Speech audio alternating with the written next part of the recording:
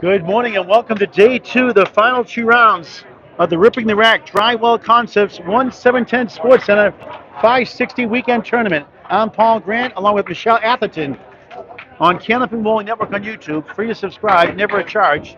We're going to cover two matches today. We're going to cover Division 1, then Division 2 for the first time, our second shift. Today, it's the 4 seed, Freshies High Kick. 3 make the playoffs. Taking on Charles Collins' team. Okay. Here are the standings right now. Coming in, 2 points a win for string, 1 for a tie, 4 for total, 8 points overall. Drywall Concepts pretty much has wrapped up, not officially yet. Team OK second, 2 ahead of El Jefe. Freshies High Kick takes 8 points, so tied for second, give themselves a chance. Other teams, low odds. And then you have Pricewood Flooring, 2 ahead of Last Chance Auto Repair. Next match of Hot Power Sports and Ripping the Rack podcast, our final match today. Then later on we'll sign off and do a separate broadcast for 3 one-string playoff matches. These are 2-string matches here. The playoffs are 1-string matches, head-to-head knockout style, interdivision matches. Michelle Atherton, welcome. Good morning. Gonna keep no chicken scratch for me, right? No, you're actually, people are gonna actually be able to read it. So it won't look like Etch a Sketch. Right, I got right, abused by the nuns, you know? right. No, good morning, everyone. Good to be with you today, Michelle. Great Yeah, job same. running the Easter Classic and the Maine States. Oh, the Easter Classic was so fun. I'm so glad that I went. I get to meet a lot of good bowlers that I watch on YouTube all the time, and it was so fun. I would love to do it again. I hope they get back to it. All right, Mike Nardone leads off. He calls him our clone. Good ball there for Freshies High Kick. Good chance here for a spare. Josh Taylor, his 6-pack. What a luxury to have him leading up and Cole Fryer the anchor. Let's go over the lineups here. Michelle will go over the lineups here. Yeah, so we're starting out with Josh Daly on lane 9. And Nardone Mark, a spare. Mark got a spare. Daly Mike a spare. Wow, Keep nice. talking, Michelle. We'll keep getting spares. Yes, after Josh Daly, we have Sammy Smith. And then we're going to have Corey Alisi. And then Freshies Affalato. And we're going to finish out with Cole Fry on lane One 9. of the best bowlers in Maine right now. Young, still young. Yeah, Nardone's bonus ball. It's 6-16 through 1, 2-string match. Total pinfall is for 4 points, 2 points a win per string, 1 for a tie. Daly's fill, strike on spare. Wow, what a start! 20 through 1, 30 plus 2 through 2. Nardone, the object pin won't carry. 4-7, 6 right. 2 object hits. Good start, both bowlers. Nardone, an 8, 24 through 2, down 6. Daly's got the strike already. All right, over on lane 10. Scores in the screen every 2 completed boxes. Yes, on lane 10, we're going to start out with Mike Nardone. And then we have Matt Taylor. Then we have Danny Finn, Charlie Collins, The Terminator. the Terminator. And then we're going to finish out with Troy Fournier. I wonder why Charlie Collins got the nickname The Terminator. I'm assuming you. I think so. You are right.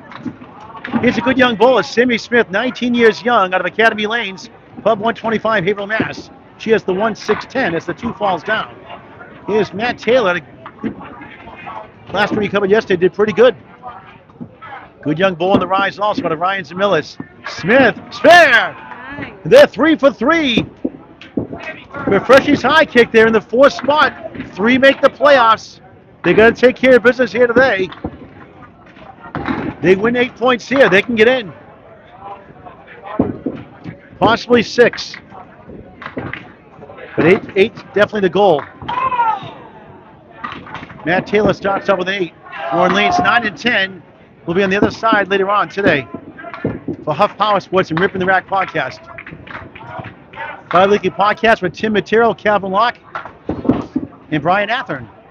Sammy Spare crosses over. She gets 8. 18 through 1, the first of 2. First of 2 matches today, 3 in the 5.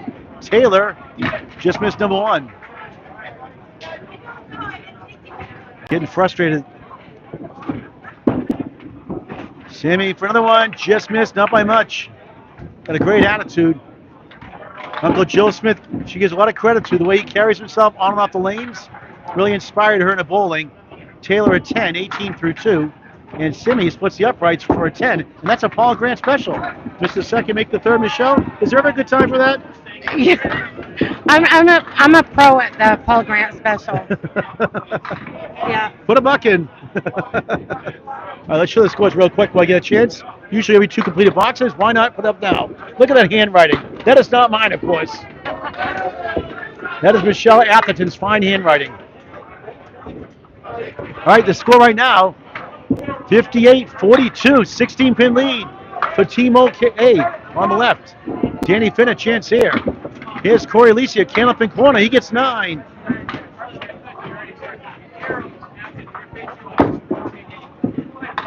Finn threw it away. The president, commissioner, CEO, jack of all trades, the Atlantic Candlepin singles store. Alisi, spare. Finn and 8. And 4 to 5 boxes marks the start. They want for Team OK. Yeah, Danny and his wife do such a good job with the ACST. They put their heart and soul into it, and you wouldn't want anybody else running it. Danny Finn started it a few years ago. Well, it was started by other people, Mike Machichi and Frank Luke, I believe, and he took over and went from A to B, pro and semi-pro to Class F now. 6 divisions. Great job. Corey 3 in the spare, 13 through 1. Early on. First of 2 matches today. Playoffs follow later on. Separate broadcast. 3 strings. 3 one-string matches. Alisi trying to bounce back. Bounces right. 1 on the 10. We're at the 1710 Sports in Augusta, Maine. A great place to bowl. 20 lanes. Great owner Mark and Samantha Carrier. What a job they've done here since taking over 2 years ago. Danny a pair of 8s.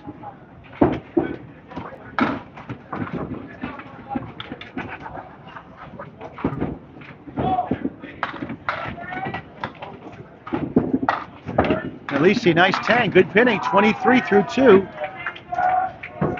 81 to 58.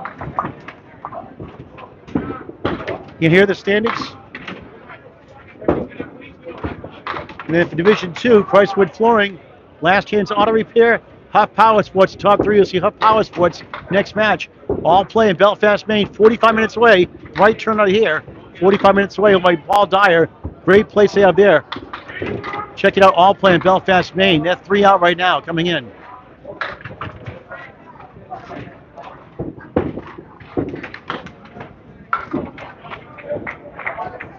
Here's Charles Collins, the Terminator. 5 on that first ball. Here's Freshie, Nick Ceppaletto. In the pocket, he's got 7, 6.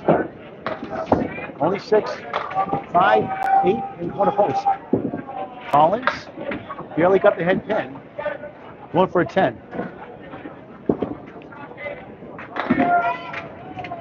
Round 6 of 7. Freshie, what a try. The team's red hot out of the gate. Collins gets the 10. You put a bunch together. There's a lot of strikes, big combinations. Freshie gets a 10. What a year season he's had in the Pro Series as well. And we'll see him Friday night Pro League. Game of the week was Friday night, May 2nd. 4-seed Center 1, 16 Metro at Metro Bowl PB Mass. 7:30 live on YouTube on Candlepin Bowling Network. May 2nd, 2025 in the position round, May 9th. The finals, May 17th at River Rock Lanes, Amesbury, Mass. All coverage on YouTube on Candlepin Bowling Network. Free to subscribe. Collins splits 3 and 1. Freshie rounds the pocket but gets a triangle plus the 7. Michelle's going to call the next 2 boxes after Cole Fry and Troy Fornican. We're going to rotate every 2 boxes. What a try by Collins! How about that one? Wow! As he would say, that was okay. Yeah. Well, they are team okay.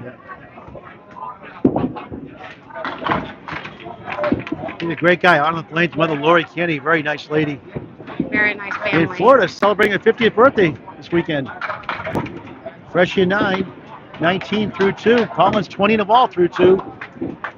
It's 100-78, 22-pin lead for the team on the left. And Cole Fry, arguably the best bowler in Maine right now, one of the best in Maine right now, with Chris Merrill, Mark Weber, and so many more. Yeah, Hi, Hunt. oh my God, the young kids are really, really It's fun to watch. pouring it on up here in Maine, definitely. Twice in the finals, Fenway Academy. Let's see if they can win this year in Moncton, New Brunswick, Canada. They lost watched the match. That thrill is on Candlepin Bowling Network on YouTube from 2023. We'll be there again in 2025 this November. Michelle will take over after these two boxes. She'll still keep score though. Yeah, Otherwise, you'll see the variation of my chicken scratch her writing. So I'll save myself the grief. It's Troy Forney goes spread eagle. Very explosive bowler at Beltwell's Bowling Center, Concord, New Hampshire. Troy Fournier. 119 league bowler, averaging 114, same spot. You could say at least it's on the head pin. Cole Fry has the 4 and the 8, 3 pieces to the right, go right at the pins. He does, and he got it in slow motion. Don't hurt him, Cole. Troy a tough 5. You know what I like about this game? There are so many bowlers on different teams. I noticed this weekend, like Cole's from Old Town, Maine. You know, he's bowling with Massachusetts guys, and you see that a lot. Well, Josh knew from the kids program too. Right, but it just everybody really gets along in the sport, and it just shows how many friends you can make from all over. For Canada, relationships too, as you know, as you well know. Absolutely. Yeah, it's a really good look at that show, sport. Troy. Look at the curly shuffle. Whoop, whoop, whoop, whoop, whoop, whoop, whoop. Cole Fry, 2 in the fill, almost got it. And Troy takes it down for a 5 and 10 start. Put the running totals after they're done up here. And Cole Fry, a 10. 22 through 2, 122.93. It's a 29-pin lead for Team OK. The 2 seed leads the 4 seed. The 4 seed has to get to the top 3 to make the playoffs with 1 match to go after this. Look at that precision handwriting by Michelle Atherton. I am jealous of that. In the right way. All right, Michelle's going to do play-by-play. Michelle. All right, thanks, Paul. Oh, Josh. Oh, he almost got a double right there. Daily double yesterday. All right, Mike's on the head pin. He's got the 3, 7, 10, but he's got some wood to help him out. Josh's second bonus ball is a spare. He starts out today with a spare, strike spare. 50 and a ball in the third. Let's see if Mike can convert this. Maybe. Oh my God, it wiggled the 7 pin, but it didn't take it. Wow, great offer by Mike. All right, we're going to clean this up for a 10. 34 after 3 from Mike Nardone. Yeah, Josh Taylor just 25 and a half years young. Oh my God. Not even 25 and a half yet. And look what he's accomplished. Yep. It's amazing. Season high ending average 136 at the Millis once on the Ryan's. A very, very fast house like Newport, Maine. You don't want to see anybody lose. Haysart had such a good week last Sunday. I felt bad for him. But very emotional too when he won. Oh, absolutely. Wins almost everything nowadays. Josh got 7 on his spare. That gave him 57 after 3. That was a tough shot to make. Denied 4 in a row. All right, these guys are just going to clean these up. And a 9 for Daly, 66 after 4. Nardone takes a 9, 43 after 4. Rocco, 1059 from Atlanta, Georgia. Thank you for watching again. Appreciate chiming in. All right, now on lane 9, we've got Matt Taylor. On lane 10, Sammy Smith. And I prefer Paul, Rocco, just for the record, okay? What did he call you? Paulie. I'm a man, not a girl. All right, Sammy starts out to the right. She has a terrific attitude. She coaches also at Academy Lanes after she graduated the youth program. She's very passionate Oh, about it, that's as excellent. is Josh Daly and others. Yeah, I was watching from home yesterday. She did a great job yesterday. And Matt, he hits his object pin, but he leaves the 4-10 left. Sammy to clean them up. Oh, great out. Good out by Sammy Smith. Oh, 10. And Taylor takes an 8. Sammy's got 38 after 3. Matt Taylor has 26 after 3. As of before this weekend, Matt Taylor's listed high single 157, high triple 361, a high five 604. His uncle is Danny Finn. Oh, no kidding. I didn't know He's that. working on his mental aspect of the game. It's still a work in progress, he says. He's into music and likes playing the guitar. Oh, nice break by Sammy. We'd like to string a few. Although I don't know, I'm almost rather the head pin stand up. Yeah, I'd like to string a few marks together here. All right, let's see where Sammy plays this one. I think she's got a shot. Oh, maybe. No, it didn't reach over to the 10. Oh, great shot by Taylor. Spare in the 4th, 36 and a ball. Good young ball on the rise. Matt Taylor, 20 years young. Sammy takes a 9, 47 after 4. 177, 130, a 47 pin lead for Team OK on the right. All right, now we're back with Corey Alisi and Danny Finn. Corey Alisi bowls the Friday Night Pro League Academy 1, the 8th seed, battling number 7 seed Academy 3 for positioning in the Friday Night Pro League, where 8 teams out of 12 make the playoffs, win their final 2 matches. How many more weeks of that 2. is there? 2 more weeks? Yep. Freshies team Friday night against Central 1, the 4-6 matchup. And a position round, which is 1, 2, 3, 4, 5, 6, 11, 12. Danny's on the quarter pin. Corey had the half Worcester. Oh my gosh, on the Stop watching other my side. videos. That's a tough break for Corey. Danny just misses. 179. Yeah, it's that time of year that we're all wrapping up our bowling leagues and everybody's getting ready for summer. I still get a lot of tournaments this summer to do. A lot less though. And that's a 10 for Danny, 9 for Danny. 25 after 3 for Danny Finn. And 30 after 3 for Corey Alisi. Michelle from Old Town Bowling Center, right? Old Town, Yes. Maine. Clark Hardino's house, right? Yes. Yeah, we have 2 leagues there during the winter, Tuesdays and Wednesdays, and we're getting ready Great to owner, great owner. wrap those up. Yep, Tell Clark I said hi. I will. And Froggy was there in the finals 2 years ago. Your boyfriend lost Yes, he was Mark second. Hollywood Smith, right? Second in the state. Yeah. Was that at Old Town, that one, or was that Newport? That was the state championship. Was that in so Old Town, right? That's a spare for Alisi in the 4th. That was Old Town, right? No. Was that, no, that was in. That was in. That was in. I feel like it was maybe No, it's in. Archie's. No, it's in.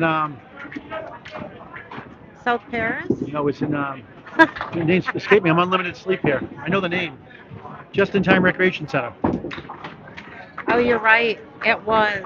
Yep, you are right. It's down to 6 lanes now. All right, Corey sat down on a spare. He's got 40 in a ball after 4. Danny Finn has 33 after 4. Still looking for his first mark. Charles Collins on a spare after a 10 box. Nick Cefaletto, 10 and the 9 start. Yeah, Freshy's looking for his first mark of the day. And he's off the head pin, but he's got a good break. He's got the 136 left. Very mentally tough in the lanes. A funny guy, too. Very well liked. Oh, really funny. 136 chance. The Terminator on lane 9. How he got the nickname? I used a strike machine, I said, and I did a Friday Night Pro League, get 7 strikes for Sunnyside at the time. Now they're in the defending champion Central 3 and number 1 seed this year. One moment. All right, Charlie's bonus ball. He's going to get a little bit of help as a 6. Oh, where are you? 26 after 2 for Charlie Collins. Freshy misses on the other side of the head pin. Unhappy with that shot. having a conversation with himself. Yeah, if anybody watched the broadcast or if you missed it yesterday, you should go back and watch it. Not only did Paul Grant have exceptional coverage of the tournament, um, at some point there was a little bit of a break in the action. There's a 10 for Charlie. So yeah, while there was a break in the action, Paul Grant took a little break, and we had the privilege of having Josh Daly trying to commentate a couple people bowling down the lanes that we were waiting for, Yep. and then Freshie broke in, and they had a little banter back and Oh, yeah. forth That was a lot of fun. it was pretty funny. Yep, very entertaining. I was home watching yesterday, so I enjoyed it. Oh, Freshie got a break even though he didn't hit the head pin this time. Still, he's got the 610 with a lot of wood in front. So Collins got 7 strikes in the Friday Night Pro League for Sunnyside back then. The next day, the Candlepin against the roll-off in Metro and Peabody, he got 10 strikes. So it's 17 strikes in less than 24 hours. That's why he gave him the nickname the Terminator. Oh, nice. All right, Freshie's got his first spare attempt, and he takes it down. Spare in the fourth, 38 in the ball for Freshie.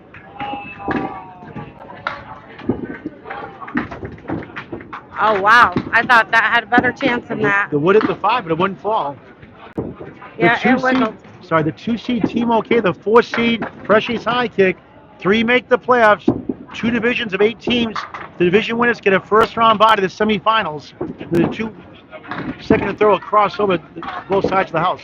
All right, so it's a 32-pin lead right now for Freshie's High Kick. They have 213. Oh, I guess they changed the score on the.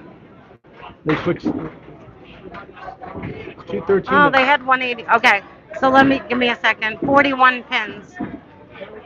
It's a 41-pin lead, early lead. We've got two games in this match. This is the first of 2 games.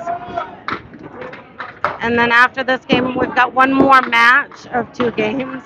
And then we'll be going into the playoffs. Troy struggling again. Like he found the bunny hole there. Oh, that's a tough 6 for Cole. Oh, nice 10. That was awesome.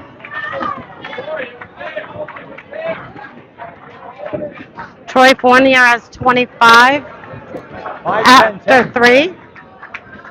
And Cole Fry has 28. Well, Troy's had earned those 25 pins, hasn't he?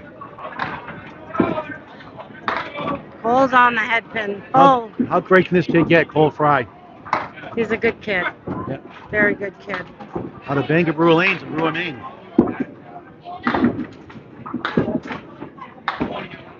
Well, he hit the object pin, but he's still got 2-1 split to clean up. Troy for a spare. Oh, the 4-pin stays.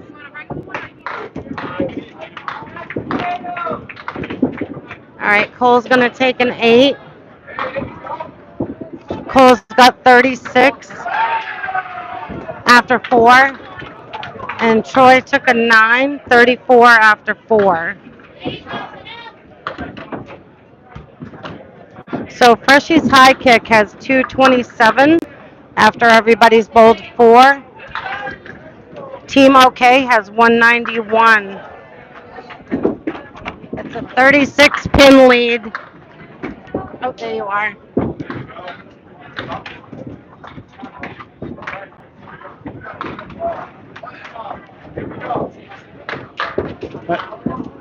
Right, Mike Nardone, Josh Daly rolls 9.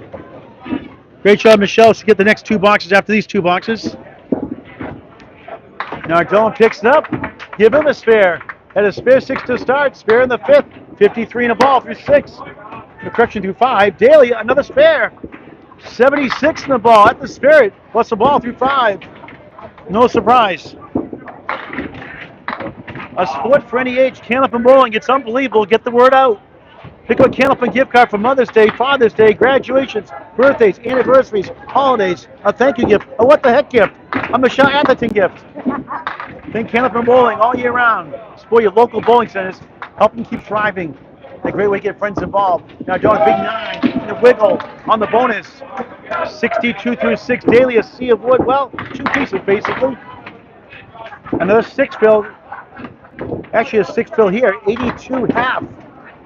Nardone, spare, back to back. 72 in the ball through 6. 2 versus 4, 3 get in. Daly for another one. Oh, wow. Doesn't miss too many of those. I'm sure he's tickled pink about that one. I know. I was just going to say he's only got one open box so far. And that is a Paul Grant special. Missed the second, make the third. Never a good time for that. 10, 92 through 6 on Candlepin Bowling Network. He said it out loud. Josh yelled it out loud. Josh has only left one pin standing on the plate in this game. Josh has got to stop watching my videos.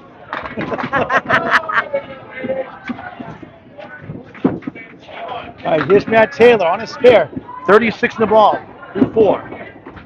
Nice pocket shot. He's got a diamond left. 42 through 4 in the first of 2. Match 6 or 7. 11 o'clock or so after this match. Shortly after, we'll have Tough Power Sports and Ripping the Rack podcast.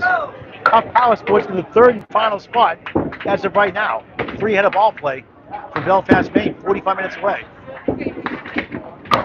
You've been to All Play, right? That's a beautiful house, All Play in Belfast. Yeah, actually, I grew up in Searsport, the town next door, and I grew up bowling with Paul Dyer. Well, the Dyer's awesome. Dyer's such classic people. Yeah, generation of bowlers. We still drive down there from where we live, and we go down there and bowl in some of their tournaments. And Peyton Dyer, very good young bull on the rise, too. Paul's daughter. Oh, absolutely. Taylor, a 9, 51 half. Sammy Smith, a 7, 54 through 5. Taylor off to the left. He takes 5. He's got the 1-5 Center-Augusta, right corner, 6-9-10. Smith going right. She gets 4. She has a 6-pack. Check her ID. She's only 19. A heart of gold, though, for sure. Taylor, nice shot. Almost. Oh, wow. Great offer. Pool stick to 10, but wouldn't fall. Smith trying to convert. Nudges it. Won't carry. It's the Canadian setback shot. Just a little thin. Taylor at 10. 61 through 6 in the first of 2. Sammy trying to get a couple. Gets 1 for an 8. 62 through 6. Next Saturday, 6 days from now, it's the Candlepin for Cancer top 5 live show from Butwell's Bowling Center in Concord, New Hampshire. 4 matches. 5 versus 4. Winner plays 3, then 2, then 1. Check it out. Special guest star Mike Warren returns with Greg Liar and myself. 11 a.m. live on YouTube on Candlepin Bowling Network. Come on by Sport Butwell's Bowling Center. Home in the Mixed Worlds, June 27th to June 29th, and Ladies Internationals, August 1st through 3rd. Yes, I'm bowling in that. Awesome. Mixed Worlds too? No, Ladies not the Mixed Worlds. No. When is the Mixed Worlds? June 27th to June 29th. No, but I'm bowling in the Can-Am though. Okay. On Father's Day weekend. Kenny Finn with the wood. Oh, what a try. The 10 goes. Somehow the 7th is not. Corey Lisi, 3 in the first ball on a spare, 43 through 4. He has 2 fills of 3 on his 2 spares. Yeah. What a year he's having in Friday Night Pro League. That's a Michelle Atherton load right there, 3. Danny Finn at 10, 43 half. No marks yet. Alisi grabs 2 for an 8. 51 through 5 on Candlepin Bowling Network. Hit subscribe. It's free. Tell your friends also. We're trying to get to 5,000 subscribers. We hit the 4,500 mark this week. We get almost 2,000 videos in climbing, semi-pro to pro action, something for everyone. The Atlantic Candlepin Singles Tour action, Friday Night Pro League, Ladies Internationals, Candlepins for Cancer events, and so much more. Candlepin Bowling Network in high definition on YouTube. Hit subscribe, it's free. Hit the bell icon after you subscribe for live notifications. Alisi leads up to 6. It's been a tough one here. This will be amazing. You got it! Amazing spare! Wow!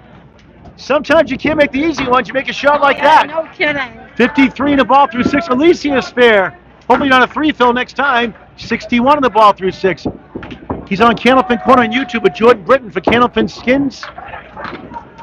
New England Knockout and so much more. Check out Candlepin Corner on YouTube. Free to subscribe. What a shot by Danny Finn. Excellent shot. He was waiting for that. It's the beard. It is the beard, yeah. Right, here's the Terminator, Charles Collins, 45 through 4.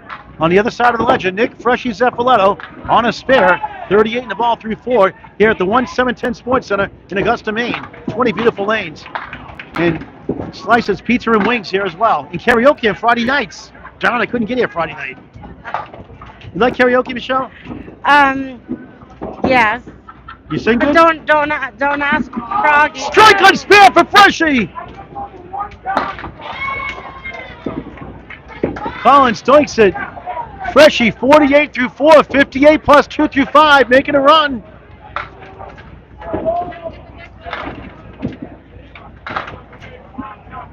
Collins at 10, 55 at the half. So you like to sing karaoke? So, okay, so I'll just put it this way. If I try to sing in the car, Froggy turns the radio as loud as it can go. You don't get a flat tire when you sing? Pretty much. Yes, it's pretty bad. Nate Lees likes to sing karaoke, right, Nate? I love karaoke. Hey, if you can't sing song, I tell people sing tequila. It's 2 words, tequila, twice. Oh, funny. Or you can do the Hawaii 5-0 and just do the hula dance. No words. All right, let's see. The score right now is 309-275. Freshy's high kick has the lead. Yeah, first he started out slow, but he's on 2. He had a spare in the 4th, and now he's on a strike in the 5th, so he figured it out. Collins on the left side gets 3. Freshy's team needs the points. Team OK right now, 2 seed. Freshy's high kick. The 4 seed, 3 get in out of 8 in each division. Another ball for a strike, almost a double. Guarded by a sea of wood. Collins, number 1, stands.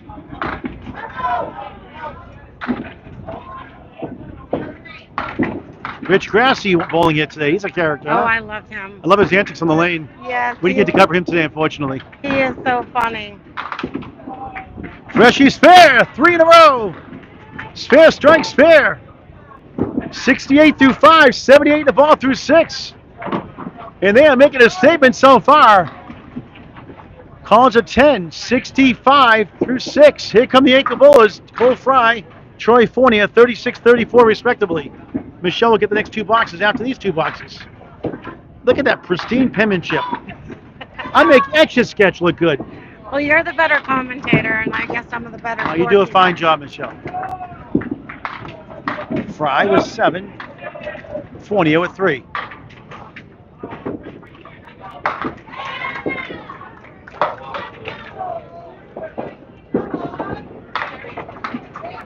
Troy is the 3 right, 4 left. There's a spare for Fry. F-R-E-Y. The ankle bowler, 46 in the ball at the half. Troy at 9, looking for his first mark, just 43 through 5. Cole's a high single of 199 like Josh Daly.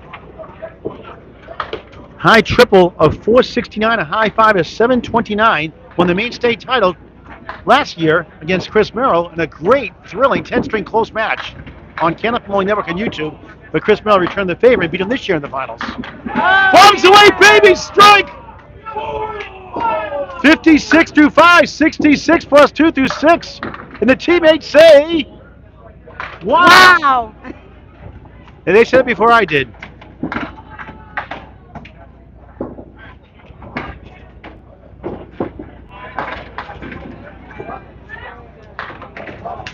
Troy at 9, 52 through 6. I'll get the update here. We'll have Michelle take over the play-by-play. Josh Daly, red hot start, 92 through 6. Mike Nardone have a good string himself, 72 in a ball through 6. Let's get these scores on the screen. Michelle will take over. All right, so it's 359 to 303 after 6 frames. We'll show the scores after this box. Daly's ready to go. Go ahead, Michelle. So yeah, we have a 56 pin lead.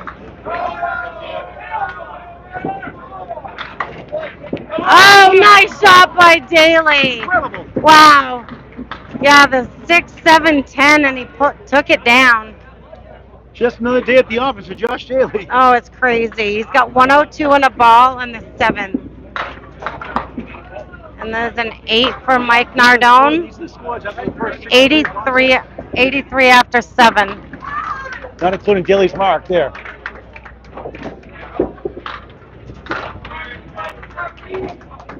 Freshies High kick has the lead, 56 coming in. The last four boxes of this two-string match. 2 points to win for string, 1 for tie, 4 for total.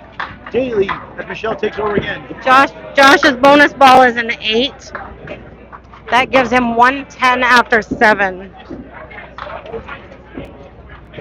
Nardone is wide right on his first ball. Josh for another one, the 1-2, and he takes it down, no doubt.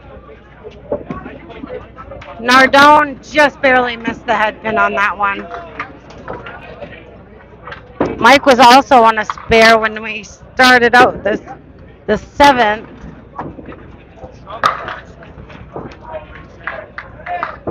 All right, so Nardone sits down with 92 after 8.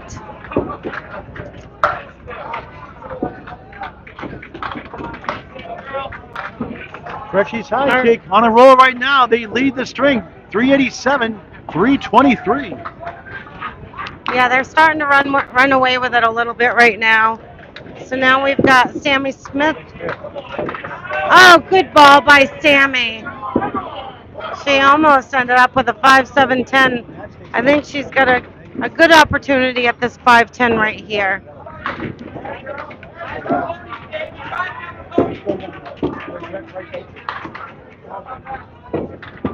Yeah, it's a very early lead for Freshies High kick.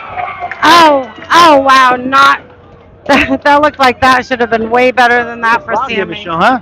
It is very loud here. You think I'm loud? It's like 20 times louder down there. Oh, it's so funny because where I didn't come yesterday. All right, Sammy takes a 9. So really rocked us here yesterday. I had to listen to Froggy's account of it when he got home, and he said it was very fun. All right, Matt has 68 after 7. You know, I'll show you these standings again real quick. A lot on the line. Well, I'll show you in a minute after this box. All right, so we are in the second bowlers out of 5, and we're in the 8th frame right now. We're still in the first game out of 2 in this match.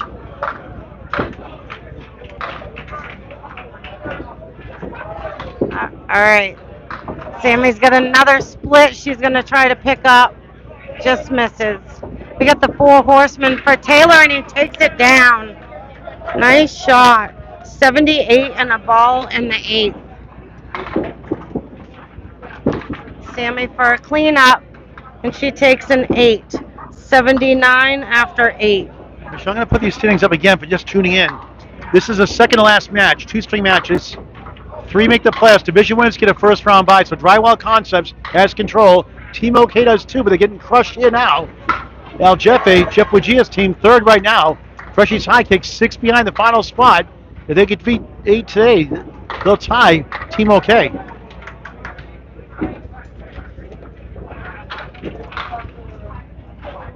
All right, so both of these bowlers are on a spare right now. Corey got 7 on his spare. That gives him 68 after 6. Oh, and a good offer. Danny Finn got 6 on his spare. Oh, great offer. 49. So that gave Danny Finn 59 after 6. Corey takes a 9 box, 77 after 7. Danny, 68 after 7. Michelle, the other division, Division 2, on the other side will be on that side, the second match. Number 3 seed Huff Power Sports, number 6 seed Ripping the Rack Podcast. Price would have it 2-point lead on Last Chance Auto Repair. Huff Power Sports 3rd, all play right behind by 3 points.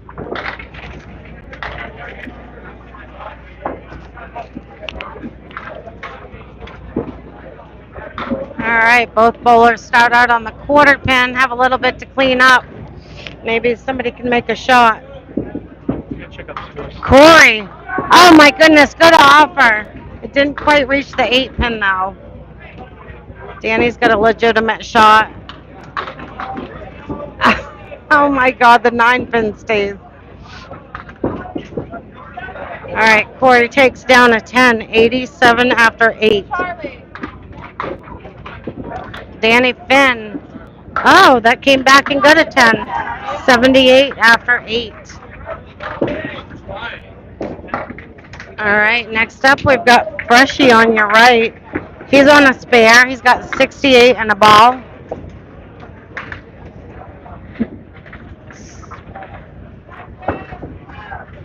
Or 70.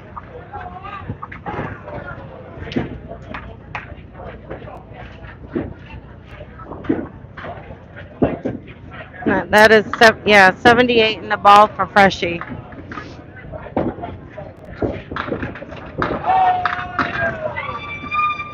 All right, he gets 5 on it.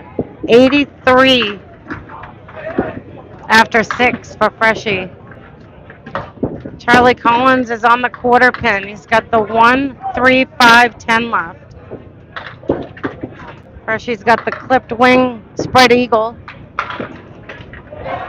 Oh wow! Nice offer by Freshie, but it didn't touch any of the pins. Charlie was on his object pin and punched right through. Freshie to clean him up, and he takes 9. 92 after 7. And a 10 for Charlie, 75 after 7.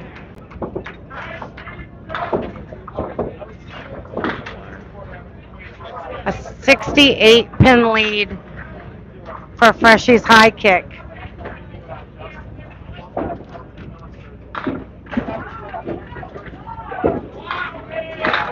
Oh, Freshie almost threw the strike. Charlie Collins, a little full, 3-1. For amateurs, this looks impossible, but these guys are good, so let's see what Charlie can do with this. Freshie for a spare, and he's all over it.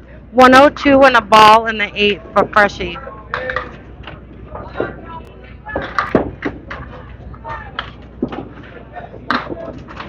Good offer by Charlie.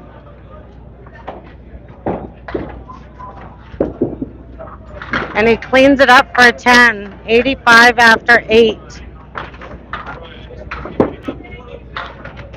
Yeah, Freshie's high kicks started out with Josh Daly on their team in the first roll, and he is right now at 120 and a ball in the 8th. He came to play today. All right, Cole Fry is on a strike. That's a first to 2 bonus balls. Troy Fournier is still looking for his first mark today. Cole's second bonus ball is just off the mark, but he gets 8 on it.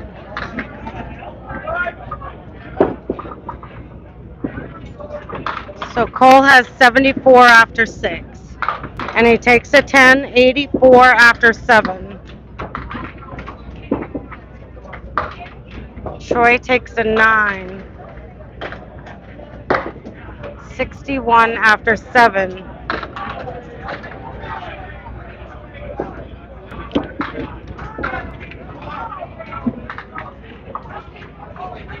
All right, we're going to be down to the final 2 boxes for all the bowlers after this last box. All right, Cole Fry's got the 3 in a row, 1, 3, 6. And he misses the head pin again. He's off a little bit on these last 2 boxes. Warnier misses the object pin. Cole takes an 8, 92 after 8. Warnier still looking for a mark, a 9, 70 after 8. So we have a 77 pin lead, 480 to 403.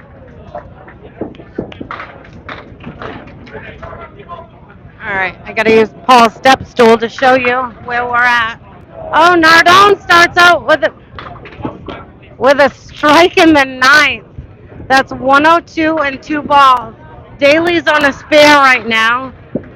I was going to show the scores, but I don't want to cover up the bowling. All right, so Josh Daly, Nardone just started out with a strike in the, Well, I was checking the scores, Michelle. Number one seed Pricewood Flooring is losing. Number three Huff Power Sports about 17 pins late in that first string. All played Belfast, Maine. They're three behind Huff for the fourth spot. The third spot. They're fourth, three behind. They're losing their match also in a close one. All right, Daly 138 in the ball in the ninth. Now doing 102 plus two in the ninth. Michelle, you're gonna start the next string, okay? You're gonna do one next string, okay? fair enough. You do this so much, I don't know how you keep your voice. Sometimes I wonder. Kai Hunt's now. How you doing, Kai? Not too bad. Yourself, boy? How you doing? Any more 170s? A 188 actually. When was that? Last 2 weeks ago. That's right. I saw that. believe. That's right. Yeah, I got a couple of my bowling balls resurfaced, and it went well the first How come you're not here today? How come you weren't the Easter Classic? So I wasn't in the Easter Classic because I saw the post a little bit too late. There was already like 50 to 30 plus people in. Daly, like spare 8, another spare, 146 to 9, 156 in the ball in the 10th. He's bowling like you. Oh, geez. Josh Daly is really good at Candlepin bowling, folks. And he had a Paul Grant special, too. But yeah, I didn't bowl in the Easter Classic just because of the wait list. I definitely wanted to. This is the Get your first name in year early I've next missed. time, whenever Yeah, it's gonna be. exactly. That was the problem. I saw it a week late. I'm going to post it when I find out. I'm going to let you know, okay? No, don't at strike 8 and a 10, 120 finish. And then with this tournament, my average was a little bit too high, and a Newport was 127 this year. So why can't somebody else take you? I didn't get asked. Dave Whaley, Daly 9. How about this? 165. Always next year, though. 165. What does Nick have to say about that? Wow, baby. Double wow. And it could have been a 170, right? I think what's his 175. past 3 games, he's at like 450 or something silly. How come you can't bowl like that? I don't know. I'm trying to good figure. string. You got a 102 in the ball. You can get him with a double strike. Nothing wrong Get with triple, that. Get triple strike, you'll beat him. I'd like to show this young whippersnapper how it's done. Hey, teach Josh how to make second shots, not in the third, okay? Yeah, that's You could have got a Grand special, baby. That's Hey, all Josh, grand special. only a 165. What's up with that? I don't matter. Are we winning? Yes. Okay, then. That's all that I matters. know. Oh, do you notice me and Josh are matching today? Too? Yes. Freshie. Same underwear too. I'll let you know later. All right, here we go. All right, Matt Taylor having a good string. You know, unfortunately, Nardone bowled against Josh Daly, but he had a 120. It just, when you put it up against a 165, it looks little. Yeah, Josh Daly, me and Freshie have a good time goofing yeah. off. It's all Freshie's high kick. Here, that's a good chance for total and 6 points. They keep it going. Want to get 8 to tie for second and maybe third. We'll get updates on the other matches in a little bit. Actually, Michelle, why don't you finish this string off? I'm going to go check on the other scores, okay? All right. Taylor just missed the triangle.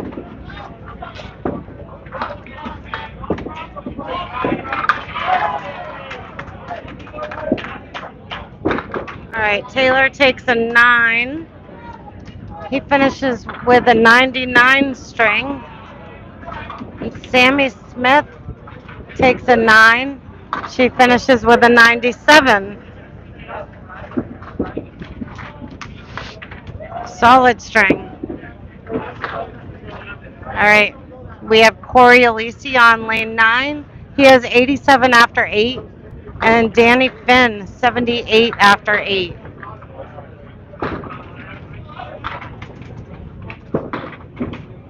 Danny's on the head pin. He gets a break. It was a little full. Corey with a hammer. Yes, in the 9th. 97 and 2 balls. Oh, Danny just barely missed that. Yeah, Freshie's high kick just keeps pouring it on. Team OK is going to have to try to keep this as close as they can in the last few boxes just to have a chance at total in the second game.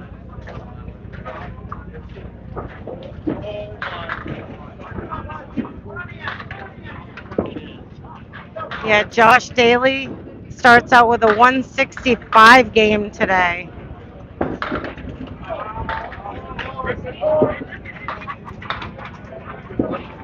All right, Danny, 2-2 split.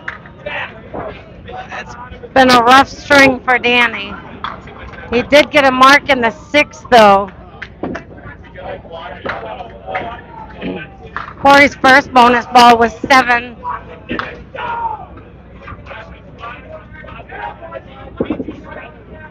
Oh, can he get it over there? No, he takes 9 on the spare. 106 after 9. Danny takes a 94 first string of the day. Corey, 116.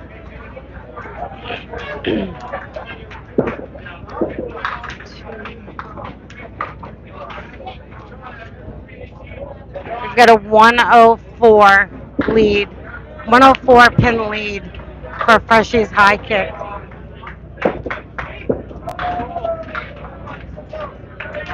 We're going to finish out with Charlie Collins on your right and Troy Fournier. Nick Zaffalato, otherwise known as Freshie, is on your left. Freshie is on a spare. He's having a great string by for himself. He's got a 7 on his mark. That gives him 109 after 8.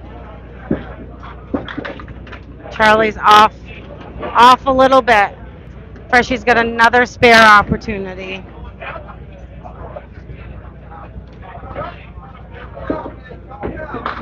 The triangle. Wow, good offer. Maybe a tad bit thin. Charlie gets a 10.95 after 9.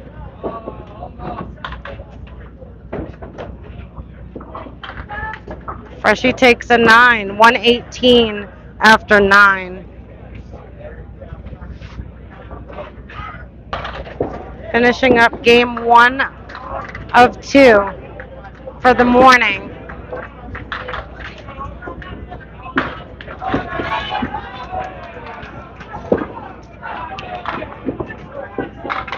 Charlie's on the head pin. He's got the 5-9 left. A whole stack of wood in front of it. Hershey throws a good ball. He's got the 2-pin left.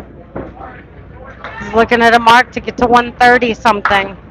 Oh, really? Oh, the ball almost came back and hit it. Good offer by Charlie. Freshie's all over it. 128 and a ball. Charlie takes a 10, 105.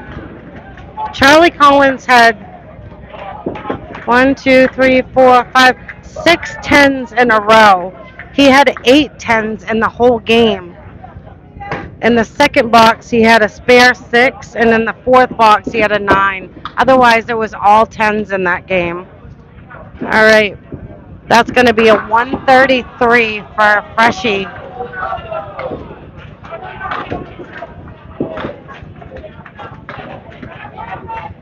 They came in and put the pedal to the metal when they first got here this morning, and they haven't let up. Fournier's still looking for his first mark of the day. He's got the Cleary left.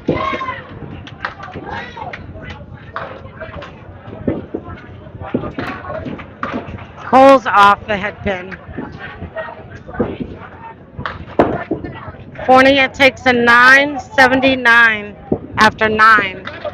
Cole takes a 9, 101 after 9.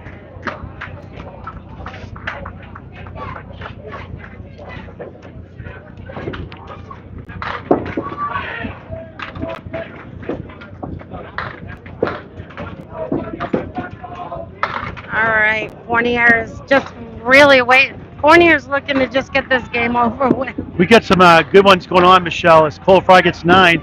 Huff Power Sports beat number one Prices Wood Flooring. Huff the third spot, trying to keep that third and final playoff spot. All play the fourth seed, three behind. Huff lost to Lost Chance Auto, and Drywall Concepts is going to take out, I believe right now is tied with next to ball. They're going to beat El Jefe if this holds up, the last two boxes. So how far away was Last Chance Auto Last Chance Auto is second seed right now, and they are two behind Price Wood Flooring, so we tied in the standings with Price's Wood. Awesome. That might be Froggy's. That might be Froggy's team. Qualifying 9, Phil 120 first string. And what a start, 631 to 505. That's good news for total, which is 4 points.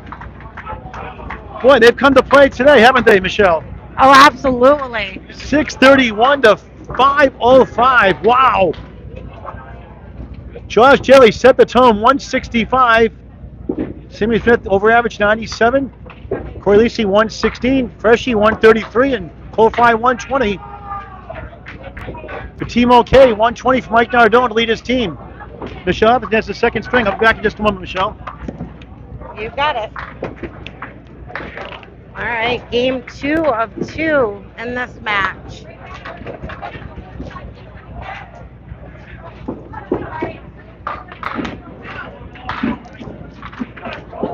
Josh Daly starts out with a split, 2-1 split. Nardone.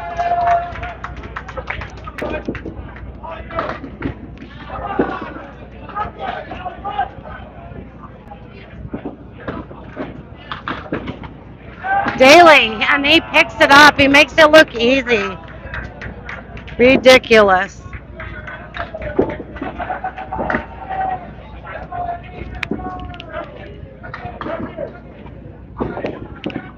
All right, and Nardone's gonna pick up the 7-pin for a 10. Yeah, I think the standings are going to be shaken up quite a bit once we get the new one out. It sounds like there were some upsets, that's for sure. All right, Josh Daly is on a mark. This is his bonus ball. Little heavy. 5 on it, 15 in the first.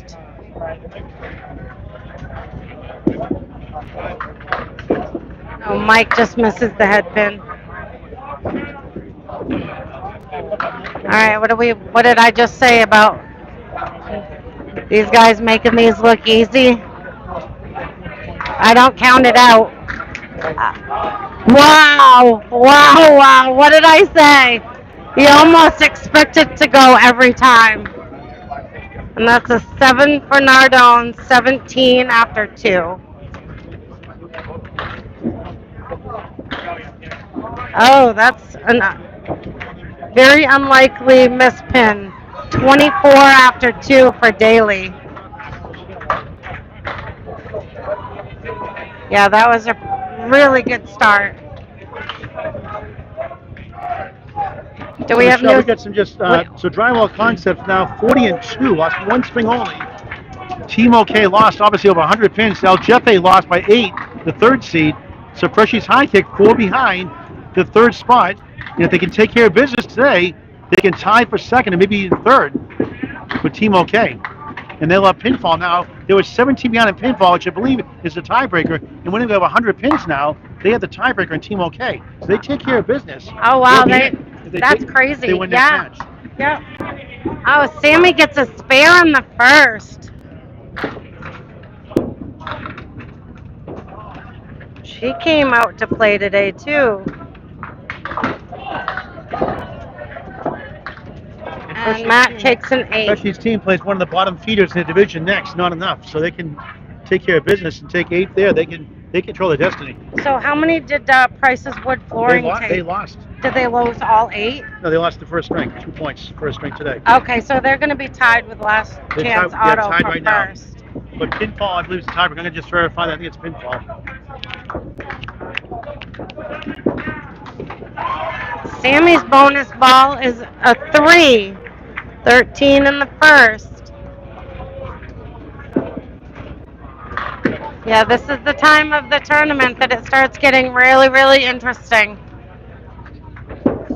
Everybody works so hard to get where they're at, and now it comes down to the nitty gritty. When it comes down to pin count, you know that it's close. All right, Taylor takes a 7, 15 after 2. Sammy's got 22 after 2. I just talked to Tim Matteo, who runs the tournament, doing a great job for the third year. Co-host to Ripping the Rack podcast every other Monday. Sometime after in the summer with Calvin Locke and Brian Athern. Check them out on YouTube or your local podcast channels. It is not total pinfall like some tournaments are. It is a one-string roll-off. Oh, no So we kidding. got some extra bonus action today. Interesting, We interesting. may have two, This possibly two roll-offs. This is really, really close. I like it when it's exciting. All right, keep it going, Michelle. Thanks, Paul. All right, Danny Finn, that was a really good ball. Unfortunate 5-7 lead, though. And a half Worcester for Corey Alisi.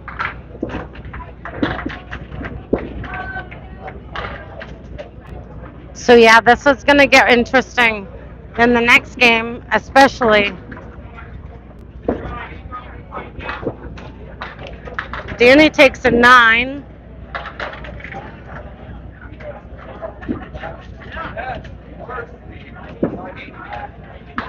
Corey takes an 8. Danny takes a 1-pin lead to start out. I'm sure his team will take it.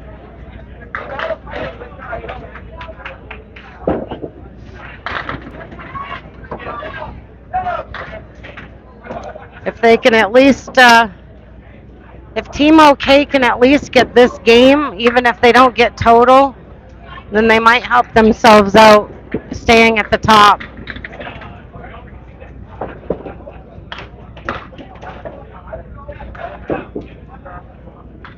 Yeah, second and third in their division they were in second.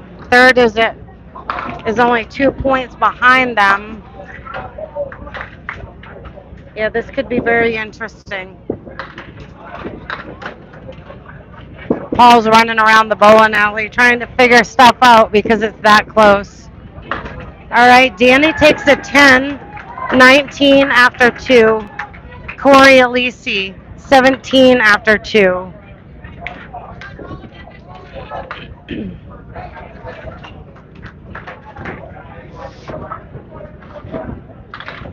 All right, these guys Team OK seemed a little down at the end of the last string, but all of a sudden you push a button and the slate is clean.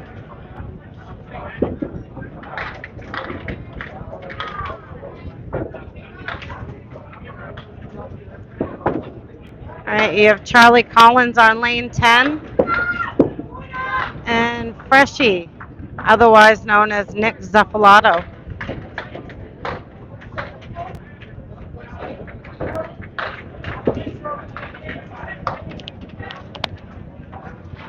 Charlie Collins is going to start us out.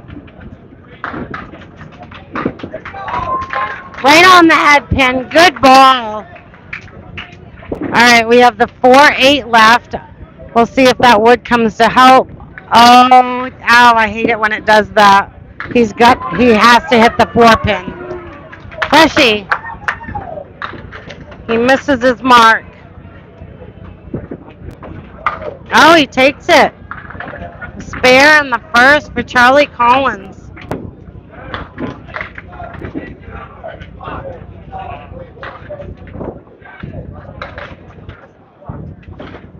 Freshie for a spare, and he picks it up. Nice ball. All right.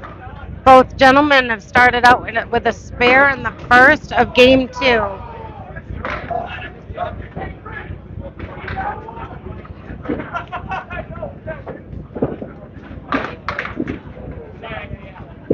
Charlie's bonus ball is on the quarter pin.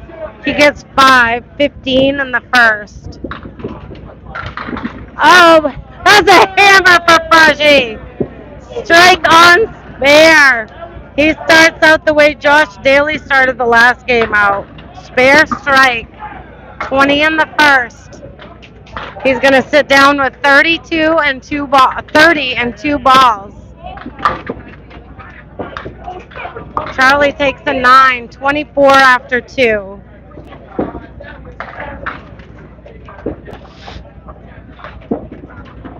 All right, Troy Fournier starting out on lane 10.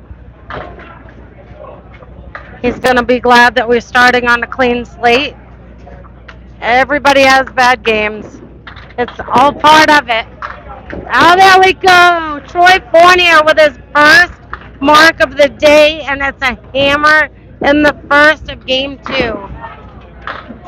Oh, Cole tried to match him. Troy Fournier hadn't. Paul's just joining me. Troy Fournier didn't get a mark at all yet, and he starts out game 2 with a strike. Fresh set. I tell people, try to encourage them. Of course, I wasn't as good as these guys. I had a 110 average one year. I only bowled once a week, didn't practice. Did a lot of retail work, so it was hard to bowl a lot. And so I tell these guys, every box is the first box to match. You got to put it behind you. Yep. You get upset, get mad. Absolutely. Unless you can use that energy towards your advantage, it doesn't do any good. Yeah. No, I said everybody has a bad game. Even the best bowlers here have bad games. Absolutely. So. We've seen some of the 80s yesterday with 120 averages. It happens. Yep. Go ahead, Michelle. All right, first bonus ball for Fournier is he's got the 4 horsemen left for a spare. Cole Fry gets 6 on his spare, 16 in the first. Fournier for 2, yes, 2 in a row. Spare on strike for Troy Fournier, 30 in a ball, and he's going to sit down. That's a huge relief. Cole's going to take a 9, 25 after 2. All right, we get a little bit of life from Team OK right now. Josh Daly is coming up on lane 10.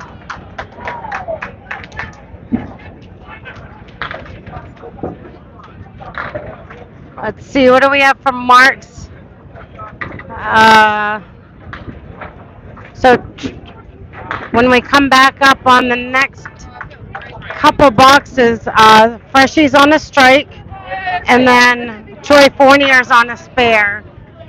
Otherwise, everybody's open. Nice ball. All right. We'll see what Daly does with this. He's actually talking about it with his teammates.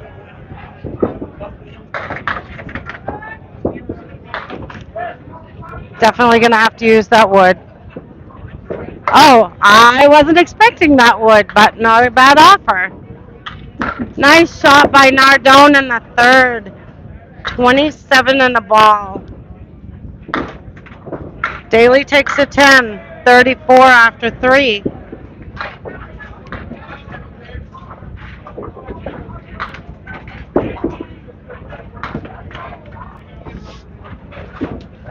All right, Mike Nardone gets something started here.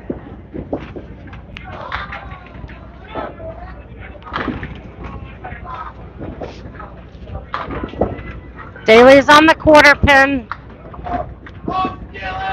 Nardone's bonus ball is a 6, 33 in the first. I'm sorry, in the third.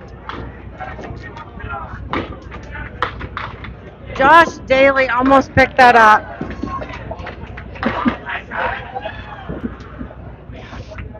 Mike was on the right pin. He just hit it a little full. Daly with a 10, 44 after 4. Nardone takes a 10, 43 after 4. Only 1 pin back. We have 131 to 138 right now. Team OK is down 7.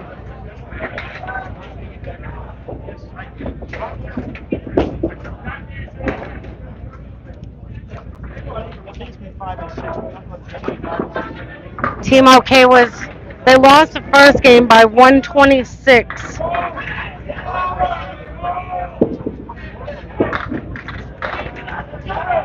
But again, if they can take, well, a couple things could happen. They can get hot just like Freshie's high kick got hot on the last game.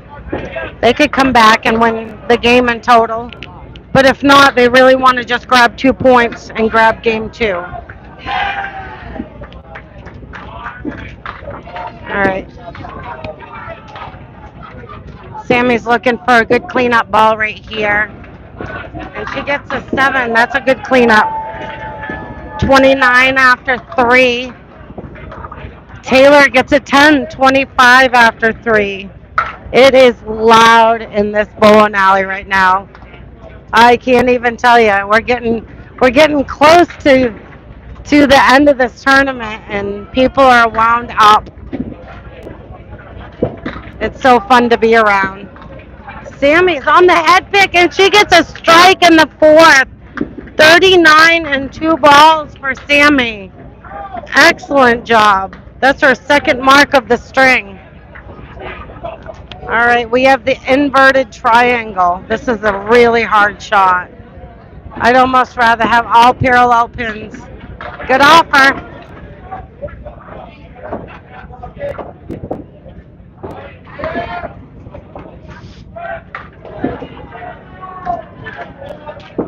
All right, nice pickup by Matt Taylor. 2 10s in a row. He has 35 after 4.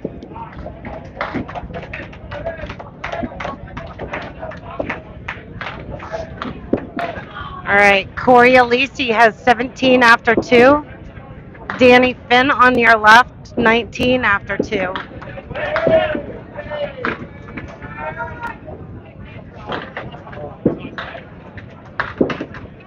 And right now, Team OK is down 4 in this game right now.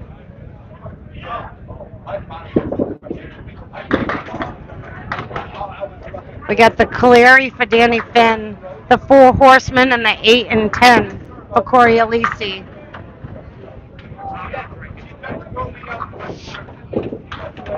Danny, oh, good offer. He hit the right pin.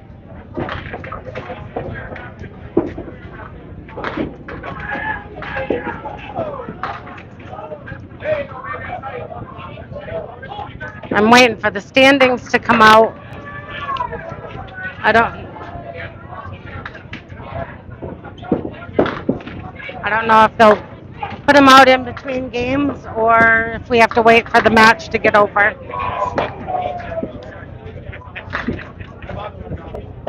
All right, Corey takes a 7, 24 after 3, and Danny Finn has a really nice 10, 29 after 3. The other side, I think.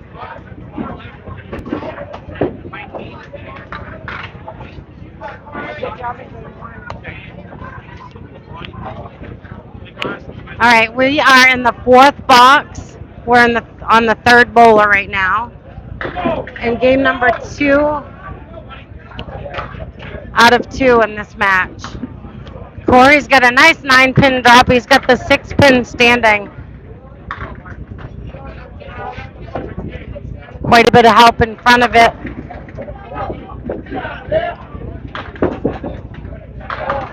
Oh my gosh. I would have bet money that would go. I'm glad I didn't. All right, we're both going to clean these up.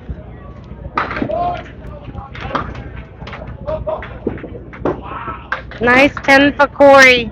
34 after 4. Nice 10 for Danny. 39 after 4. It's 1 pin. Game number 2 is 1 pin. Team OK is down by 1 to Freshie's high kick. Next up on lane 10 is Freshie. He is on a strike. He started out with a spare in the 1st, and he had a strike in the 2nd. Much closer. This is more like a better match for Team OK. Yes, it's a one pin right now in game 2. Even if they lose total, which you're in trouble with total, if they get 2 points, that's a big swing of 4 points, because that would give them 30 points. Yes. And then Freshie's high kick would have 26 with 1 match to go. And 3 make the playoffs. 1 gets a bye each division of 8 teams. So 6 overall make the playoffs. 3 in each division. And they're all one-stream matches. There'll be a separate broadcast later on. Yeah, Freshie gets 3 on his first bonus ball. He's got 1 more. So Michelle, after this match, we're gonna move down to lanes. I think over there to 13 and 14 to cover Huff Power Sports and Ripping the Rack podcast. Okay, excellent. We haven't seen those bowlers yet this weekend. Freshie's second bonus ball. He gets 6 on his stripe, 36 after 2. It gave him 7 on the board. I don't know if they'll fix that or not.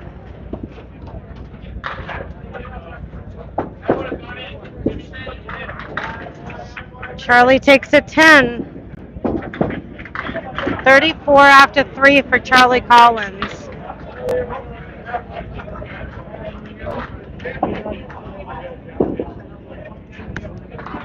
All right, nobody is fixing that, so I'm gonna just 37.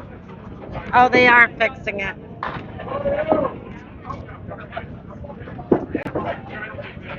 All right, we have 46 after 3 for a Freshie.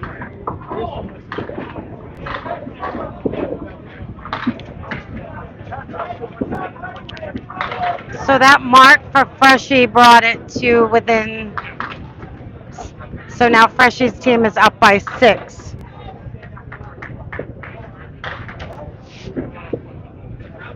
Oh, really good offer by Freshie. He leaves the 9-pin standing. Charlie's just off, just barely.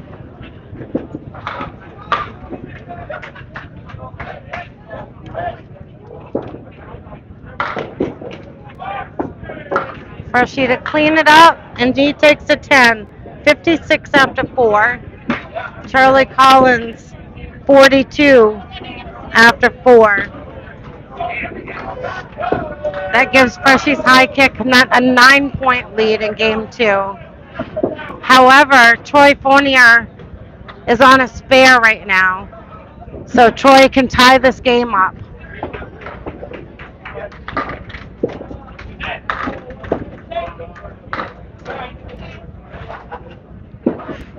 Bonus ball for Fournier.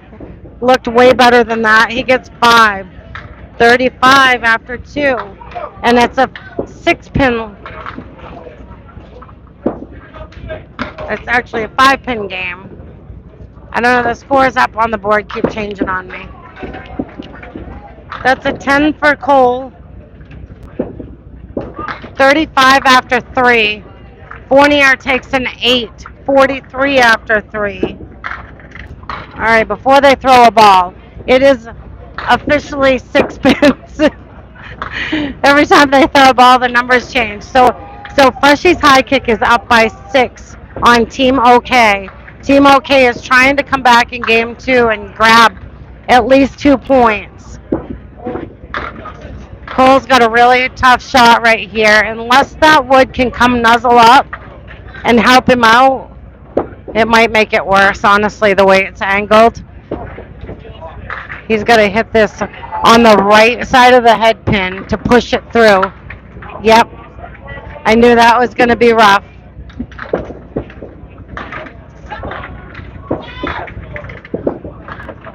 That's a 10 for Cole 5, 53 after 4. And a 45 after 4 for Cole. 53 after 4 for Troy Fournier. It's a 6-pin lead for Freshie's high kick.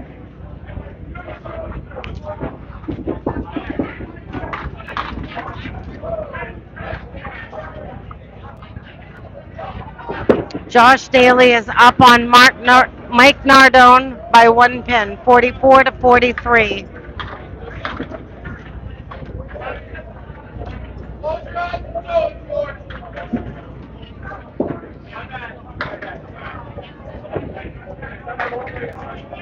So after that first game, Freshie's high kick has 22 points in the tournament. Team OK has 28. So there were 8 pins in between them. Team OK was in second place. No, there's a strike for Daly in the fifth. So the implications of this matchup was crazy. Mike Nardone takes a spare, 53 and a ball in the fifth. Nardone needs to keep up with him. He's doing a good job in this game. 53 and a ball, and here is Nardone's bonus ball. He's right on the head pin, the dreaded 4-6. Gets 8 on his spare, 61 after 5.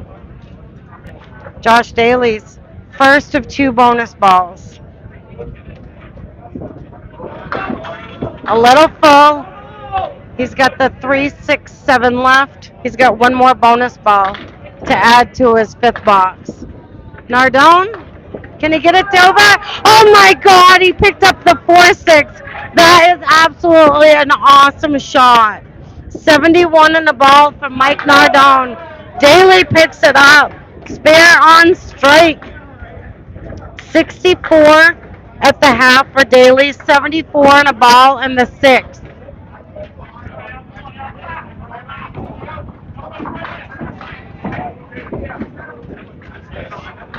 All right. Well, that was an exciting couple of boxes for both gentlemen. Josh Daly got a strike spare. Mike Nardone staying right with him, spare spare. Sammy's right on the head pin. She's got the pack of 5. That was her first bonus ball on her Well, I got strike. something to eat finally, Michelle. Oh, excellent. I'm glad. I'm glad I could come help. It is definitely difficult doing this by yourself all day. I figured that out at the Easter Classic. Oh, yeah. Oh, good offer by Sammy. Well, She gets not not. a funny story. True story. I'll tell you after this box. She gets 9 on her strike, 48 after 4. After this box, I'll tell you. And that's an 8 for Matt Taylor and a 10 for Sammy.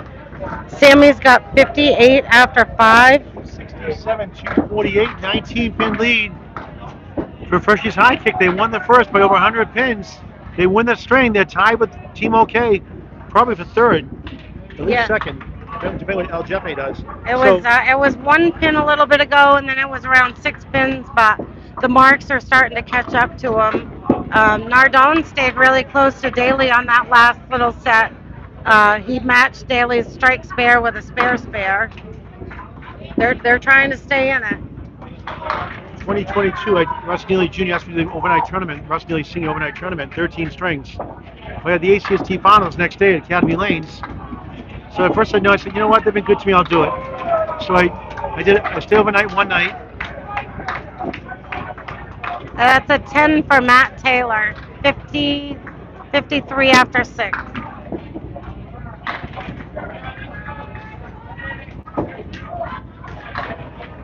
Sammy has 67 after 6. She's doing great in this game. So I think I did a Thursday night league at Stars and Strikes. And I did the Rusty overnight tournament, 13 strings. Started at 6 o'clock. Did take a sip of water, go to the bathroom. Nothing. No drinks, nothing. No Oh my food. God. Got done 5:15. They ran out of food. Had some munchies on the way home. Got back to Havel around 7 o'clock or so, 7:30. Took a 2-hour nap. Went to Academy Lanes for the ACST Championship, A and B, Pro and Semi-Pro. Then I went to Belfast All Play next day, 3-hour drive. That's when Mark Carrier broke 3 house records in Oh Maine yes. Money Match 2. Yeah. He didn't throw a double strike the whole day either. Wow. He broke the 3 That's high, crazy. 3 high, 5 high, 10, 13, 34. His best string is a couple of 150s, just steady all day. Yep. Yep. I did a bunch of the main money matches after you. After you did a couple, I did a bunch in a row. Well, they always book them when I'm doing something else. That's why, Yeah. so I can't. Well, and now that it used to be in Belfast, All Play, and now that it's here in Augusta, Kobe Carrier does it. He does a good job. Yep. Good to spread the wealth. He does, yeah. I was asked by Mark Weber to do it for a while. As he's walking by, he's like, "What is she talking about?" But yeah, I enjoy doing it mostly because it gets all as many people as you can do what we do. It showcases more bowlers, and that's what I do it for. I'm gonna let you finish this string. I'm gonna go check out the scores. Okay, Michelle, Okay. and then I will team up in the other match too. Okay, excellent. All right, there's a spare for Danny Finn. 57 in the ball in the six. Corey Alisi matches him with a spare on the six. 53 in the ball. All right, now we've got. Oh, it's loud. It is loud. I'm telling you. Charlie Collins on your right. He's got three open boxes back in a row. Freshie's got two open boxes in a row. They're looking to both start it back up. Great ball. Terrible break for Charlie Collins. All right, Freshie's got the triangle.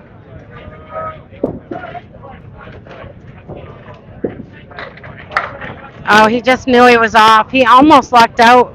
He turned his back. He wouldn't have even not known if it went.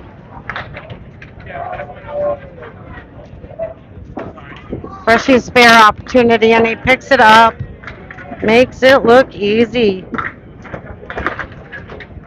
And that is a 10 for Charlie Collins, 52 at the half. Freshie has 66 and a ball at the half.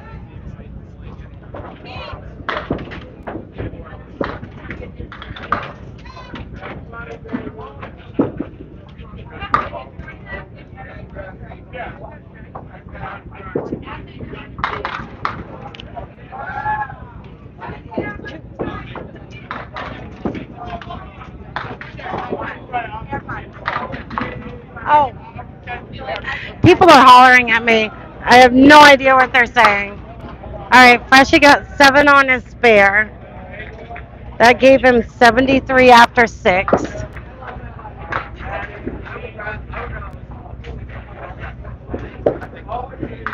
Oh, close up. Charlie takes a 9. 61 after 7. Sorry, 61 after 6. I'm confused by these two boxes at a time. All right, that is a 10 for Freshie. 83 after 6.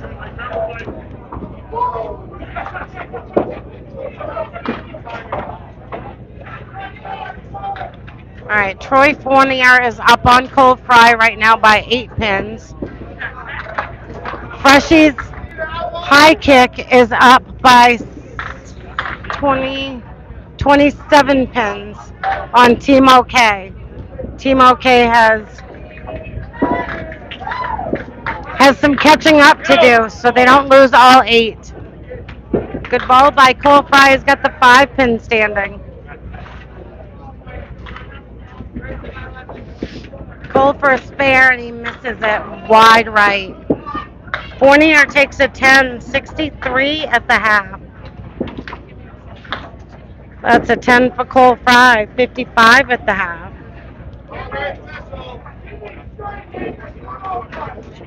Oh, thank you.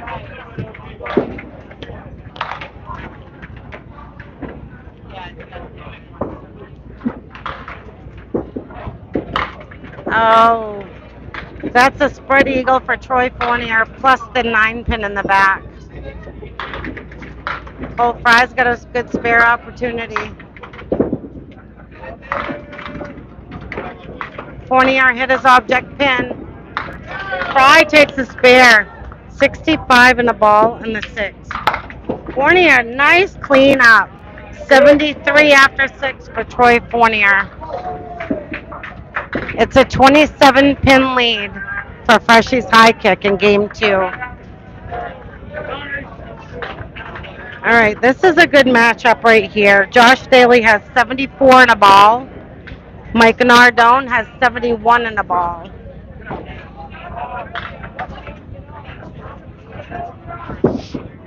They each have 3 marks in the string.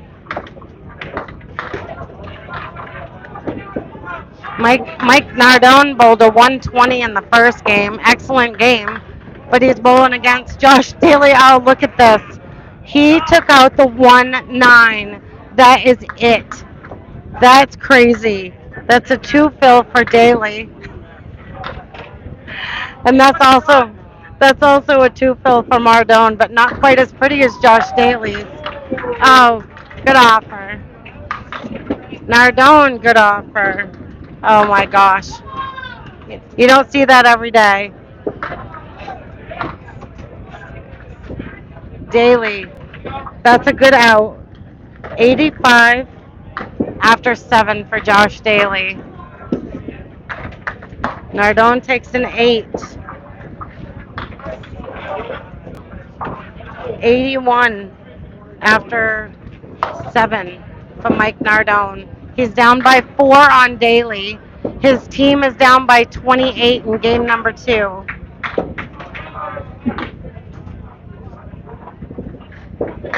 Nice ball by Josh, and he takes them all down. He says, "Take that, the 1-9 pin. I'm just going to knock you all over."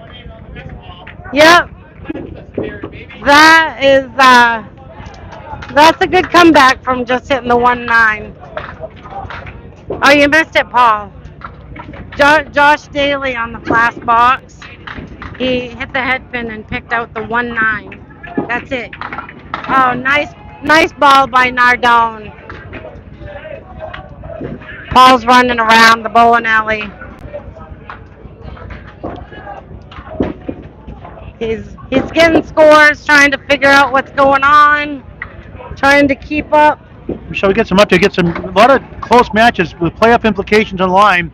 Huff Power Sports, third seed in Division 2, played number 1 seed Pricewood Flooring. They won the first 530-500. They're up 20, about 6 boxes in on the second string. All play 3 behind Huff Power Sports, their final playoff spot. Beat second seed last chance auto. Actually, last chance lost, not won. So they're 506. They didn't win, they lost. Last chance won the first game. Okay, that's right. They won. They won the first game. They won 546 to 506.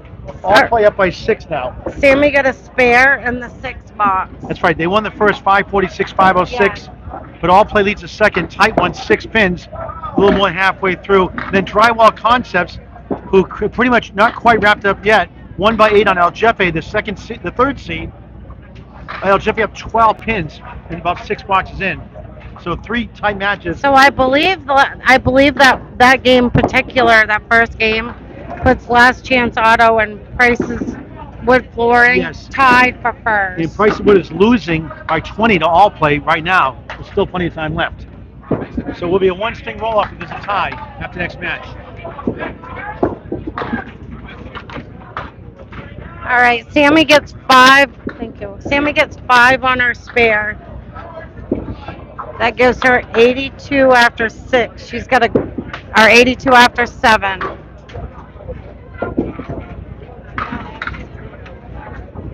What are those?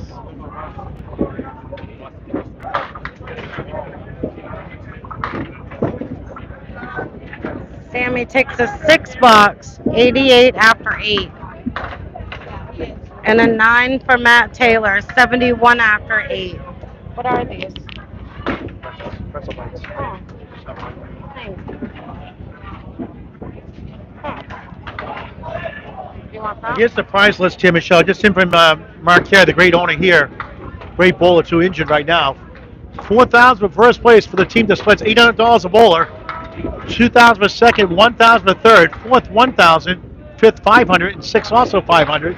$9,000 total payout, and $500 sponsor for Candlepins for Cancer. You can donate via Venmo at candlepinsforcancer.com. We sponsor tournaments to raise money to help bowlers going through cancer treatments. Candlepins number 4, cancer.com, a 501c3 charity. $84,000 now paid out. Number $9,000 this year. That's awesome. Corey Alisi gets a spare on the 7th. 72 and a ball on the 7th for Corey Alisi. Danny Finn had 6 on his spare. And he takes a 9 box. He has 72 after 7. There's 35 pins. The Freshies high kick is up.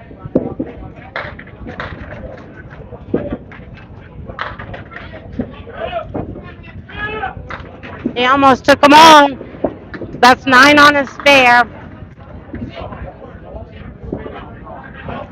81 after 7. Corey for 3 in a row for Corey Elise.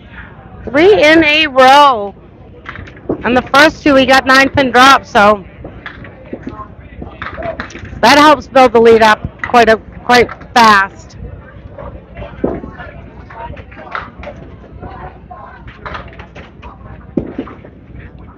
And a 10 for Danny. 82 after 8.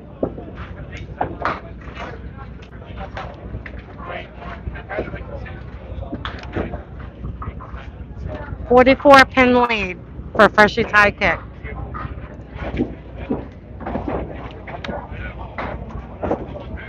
They're up by 170 in the match.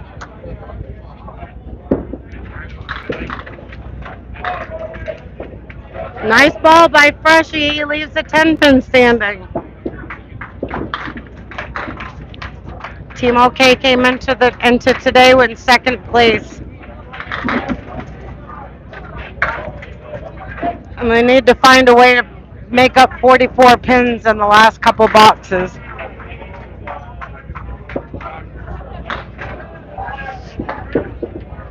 There's a spare for Freshie. 93 and a ball in the 7th.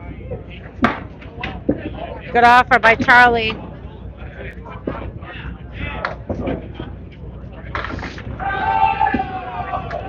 It's a good 10 by Charlie Collins. 71 after 7.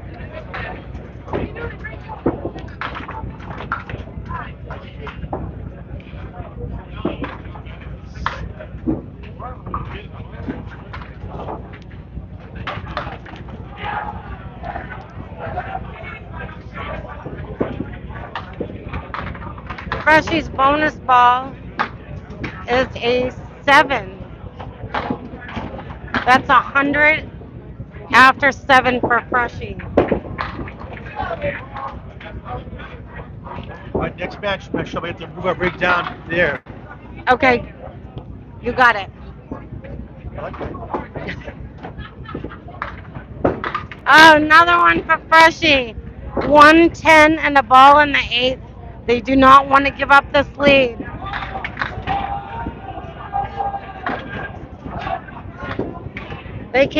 Freshie's team came into today in 4th.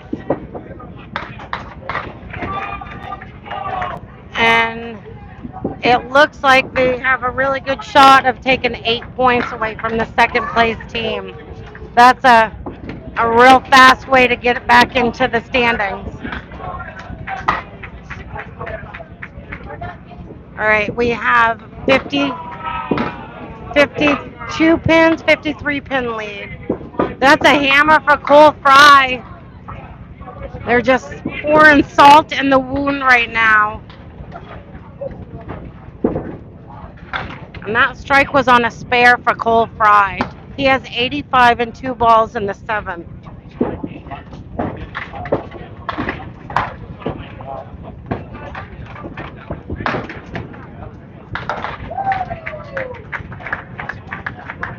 Troy Fournier has 80 after 7.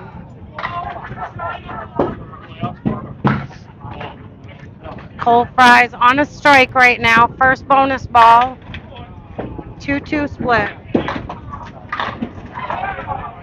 Oh, there's a strike for Troy Fournier in the 8th. They're not going to lay down and give it to him. It's definitely not over. A lot can happen in the last 2 boxes. But that's a way to help it happen.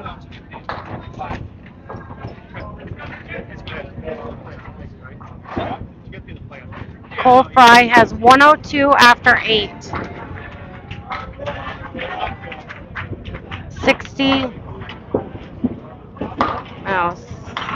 71 pins. Team OK has 2 boxes for each of their bowlers to make up 71 pins so they don't lose 8 points.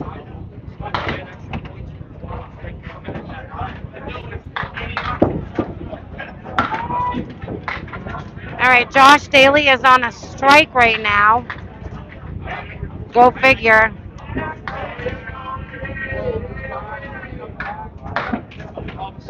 Off the mark on his first ball.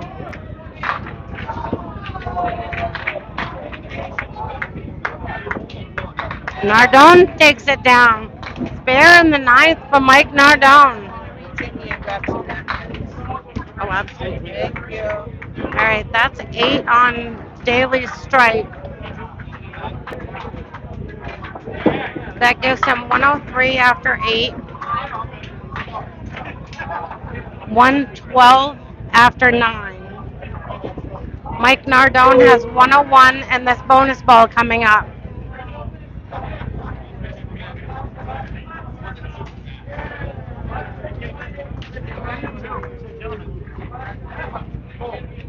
It's 78 pins in game 2.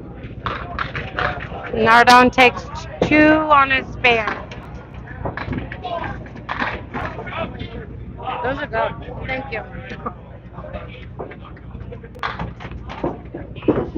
All right, Daly's all set up for another spare. The 1-7 left.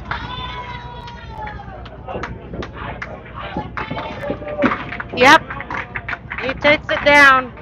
122 on a ball for Josh Daly. Nardone's cleaning him. Got a cleanup ball. He takes 8. 111 for Mike Nardone in game number 2. That's a good series for Mike Nardone. 120 and 111.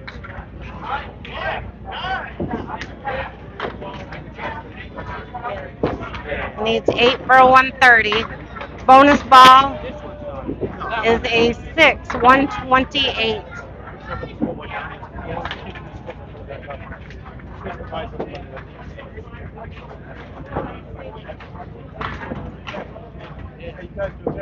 293 for 2 for Josh Daly.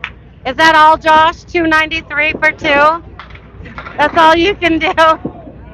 That's a good. It's looking like 803 p now. It's looking it's high. Yes, it's definitely looking like a I gotta check sweep. that scores, Michelle. They open tie right now for second. Now Jeff A picks up ahead for second and we tie for third. Yeah, it's definitely going to be interesting to see where we sit after this series.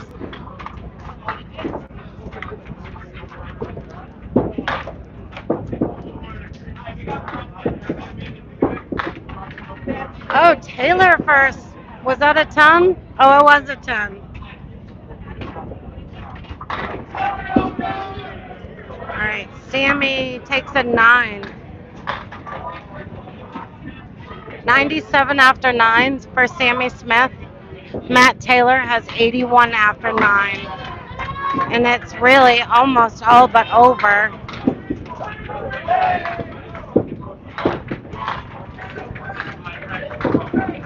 It's 83 pin lead in game number 2. Over 200 pin lead in the 2-game series or match or whatever you want to call it. All right, Taylor.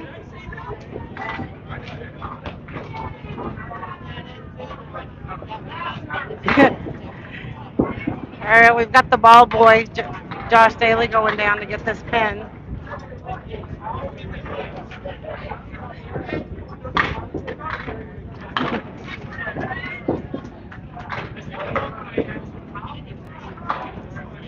Yeah, I'm looking at the other scores. Last chance auto. That's a spare for Taylor. 91 and a ball in the 10th.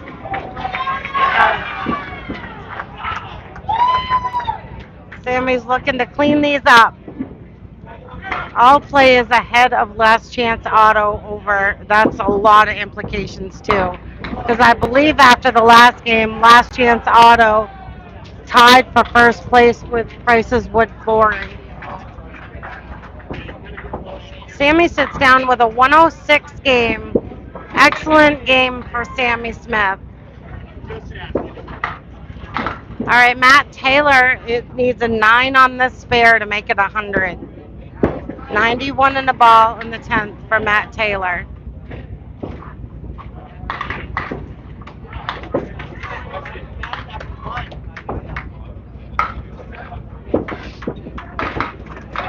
And he takes them all. What a good finish, Matt Taylor. He sits down with a 101 string. All right, that put us at 72 pins. We have 3 bowlers left to go, 6 boxes. However, Freshy's High Kick has 2 people with a mark, and Team OK only has 1 person. Troy Fournier is on a strike. I suppose it's not over till it's over. Danny Finn's got the triangle on the left. Corey Alisi puts 4 on his spare. 95 after 8 for Corey Alisi.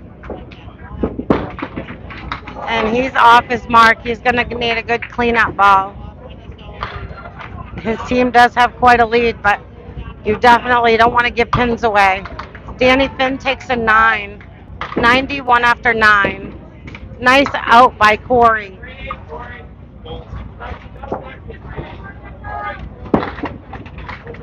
$103 for Corey Alisi in the 9th.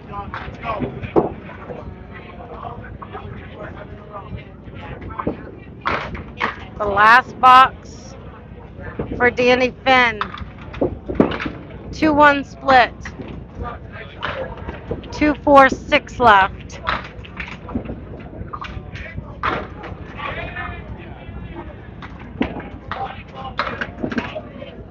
All right, nice ball by Corey. He's got some help in front there. Actually, maybe too much help. He's gonna have to have somebody go grab that pin. There is some excitement going on over here at the Last Chance Auto and All Play game. Lots of hollering. It seems like it's a little bit of back and forth. Last Chance Auto is down by 20 something.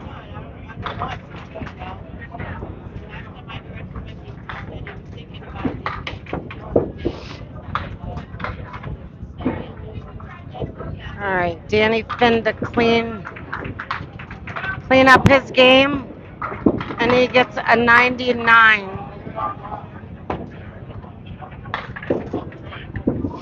Corey Alisi for a spare in the 10th. 113 in the ball.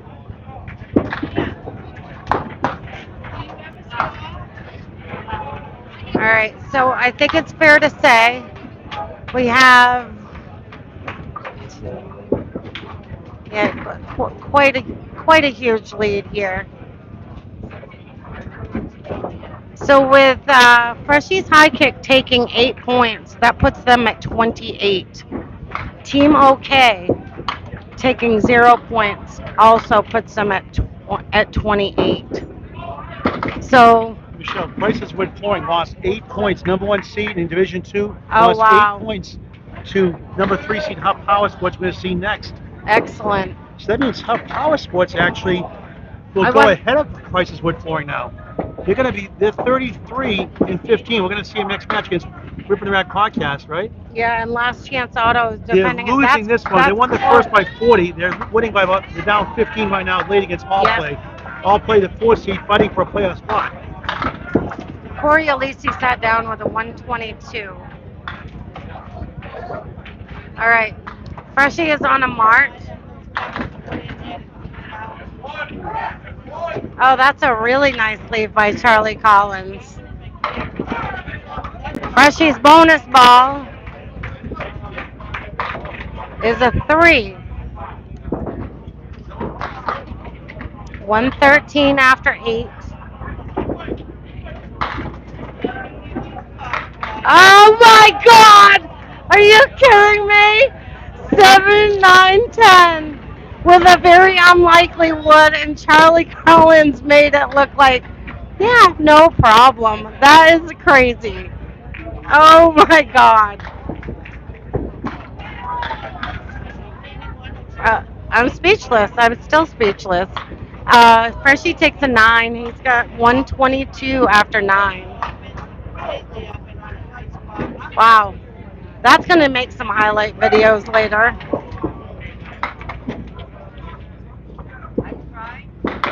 Charlie's gonna he's gonna put 7 on his spare. 98 after 9.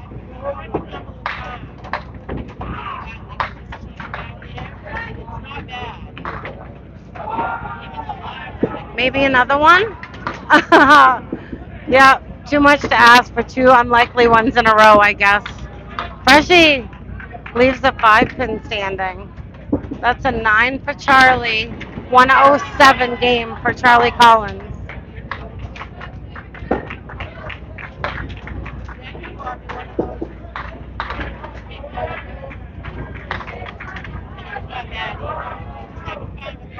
All right, Freshie has 131 right now. He needs this pin for the 132.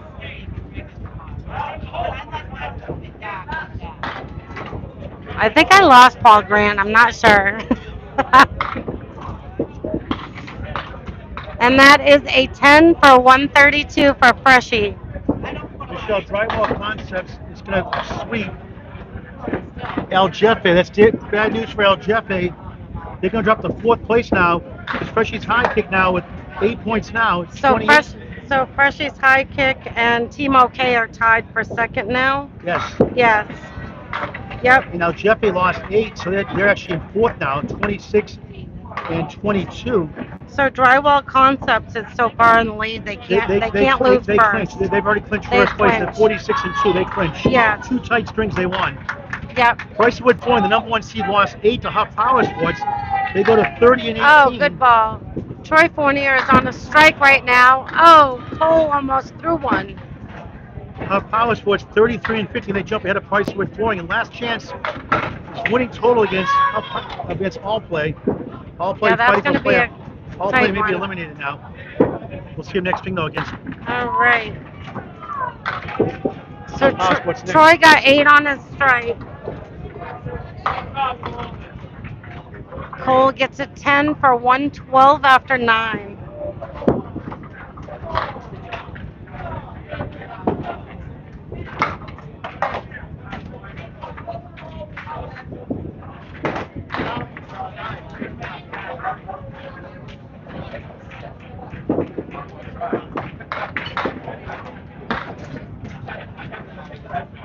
All right, Paul just told me that we're going to be moving live. When this game's over, we're moving over to another couple lanes. All right, Fournier gets a spare in the 10th.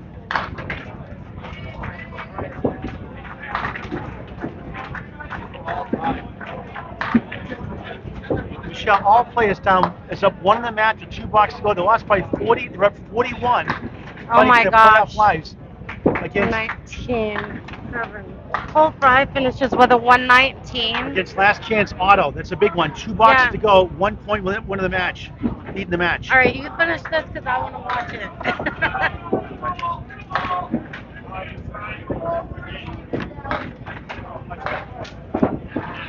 All right, Michelle, thank you. All right, here we go. That's it. We're all done.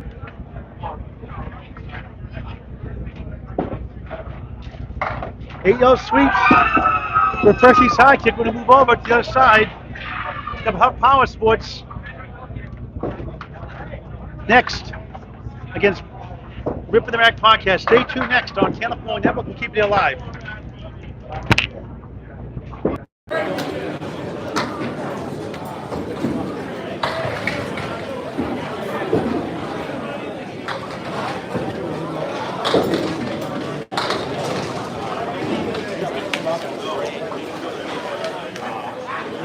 Timmy and I used to bowl together down at Wednesday night.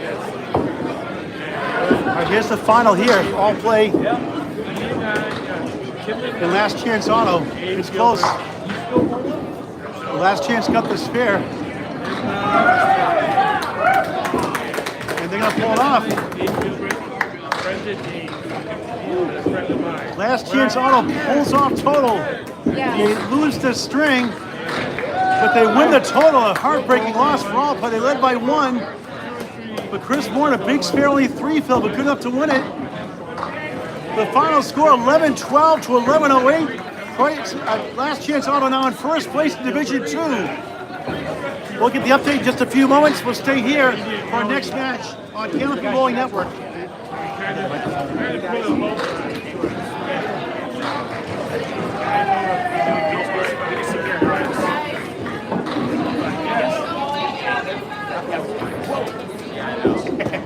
Calm down. Good, Yale. See you, buddy.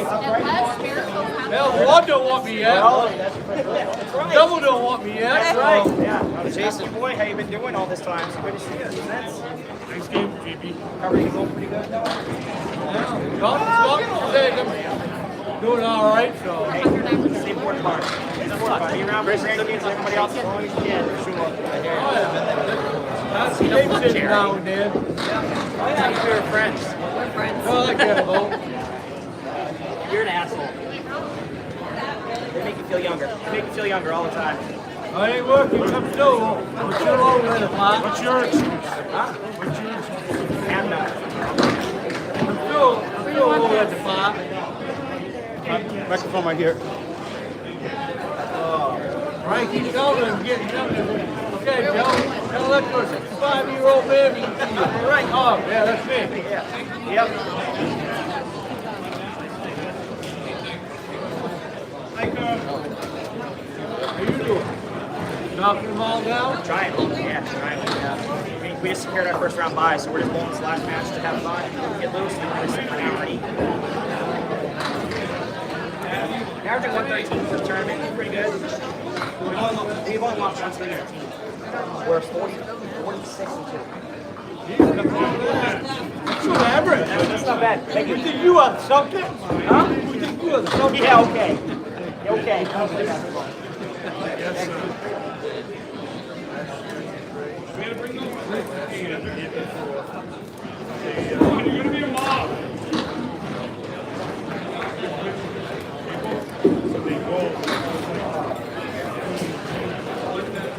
Oh, yeah. Yeah, we did.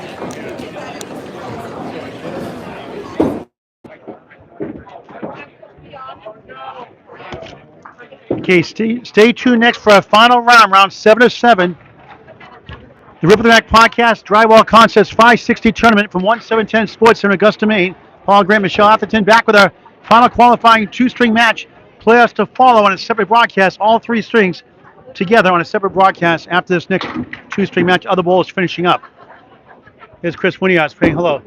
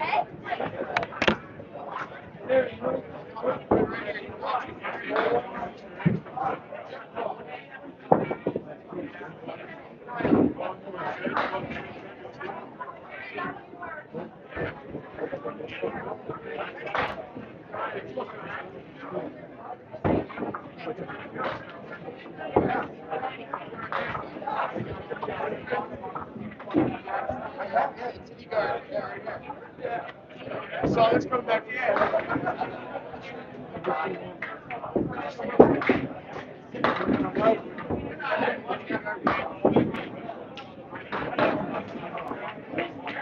Sneak by you real quick.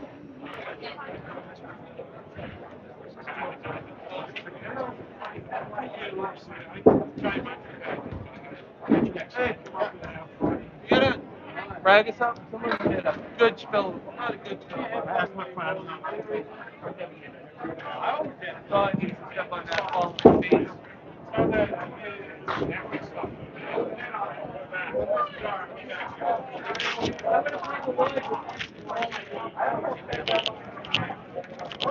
Okay, we're just moments away from our final string of the day. Stay tuned next on Augusta, Maine, 1710 Sports Center. Now, number 2 seed Huff Power Sports takes on Ripping the Rack podcast. Two-string, then the playoffs will follow later on. The separate broadcast. I used to really.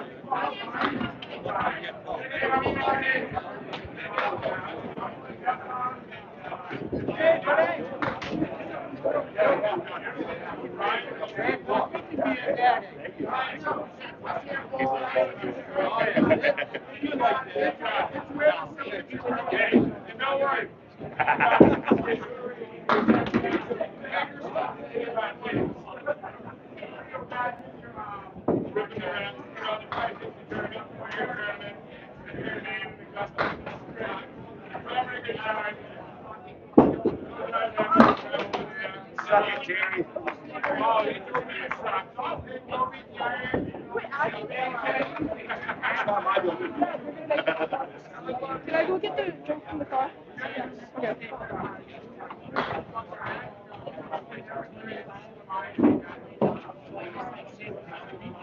Yeah, we're gonna turn that with Terry now.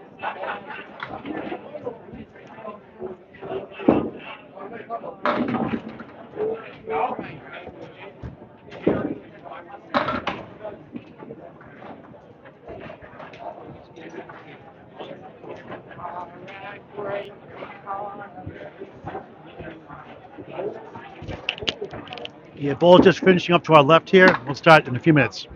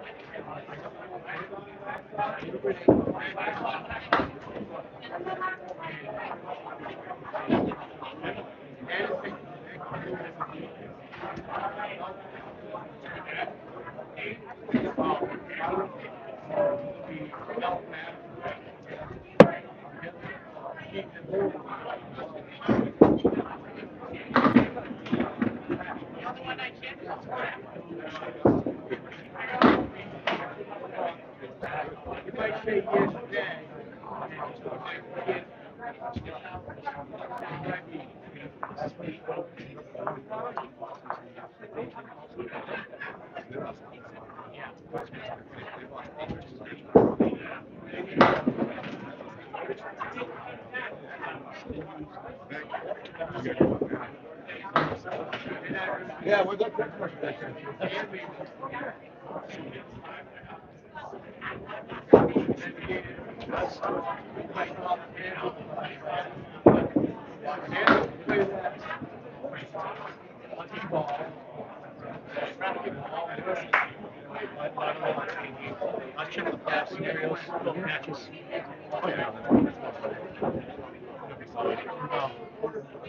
I think it's 19.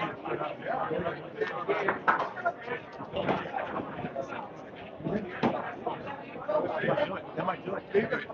Okay, as we start our last one, we will be doing 150-50. I was looking at case for nothing. You ready to have a nice 50-50 here?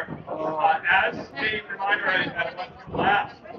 Any tie with the playoff spot or anything else will be determined by one string roll off. Do not use total pinfall. So my advice is don't tie.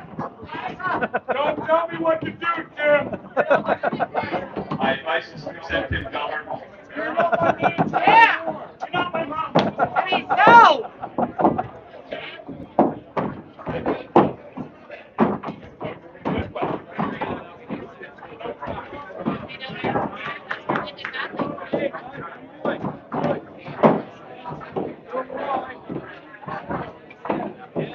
All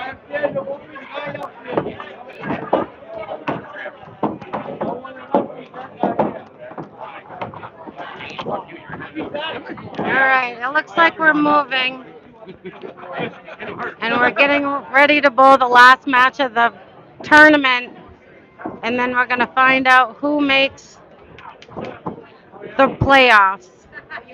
And it's a tight race, I can tell you that. We're waiting for the final results, but we kind of know where we're at. Drywall Concepts is in first in their division, and then Team OK and Freshy's High Kick are tied for second. Last Chance Auto took first place after Price's Wood Flooring lost all 8 in the last match.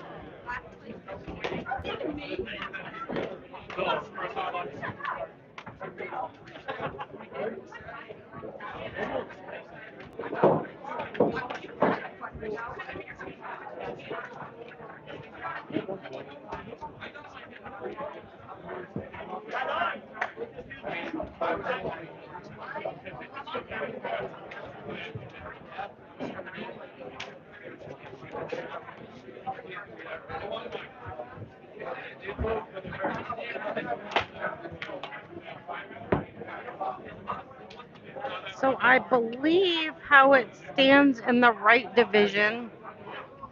Last Chance Auto, I believe, has 34 points. Huff's Motorsports, I believe, has 33. They're one behind. Is that right, Paul? What's that? So I believe it's Last Chance Auto with They took 34. 6, they have 34. We'll get the update. See And if they're then carrying a moment. Huff's Power Sports has 33. So they're one behind first. And then Price's Wood Flooring will have 30. So all play can tie if Price's Wood loses 8. Price's Wood lost 8 yesterday to close. They lost 8 today. If they do it again, all play takes 8. They'll have a roll off for one string. Wouldn't that be something? That would be something. And all play was up 1 with 2 boxes. They lost 2 matches, they said, on the last box today. Yes. Yesterday too. So Team OK and Freshy's High Kick are tied for second in the left division. Drywall Concepts have clinched at 46-2. And Jeff A lost 8. So to Drywall Concepts now on the outside edge right now at 26-22. They're 2 behind. So yeah, Al Jeffe needs to win as many points as possible to try to get into that third spot. She asked me to do that. My daughter would never do that. Yes, she would. I know her. I've done it before. Okay, Michelle, we could have a 3-way tie potentially for second, third, and fourth. It would be all rolling off side by side together, all lean next to each other. That'd be something, wouldn't it? That would be crazy. Bonus coverage. Why not? We've been here this long, right? No, it's I like it when if I'm bowling, I don't like it to be close. Well, yesterday If was I'm about, yesterday was commentating, I love it being about, exciting. 11 hours of streaming yesterday, was it? 11 hours yesterday straight Yes. streaming. Now we're going to have about another 8 or so today. Yep. Piece of cake. Yep. Well, it looks like we might have some possible one string roll-offs. Yes. After this match. We'll get those standings up there now. Let's pause 10 seconds for station identification with Michelle Atherton. How about a station ID break, Michelle? Oh, we are on Candlepin Bowling Network. And you are listening to Paul Grant and Michelle Atherton. And we are broadcasting at 1710 Sports Center, thank you, in Augusta, Maine, owned by Mark Carrier. All right, here we go, underway. Mark Weber starts out with a strike. All right, good start for Weber. For Ripping the Rack podcast, bi-weekly podcast every other Monday. Mini break during the summer, they say. Hot Power Sports climbs from third to second with an 8-0 sweep over previous number 1, Price's Wood Flooring. And they have 1 behind Last Chance Auto for first place. We'll get updates throughout the match. One hub, rocking and rolling, low fall. Remember that one, folks. Our final qualifying round 7 of 7. After this match, 2-string match, we'll sign up, get ready for the playoffs. 3 1-string matches. We have overtime first before we get to the playoffs. And if we have an overtime match, we'll keep it here, I think, live before the playoffs, I believe. Oh, okay. We'll see. We'll let you know. Stay tuned. That's why you hit that bell icon after you subscribe to Candlepin Network on YouTube. Look at Samantha carry on the ball already. We get the standings already. That is quick. Weber and a strike. 4 in the first ball. After this box, we'll give the update.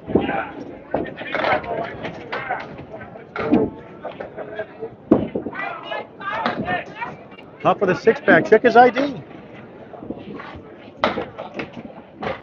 Weber's second bonus ball is 8.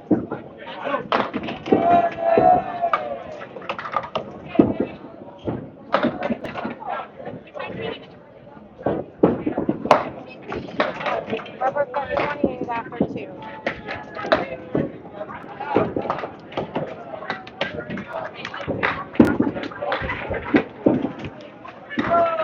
$19 after 2 from Matt Hopp. Really 9-pin lead for Ripping the Rack podcast. Here are the standings now. Division I Drywall Contest wraps up with an 8-0 win over El Jefe. Big loss for them. They drop to 4th now, 2 points behind Freshies High Kick, who swept Team OK for 2nd and 3rd now. Scott's Woodworking still has a chance to get in. Everyone else is out. Last Chance Auto Repair now in 1st with a 6-2 win over All Play, which All Play has a slight chance, have to win all 8. Here's Natalie Stubbs from Canada. There's a nice ball, 8, 5 and a 7. V-shaped wood to the left. Here's Vanessa Huff, runner-up of the Maine States. Lost to Christy Hapworth, her sister-in-law. Always knocking the door. Natalie for a spare. No, good try. Not an easy shot. Vanessa got behind. The object pin to 2, got the 8 out of the way. 2-7-10. Stubbs with 2 Bs. Gets it down for a 10. Huff gets a 9. All right, so here's the situation. 3 get in out of 8 teams, each division. 1 string roller for any tie for anybody in the playoffs. Division winners get a first round bye, so Drywall gets a bye. Freshies High Kick Team OK could have a roll if they had the same amount of points this match. Division 2 winner. Last Chance Auto, Huff Power Sports here, 1 behind. Pricewood now 3rd, 1st to 3rd. Cindy's team still has a chance to win. All Play must win outright to have a chance. And Natalie Stubbs with a 6-10. Michelle keeping great scoring here. No chicken scratch today. That's a 6-10-7. Decent wood to roll over.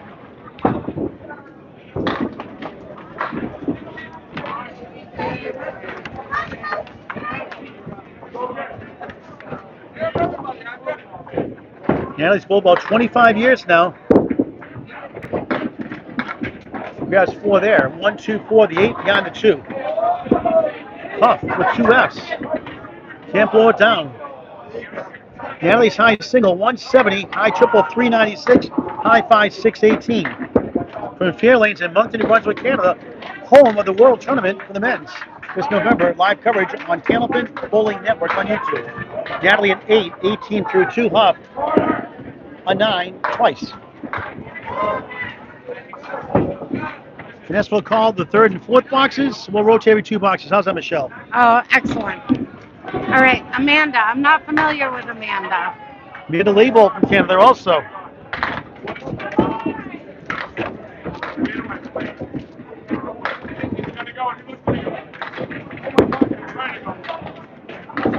Oh, that's a good ball. 9-pin drop for Amanda. 42 years young. Christy. Oh, almost a strike for both ladies. She won the Maine State Open eliminations recently against Vanessa Huff. It's on Candlepin Network on YouTube. From Westport Bowling Lanes in Westbrook, Maine. Amanda can't convert the spare. Christy Hapworth. Oh, wow. Here comes the wood. Second chance. You got it. If first you don't succeed, try again. Wow. She gets a giggle on her face. She'll take it. Amanda wasn't there for a 9. 55-47. Ripping the Rack podcast on the right. 8-pin lead, minus a spare from Christy Hapworth. Now in Maine, the bomb player is the Christy Hapworth special because she makes them. It is. And I also have to say that if the ball goes into the little thing, it's not a channel, it's a gutter. No, it's a channel, but the ICA says channel. So I just call it the ocean now to save all kinds of issues. Atlantic Ocean to the right, Pacific Ocean to the left. 3-2 split. There's a beautiful ball for Hapworth. It's going to be 9 again. Mirror side 7, 19 through 1. They take the lead. Label Oreo cookie, got the cream in the middle, left the wafers on the outside, the good stuff. Michelle, when you ate Oreo cookies, you took the wafers off, didn't you? When you had Oreo cookies growing up? I dipped the whole cookie in milk. Oh, you never took the cover off, ate the cream first? No, Okay. I dipped the whole cookie in To each his milk. own. Christy threw it away in the channel in the Pacific Ocean. Miss Chance, 29 through 2. Amanda 28. Label, a 7, 16 through 2. Rip the Rack Podcast Drywall Contest 560 Weekend Tournament on Candlepin Bowling Network. Over 4,500 subscribers now. We have over almost 2,000 videos in climbing, semi-pro to pro action. Hit subscribe, it's free. Bell icon for live notifications. And Here's- for Ripping the Rack podcast, Brian Athern's on lane 14. He stole the head pin, leads up to 9. One of your hosts on Ripping the Rack. Sean Morrison, deadly bowler. Drops 9 himself. Athern missed it. Oh, close up. Sean does not spare. So Huff Power Sports. They're 1 point on a first to last chance auto repair. And that's a Paul Grant special. Missed the second, make the third. Michelle, ever a good time for that? No, Thanks never a a lot. good time for that. You're fired now. Nobody ever wants to hear about the Paul Grant special because that means you missed a mark. Story of my life. Yeah. Nice. String 11 and 12. String 11 and drop 165. Well, that's not a surprise. 11 50, 131. They just announced the high bowlers from the first match of the day. Taxman. Josh Daly, 165. Glennis McKinley, 131. McIntosh won one also. Athern, not again. Morrison 5 in the fill. 15 through 1. They have the early lead, a close one early on. Ryan, a 9 after a 10. What a great place to bowl. 20 lanes, good for birthday parties, corporate events, and wedding venues, and holiday parties. Book them now. Book them, Dano. The first place team is right next to us in this division. We'll keep an eye on Last Chance Auto. You can see it to the right. Froggy Steer started out with a You're a 4 little, box. you're a little biased to them, aren't you? I'm a little, but he started out with a 4 box and then picked up a spare in Make the up for it. second. Did you get a lemon drop? Morrison 8, 23 through 2, 88, 81. Huff Power Sports trying to get first place in a first round bye, up by 7. Here's Chris Merrill, the anchor bowler for Ripping the Rack podcast with Jason Gauthier Jr., JB.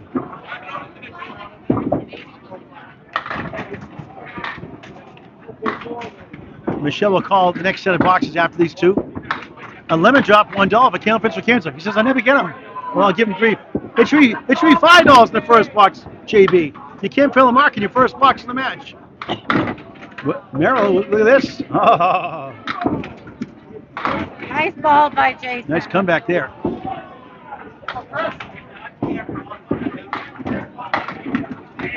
So that Jason Gauthier senior with Tiffany Gauthier won the NE doubles tournament at Big 20 in Scarborough, Maine last one. Candlepin Bowling Network has it on YouTube. Each with a 10, I think. No. JB a 9. Merrill gets the 10. 97-91. Huff Power Sports on the left. 6-pin lead early on. 2 string matches. 2 points to win a string, 1 for a tie, 4 for total. In a battle for first, second, or third. Merrill goes right for 6. 1, 7, 9, 10. JB in the crossover stomps his foot. 3 wiggles in front, the object pin, 5 left, 9 behind the 3. Merrill try and pick it off. Great try. Always football season in bowling. Goal post. JB just missed the object, not by much. So when I was covering the last match, Charlie, you'll have to see it later, but Charlie Collins had the 7, 9, 10 and a piece of wood that looked like it was no help whatsoever, and he picked it up. It was the craziest shot I've seen in a long time. Each with a 9. 19 for Chris, 18 for JB. 106 to 100. Huff Power Sports now switching sides. A 6-pin lead. They switch every 2 boxes. Down to lane 14. Matt Huff of Huff Power Sports, the owner. Great guy. Won the World Singles 2017. His first time in it. Mark Webber, 10 strike. Would clock the 7 last. Second strike in 3 boxes. Perfect start. Huff 1, 6, 10. Mark Webber strike 8, 10 strike. The playoffs are next in a separate broadcast. After the second string hits today, we're in the first now. Matt's team started 3 points out ahead of all play for that in that third spot. Now they would the second. 8-0 Superwoman number 1 seed. Price is with 4 in a shocker. 28 through 3. Up by 5 right now. He gets a split. 3 and 1, 4 left. 3, 6, 10 right. Weber's strike is 4 on the first ball.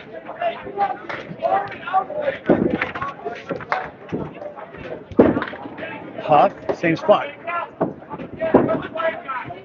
Weber's second strike ball, a good one. He gets 8. 46 through 3 in the first of 2, the final qualifying round. What do we think? Could be playoffs, a little bit 1 string roll off. Up a 6, 34 through 4. Weber gains the 9, 55 through 4 on Candlepin Bowling Network. Let's get these scores up on the screen. Yeah, Weber's up by 21 on Huff. Oh yeah, Michelle, you're doing the play-by-play now. Sorry, here you go. No, it's fine. All right, we have Vanessa Huff against Natalie Stubbs, and they're both at 18 after 2. It's a 6-pin lead for ripping the rack.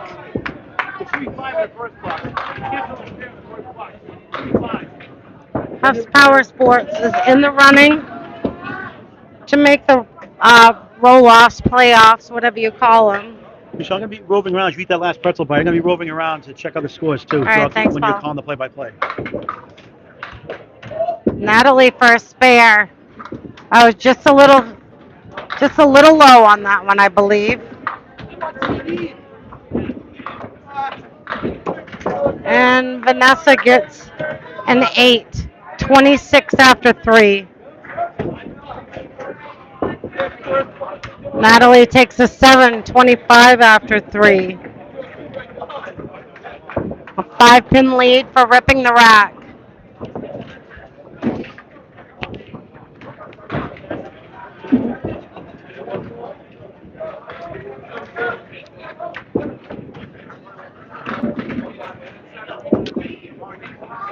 Natalie's right on the head pin. Terrible leave. 6, 7, 8, 10. Vanessa's got a good spare leave. 1, 3, 10.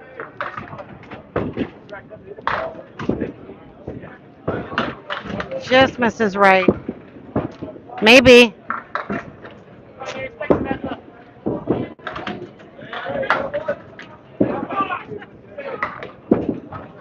All right, we're looking to clean these up. Vanessa takes a 9, and so does Natalie. Vanessa's got 35 after 4. Natalie has 34 after 4. Next up, Amanda Label, Christy Hapworth. Christy has 28 after 2. She's up by 12 on Amanda.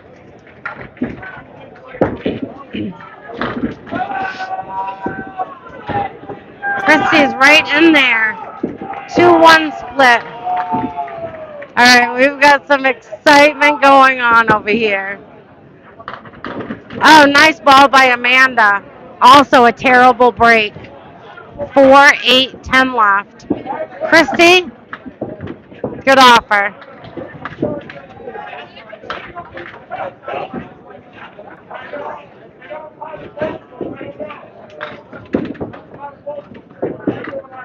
Amanda for a spare. Oh, great offer. Didn't touch the 8-pin. Christy's going to take an 8, 36 after 3. Amanda takes a 10. She gains 2 back. 26 after 3. Ripping the rack is up by 7. Nobody is on a mark right now. So it's 7 pins.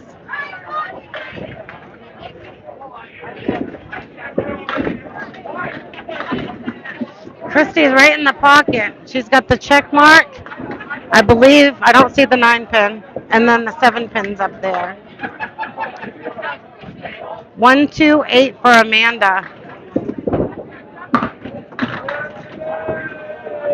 If you're just joining us, we're at 1710 Sports Center in Augusta, Maine, hosted by Mark Carrier and Sam.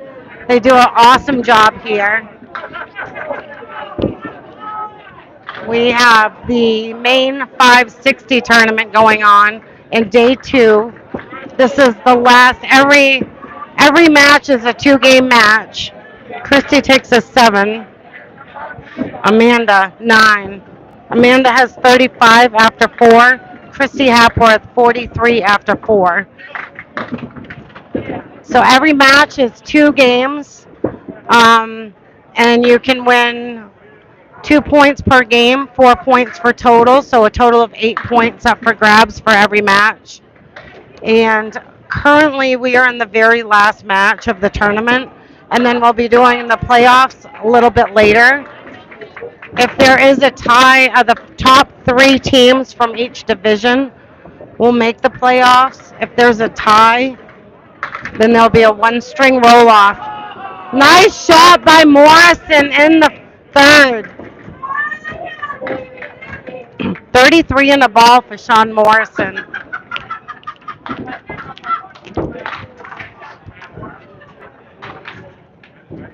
So yeah, the where we're at standings wise, there is a very, very tight race on both divisions. The first division, Drywall Concepts, has already clinched first place. And then second and third place teams are tied. Team OK and Freshie's High Kick are tied for second and third.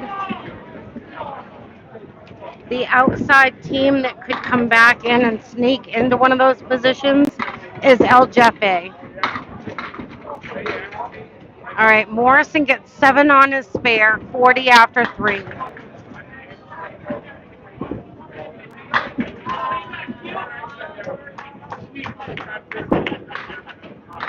And he picks up the spare. He's going to sit down 50 and a ball in the 4th. And Brian Athern, after a rough 5-box, picks up a spare in the 4th.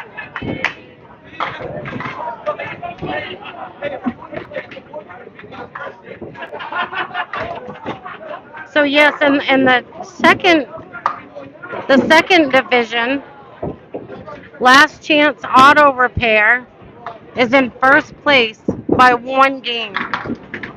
In second place, right behind them, is Huff's Power Sports that we're covering right now. In third place is Price's Wood Flooring. The only team that can come back and squeeze into one of those top places would be All Play from Belfast. Chris Merrill for a spare in the third, sorry.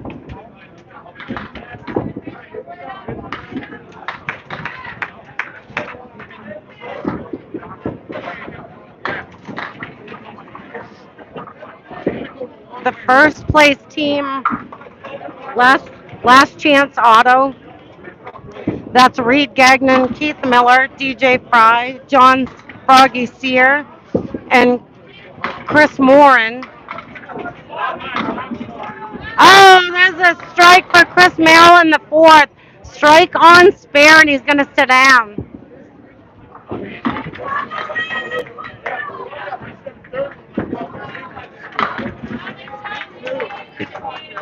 And that's a spare for Jason Gauthier Jr. He's got 38 in the ball in the 4th. So I want to show these standings again. On the line here, the last match of the qualifying rounds. 3 get in. Division winners get a first round bye. 8 in each division. One string matches in a separate broadcast. Freshies High Kick took 8 of Team OK. El Jeffy lost 8 to Drywall Concepts, who clinched number 1. Back to the top, you to Mark Weber. Matt Huff on the left. Ripping the Rack has a lead right now by a few pins. Great job, Michelle. Great scoring. I like your handwriting. Oh, thanks. You want a new update? Don't worry about it. A nice shot. It's a wow 10. 65 half for Mark Weber. Huff looking for an out. Gets 2 for an 8. Just 42 at the half. No subs. Here's we have so far, early in the first of 2. Ripping the Rack podcast. Drywall Contest 560 weekend tournament on Candlepin Bowling Network. Right now it's 217, 208 for Ripping the Rack. And there's another strike for Weber. He's got 3 strikes in the string. Wow! 75 plus 2 through 6. We're going to keep an eye over here in Last Chance Auto also to our right. We're going to angle a little bit. We're down by 30 something. We're down 30 something right now. That's good news for Huff Power Sports. They could take first after the string that holds up. Huff missed number 1. But Weber's Ripping the Rack podcast, not in the playoffs, 16 and 32, trying to play spoiler. Check out their podcast every other Monday, typically on YouTube or your favorite podcast website. Subscribe to their channel for free also. Ripping the Rack podcast. Candlepin podcast, about 5 years now, longest running Candlepin podcast. I love watching them. I love watching the podcast. Huff a 9, 51 through 6. It's now 227, 217 Huff Power Sports, down 10. Division 2 here. 1 second, Michelle. Division 2, last chance, 1 on Huff Power Sports. More in a moment. It's Natalie Stubbs starts off her fifth box rather. 34 through 4. Here's Vanessa Huff, 35 through 4. She gets 4. Natalie gets 3. Yeah, if you've never watched the podcast, please go look it up because it's so entertaining. You never know what they're going to talk about. And it's just really off the cuff and they're really, really fun to watch. And you actually learn a lot. You find out what's coming up for big tournaments. You find out how well people did in other tournaments. They really do a good job, and I love watching them. Stubbs, nice ball. The queen survives. If there's a king, there's a queen for the ladies. Why not? It's not at first. Well, that was been a 10. It's a 9. 43 half. And that's an 8. Also at 43 through 5. Natalie is 4-time women's provincial champions, 3-time women's world champion, and a 1-time mixed world 2019 champion. Both the turkey hunters in the mixed worlds last year. There's a beautiful ball crossing over. It's going to be 8. Wiggling 6 and a 10 on lane 14. Back to 13, Vanessa Huff. There's a beautiful ball herself. 4 wiggling 8 to the right. Both seeking their first marks here in the first string of 2. Final qualifying round.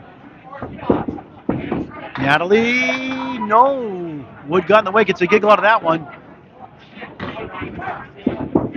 Huff, no, the object pin. Tough break. That 2-pinner angle one's tough. I really do not like that lead. 2-pinners look simple as Natalie gets a 9.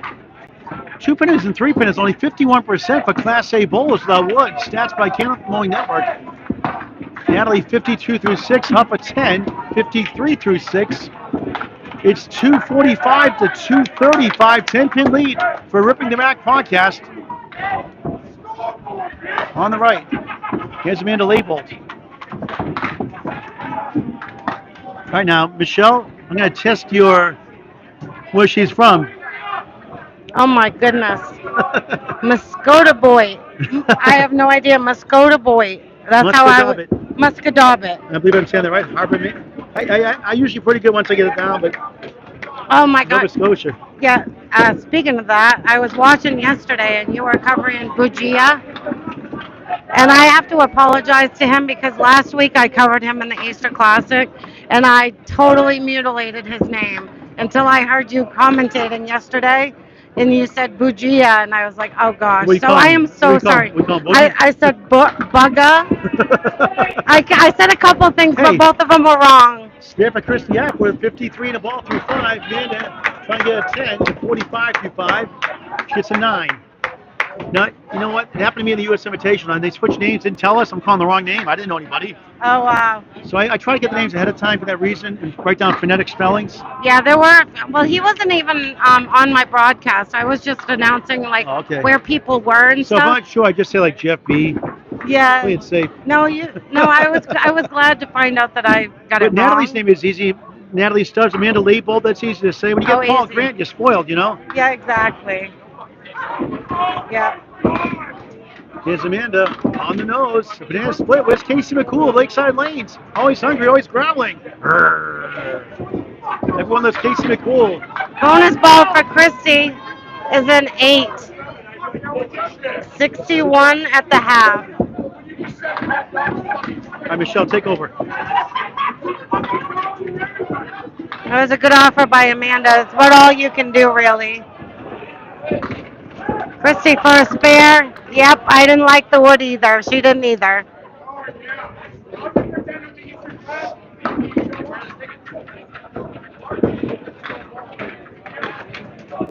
So the first place team in this division is down. I'll give you an update, but they're down right now against uh, Troyano Waste.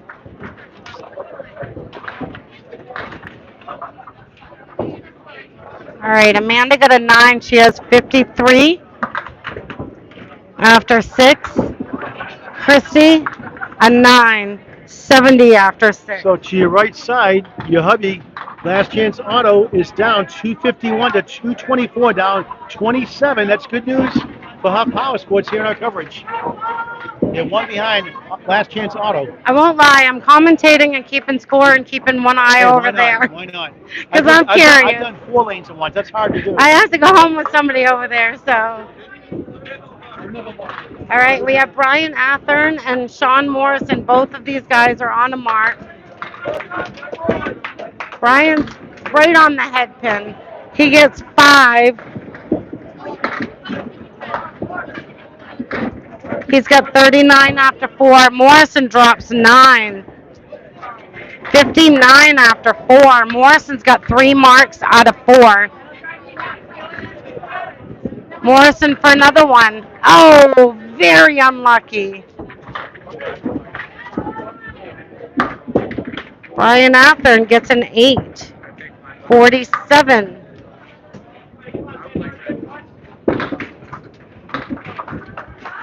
So it's 20. Let's see. 23 pins. That last chance auto is down right now in game 1. Brian, he thought it was going to punch, but he gets the check mark. Sean Morrison has the half Worcester.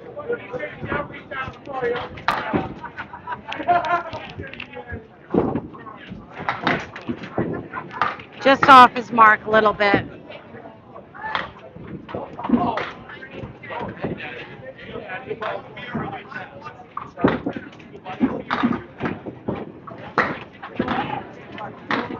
Sean's on the quarter pin. He's got the 1, 6, 8, 10 left. And that's an 8 box for Brian Athern. 55 after 6. Oh, that's a tough 6 box for Sean Morrison. 74 after 6.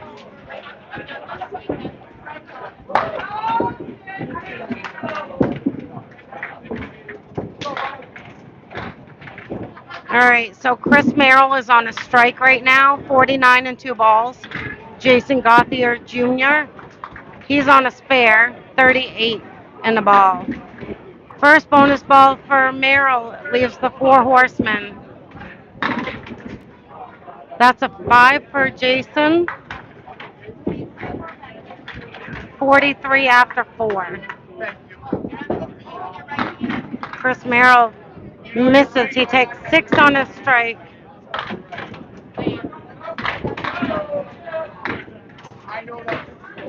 And that's a tough $7 for Chris. 62 at the half for Chris Merrill. And 10 behind is 52 for Jason Gauthier Jr.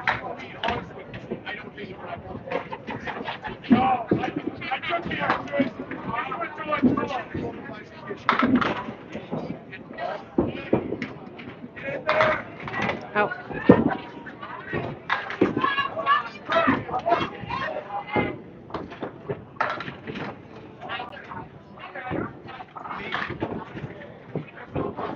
We're waiting for a reset on lane 13. A pin fell over.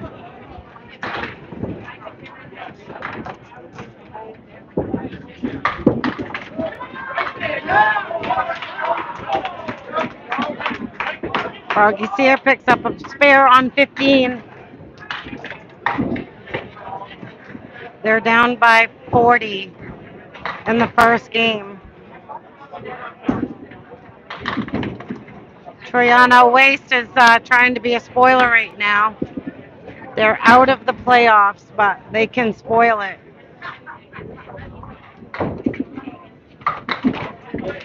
All right, there's a spare for Gauthier Jr. in the 6th. 62 and a ball in the 6th for Gauthier Jr. 70 after 6 for Chris Merrill.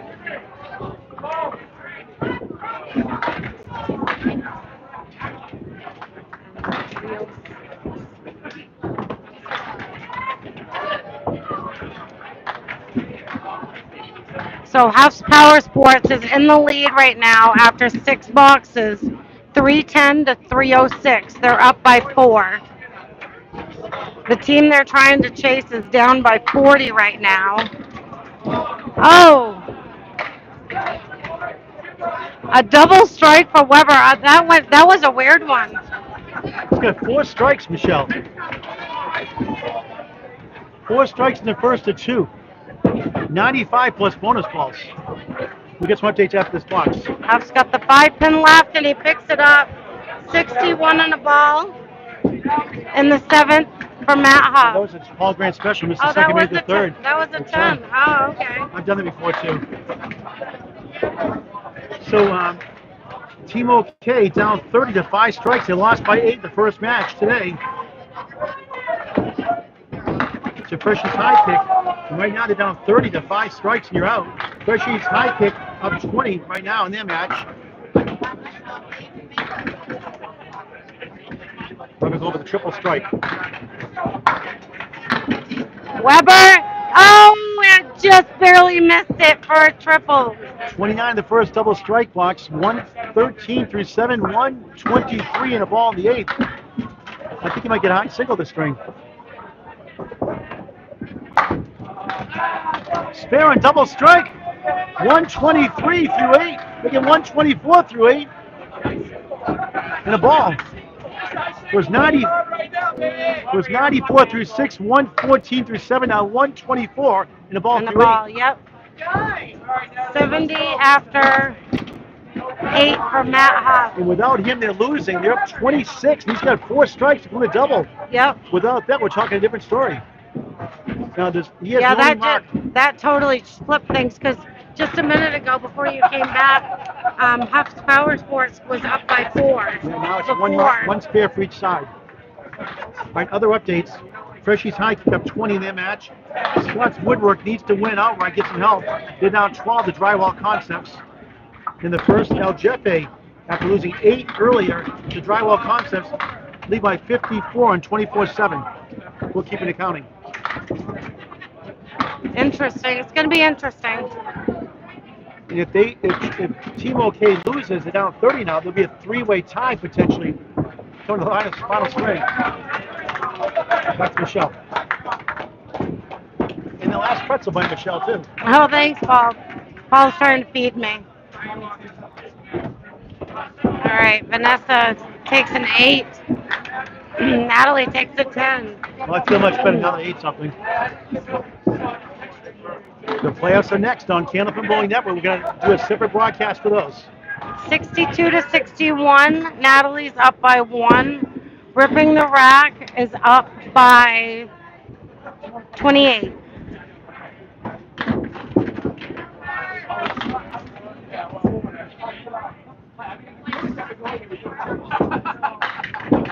.32 pins. The first place team, Last Chance Autos, down by 32, but 3 of their bowlers are on a mark. To 2 of the, no, and to none to the other team.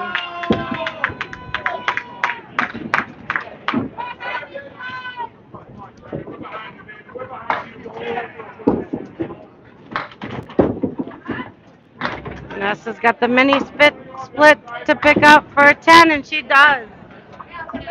71 after 8 for Vanessa and a 10 for Natalie.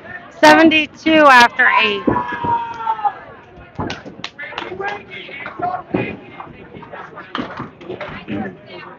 All right, Christy Hapworth is up on Amanda Label by 17, 70 to 53. We're at 28 pins that Ripping the Rack is up.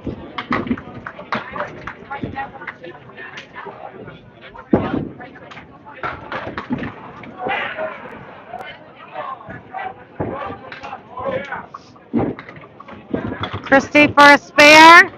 Excellent ball, and it goes. Nice shot by Christy Hapworth. Christy has 80 and a ball in the 7th.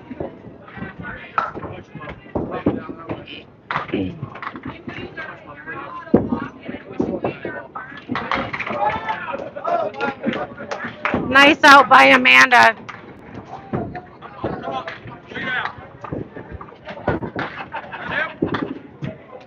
All right, Christy Hapworth has 80 and a ball.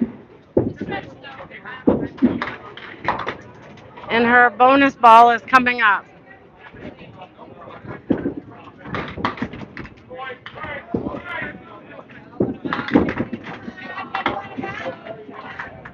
That's 8 on Christy's spare. 88 after 7.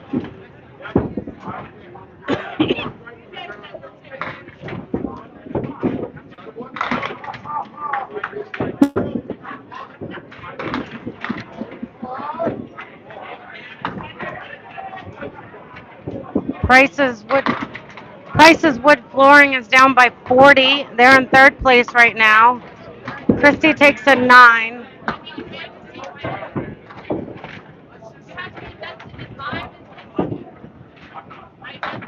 And Amanda gets a 10 for 72 after 8.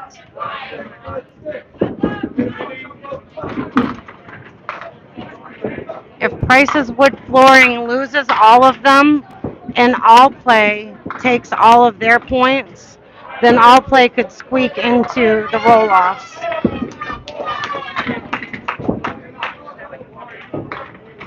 Sean Morrison. And it goes 179.10, and he picks it up.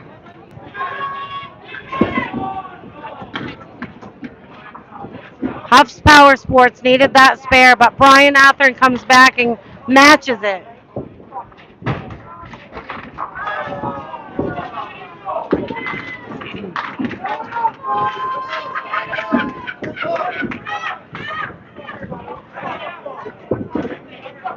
Sean's bonus ball, if you can even hear me because it is loud here. 7 on Sean's ball.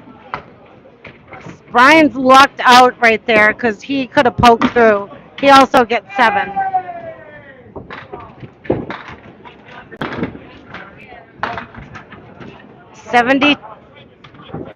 Oh, 73.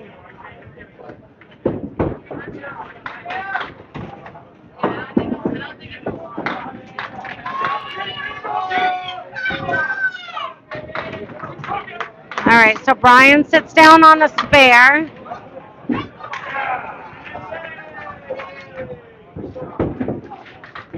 Brian Athern has 83 in the ball. Sean Morrison has 101.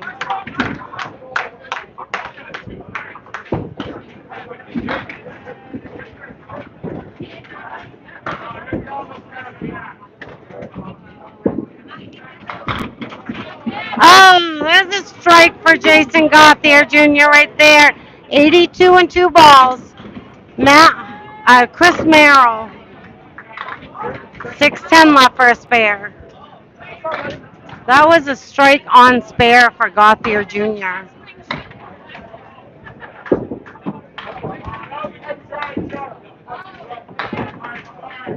Merrill takes a 10. 80 after 7.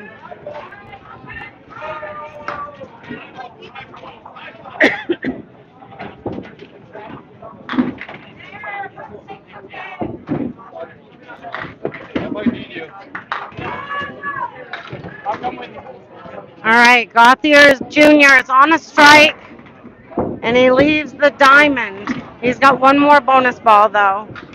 Chris Merrill pokes straight through. Spread eagle with the 8-pin. Good attitude.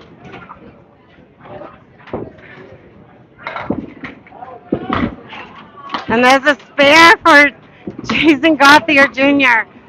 He has had a nice 3. The last 3 boxes, spare, strike, spare. 102 and a ball.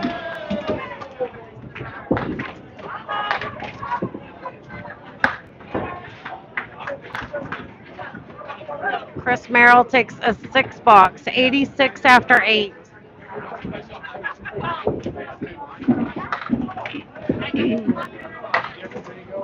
All right, it's 437 to 441. Huff's Power Sports is up by 4. All of a sudden, Gauthier Jr. helped them out a lot. Mark Weber gets 7 on his spare. He has 131 after 8.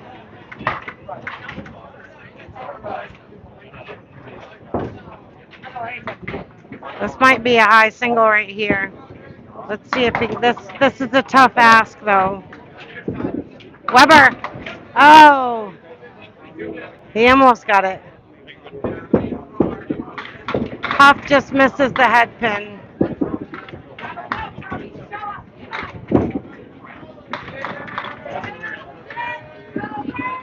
Weber takes a 10. Matt Huff leaves the head pin standing. 79 after 9 for Matt Huff. 141 for Mark Weber.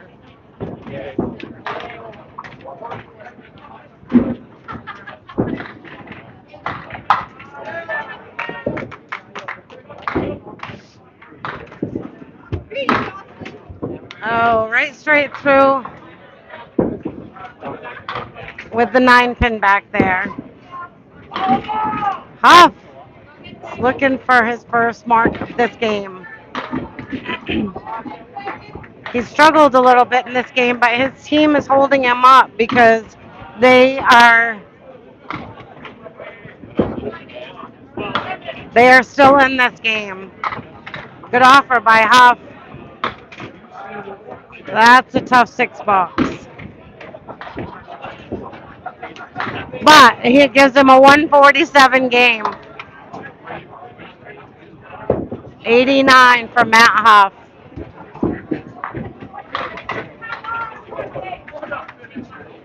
$470 to $460.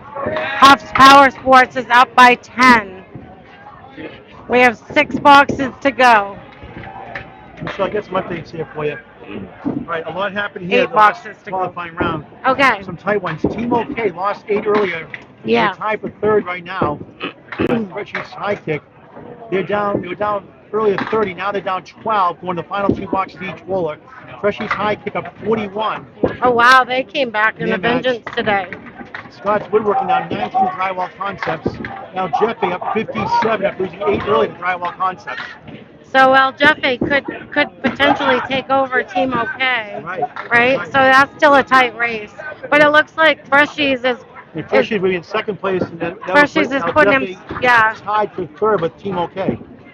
Sorry we missed all that. Natalie got a strike in the ninth. More fun that way too, isn't it?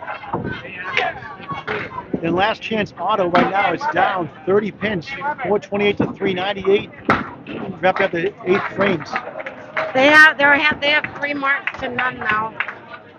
Right, so the average fill is 6.5, strikes 8.3, stats by It brings it close, yes. close to single digits. It could be close. 12 pins maybe. Chris Moore just put 9 on one of the marks. And if any of these So matches that brings it to this one he has tied, right? Where our match here we're covering now is tied. So Power Sports is up early, now they're down. Now yes, they're tied. now it's tied, yes. Natalie, first bonus ball. Vanessa's got the 4 horsemen and the 10 pin standing. One string after this to wrap up the qualifying rounds. Playoffs to follow in a separate broadcast, including any tiebreakers. Natalie's second bonus ball is coming up.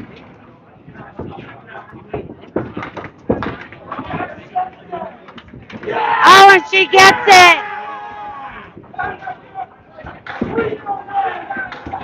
102 on a ball for Natalie.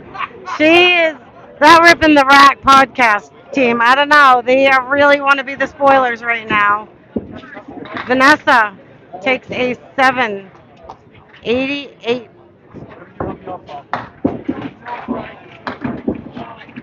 All right, so with 3 bowlers to go and 6 boxes left, Ripping the Rack is up by 13. Natalie Stubbs carrying a team right now with a strikes fair combo. And she's got a spare to make it more. And this ball is a 1. 11 meets a 10, the optimist would say. But a nice finish, 103. 477 to 491. Huff's Power Sports is down by 14. And 1 spare for each side. 2 critical points. If they can win the string, they'll be in first place by 1 over last chance auto. Potentially. Last chance down 16 right now to our right. Yep, they were down 31, so they brought up a little bit back. Now it's 2 marks aside, 2 marks apiece on the other side to our right.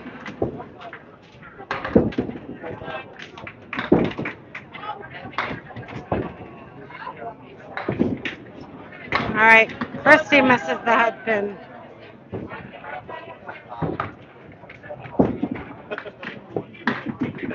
Ripping the Rack, trying to play spoiler.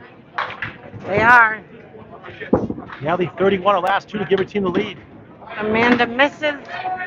She gets a 7, I believe. So does Christy. 104 for Christy Hapworth in the 9th.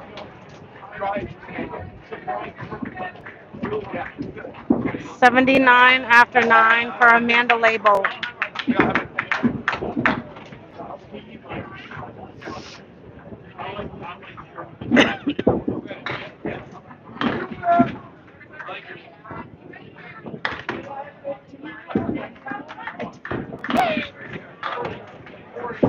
See, I always know how you'll remember me. I just have Tic Tacs. It's so funny because when I saw Tommy yesterday, I'm like, Amanda Leibold trying to get something going here. Christy Hapworth, object pin doesn't carry, brutal. Her team's down right now, double digits. Amanda chops out 2 for a 7. Disappointing string, 86. Christy, 8, 112, first string. 4 blocks to go. It's 5:05, 492. Ripping the Rack podcast every other Monday on YouTube and your favorite podcast channel. A Baker's dozen lead in the Coastal Crusader, Brian Athern. 83 in a ball. Sean Morrison on the left. Back to Michelle. All right. Brian Athern. Oh, good ball. He's got a tough leave. He's got a wood there to help him out, maybe. That was an 8 on Brian's spare. 21 pin lead right now, minus the ball. Last chance auto. Oh, good ball. Last chance auto just took the lead over here. They're up by 2. Sean Morrison with an unlikely spare. Good pickup. 111 in the ball in the ninth. Brian Athern takes a 10. 101 after 9. 3 blocks to go for 2 big points. This is huge. Sean Morrison, 111 plus a bonus ball coming up. Sean's team needs it. Jason Gauthier Jr. is also on a spare, but they're down by 21 right now.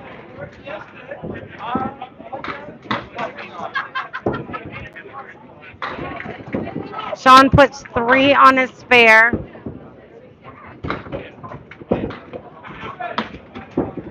And Michelle, all players only down 1 again. Another close swing for them. They're down 1 to our right against Wow. Cindy's team, Al Nelson's team. Wow, crazy. Yeah, Last Chance Auto and Troyano Waste are right neck and neck, 480 to 481 with 4 bowlers to go. 3-pin game there for Huff Power Sports. 2 blocks to go. Jason Gauthier Jr., JB on a big spare fill, 102 in the ball.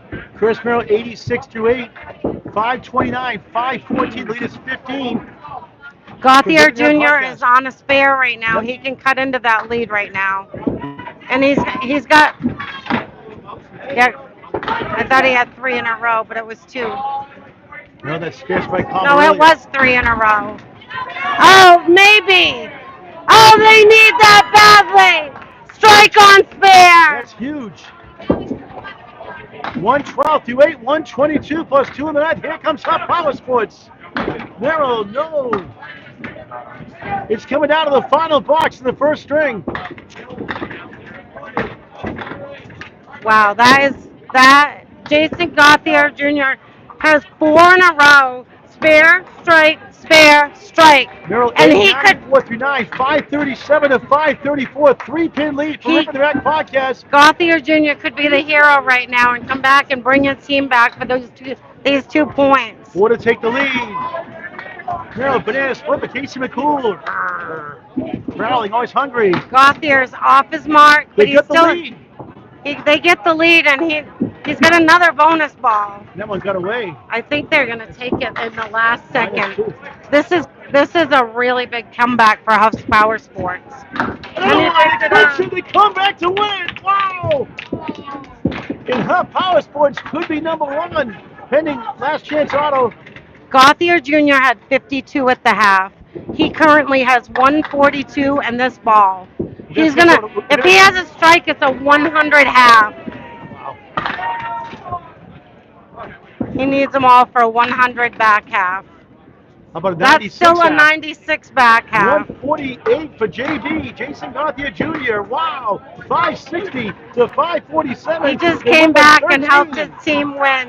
Let's All right, let's let's put that camera over here for now. Yeah, you move the camera. So right now we have Last Chance Auto with 500, Troyano Waste 499. Now that Huff's Power Sports just took these 2 points, it's crucial for Last Chance Auto to take these points to stay in first. If they lose, they'll drop to second. Yeah, they need these points to stay in first. 1-pin lead. So as far as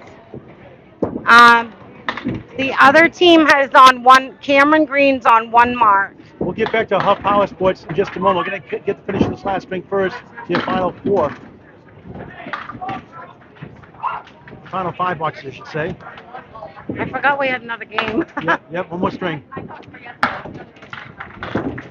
Tried doing 10 of those yesterday in a row, I'm going to Michelle. need a break in a second. Yep, that's fine. I can call the second string if you like. All right. Oh, Huff's got to...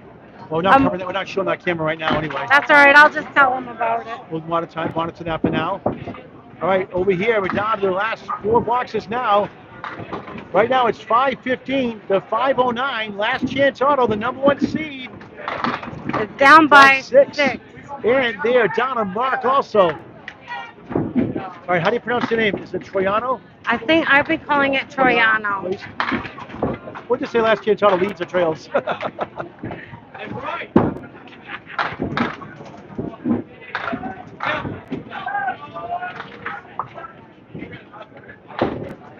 Rick Martell won that first ball to our right. We'll get back to our coverage here in just a moment. John Froggy Sear. Michelle's boyfriend. Frog- She's rooting for him. He's at 77 through 8 coming in. Froggy's got the 1-3-6 left. Martell tees it up. Big shot spear. Froggy needs this mark. And Troiano not wasting any time for 2 points. They got 2 marks to none. I think Froggy denies, but it's 2 marks to none. And Froggy's team trails and can lose first place. I do. Top Power Sports took out Price's Wood 8 points to none, putting Price's Wood from first to third.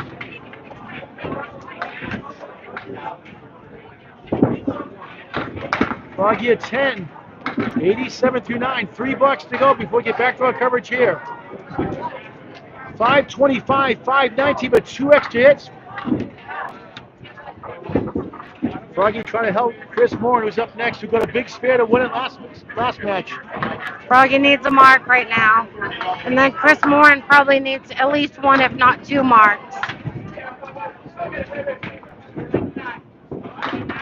Yep, there. The Troiano Waste is trying to be a spoiler right now.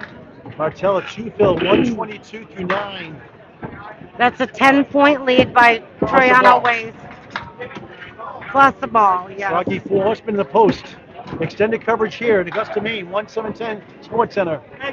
Martell, good effort there. Swipe going through chemo treatments. Sponsored by Candlepin for Cancer. Hope she's doing well.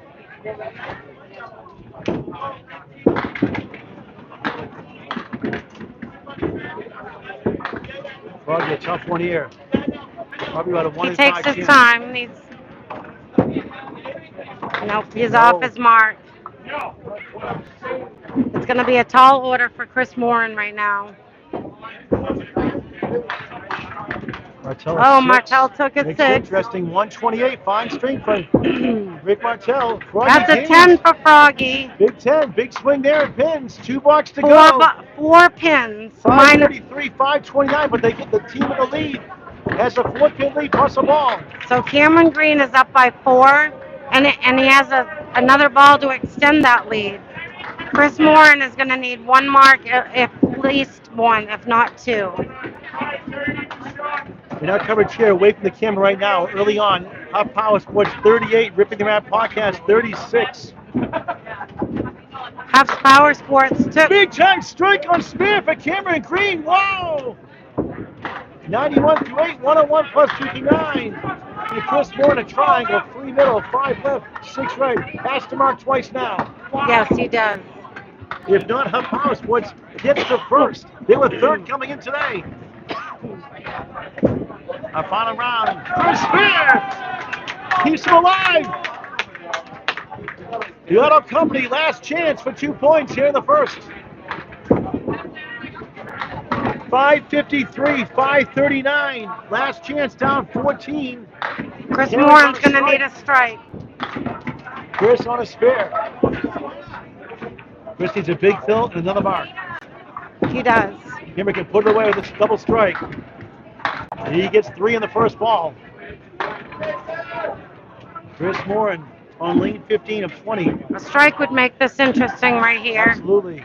Let's see what he can do. He gets 7. That's a good ball. Wood between the 3, 6, the 10 to the right. 118 through 9. Six points, but That's the pins down now. 6 Cameron points. can extend it. Yes. Second ball on the strike. We only get 2. It's a 5 fill. Makes it interesting. 8 points. Chris needs this mark. 106 through 9. Moore needs to get it to stay alive for first place. Can he get it? He does! Clutch! 121 of the ball. It's up. Depending on what Cameron gets, it's going to tell us what we need, what Chris needs. This is Unbelievable. interesting. Big pin. He takes 9. He's not gonna make it easy. Big on check mark All there. right. He gets a 115, 567. They can't win it. Last chance, cannot win it. How They did need a that strike happen? competitive 1. So Top Power Sports in first place by 1 point. Wow. This is one the total 3. He gets a 124. And last chance, They lost by 8. went from second to first, back to second. 567 to 559. Wow, wow, wow. Let's get back to our coverage here. And now Huff Power Sports, 10-0 today, the new #1 seed in Division 2. All right, here, you take this for a minute. Chrissy got 2 spares in a row. Let's get cut up here in our coverage here now. We're away. Huff Power Sports and Ripping the Rack podcast. Paul Grant, Michelle Atherton at the 1710 Sports Center in Augusta, Maine. What a great place to bowl. Great ownership of Mark Samantha Carrier. And Slices, Pizza and Wings. And a full bar as well. Thanks for watching all weekend long. Here's the Coastal Crusader, Brian Atherton, co-host of Ripping the Rack podcast every other Monday with Tim Matero and Calvin Locke from Canada.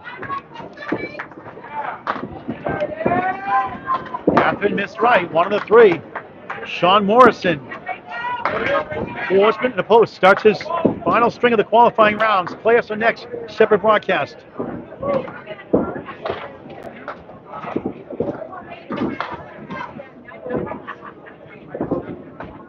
Atherton missed Rennie.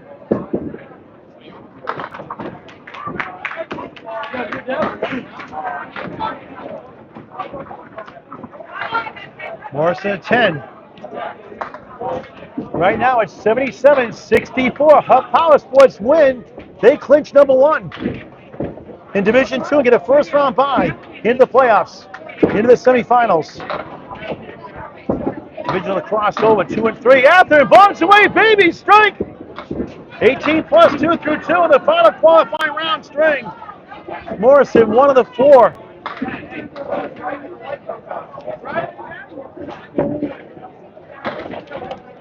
For a spare. No! Helicopters away.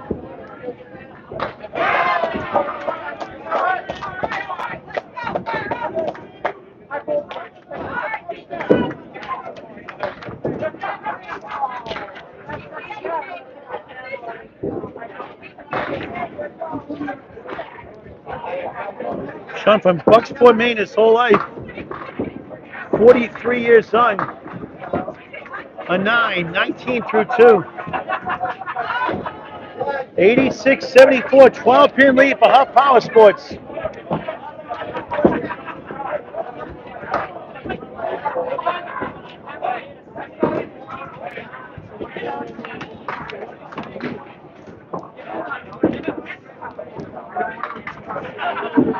Jason Gothia, the hero of the first string, 148. First Merrill, look for a big comeback here. He's in the pocket for 7. 2-4-7 chance. String 2 of 2. Round 7 of 7. JB3. Got a lemon drop last thing also, but Candlepin for chance of $1. No. No.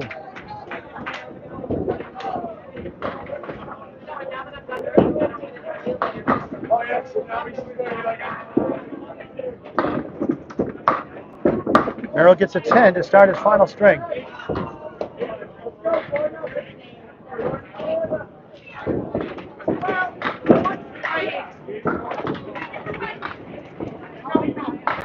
JB takes a 9. 2 marks to 1 for Ripping the Rack podcast on the right. They're down 11 right now.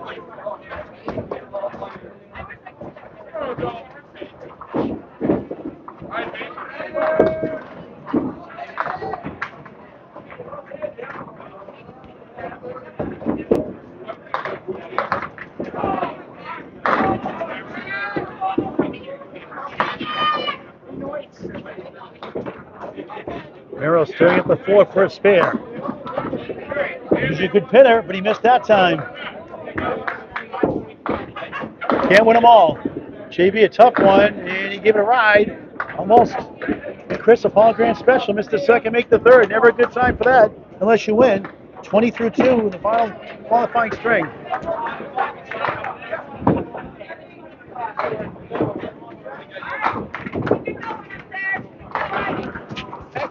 Disclaimer.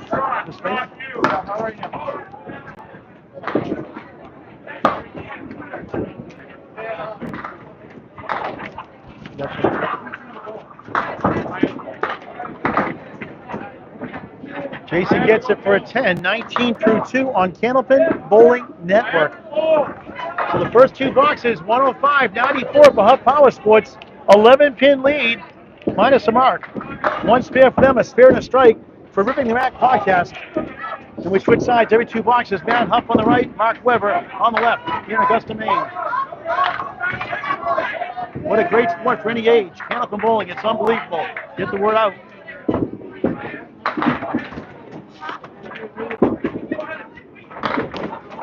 Huff with 5. Has spare 2 9 boxes. Weber had a 9 and a 10. He rolls 7, 1, 2, 4.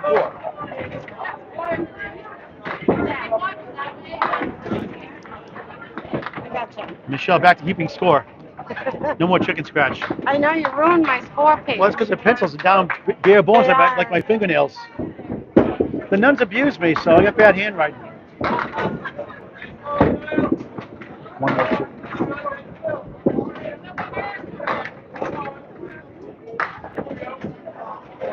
Each of the 10. Huff 31, Weber 29. It's 11-pin lead for Huff Power Sports, minus a mark.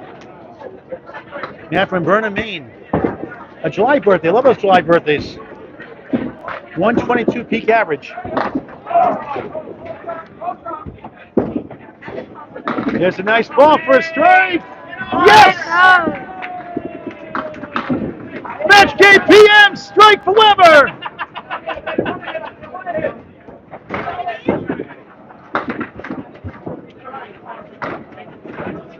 That's Weber's first mark of the game. 41-39. Huff 41, Weber 39, each on strikes. 11-pin lead still.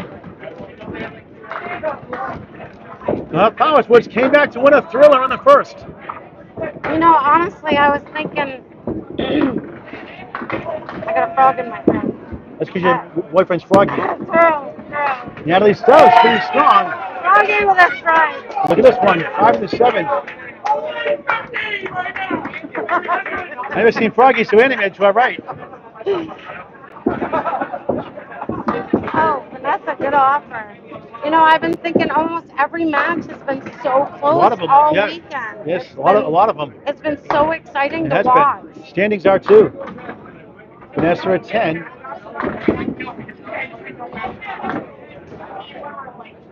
All right, Michelle, want to take over play-by-play again? Sure. I'll do the 5th and 6th. Yeah. I'll check out the scores in the meantime. Michelle, you really stressed me out eating that last pretzel. You're baiting me to eat that. You better eat that. No, I think you can have it. Vanessa is right in the pocket and has a terrible lead. She had a couple drops, not so bad. Natalie's got the 1, 8, 9, 10. Vanessa 6, 9, 10.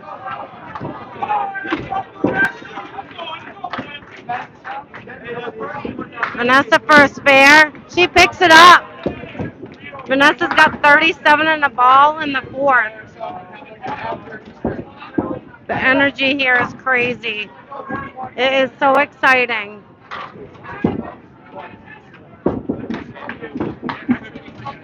Natalie takes a 9, 35 after 4. All right, coming up is Amanda Label and Christy Hapworth. They're both on a spare. Christy has got 2 in a row. She's looking to extend it. It's 145 for Huff's Power Sports, 132 for Ripping the Rack, 13 pins. Christy's bonus ball just misses the mark and she gets 5. Amanda also misses, but she's going to get 7.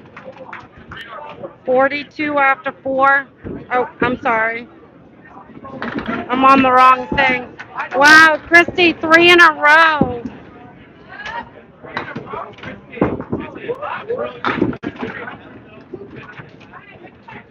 $44 and a ball for Christy Hapworth. Amanda takes a 9. 36 after 3.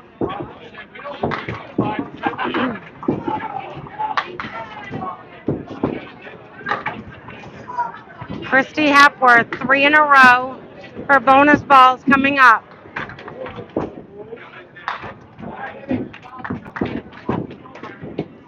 Right on the head pin again. She gets 6 on her spare. Amanda's on the head pin, 2-1 split. Christy Hapworth has 50 after 3. And maybe another one. Oh, wow, that should have taken the 10.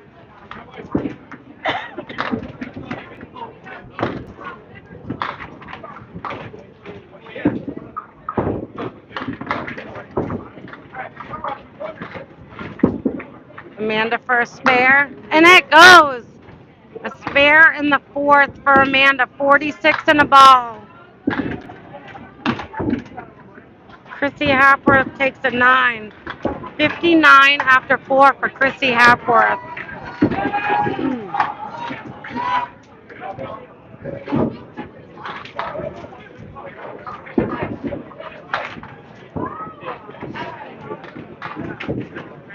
Sean Morrison has 19 after 2. And he throws 8 down. Brian Athern's on a strike. And he's looking for 2. He leaves the 2-8 left. He's got another ball on his strike. Morrison, oh, good offer. Brian takes 9 on his strike. 27 after 2 for Athern. Sean Morrison takes a 10. 29 after 3. All right, Michelle, things are tightening up here in the race. Team OK lost the first. They were up 24 in the second string. I'll get the official total of the overall. Freshies High Kick close up 8 in their match. Try to cement number 2, hopefully. Scotts Woodwork lost the first by 51 up 11 in the second. They're on life support now. Yes, I think they might. Are they? They can still get in, still but they in got to it? win outright. They're up 11 in Drywall Concepts. Have already clinched number 1 in Division 1. Al Jefe up 20.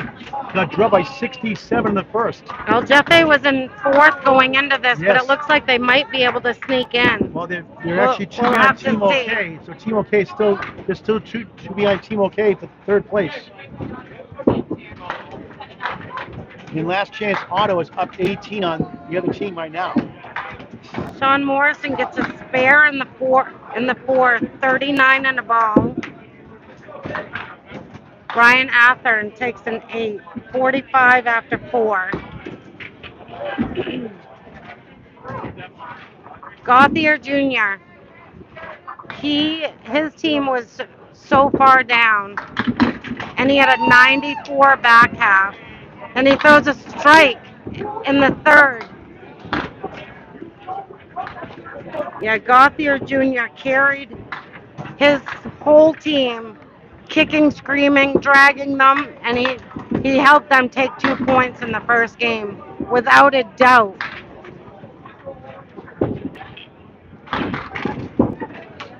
Chris Merrill takes a 10.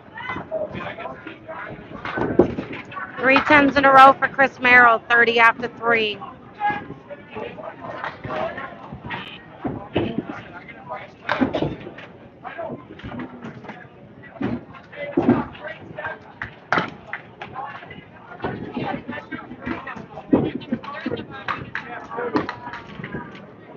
Gauthier Jr.'s on a strike. His first bonus ball leaves him the 1-7-10. And we are at 1-7-10 Sports Center in Augusta, Maine. Let's see if he can pick it up. Oh, he takes 8 on his strike, though. 37 after 3 for Gauthier Jr. And he takes a 9. 46 after 4. Chris Merrill. 4 10s in a row for Chris Merrill. Did you throw that left-handed?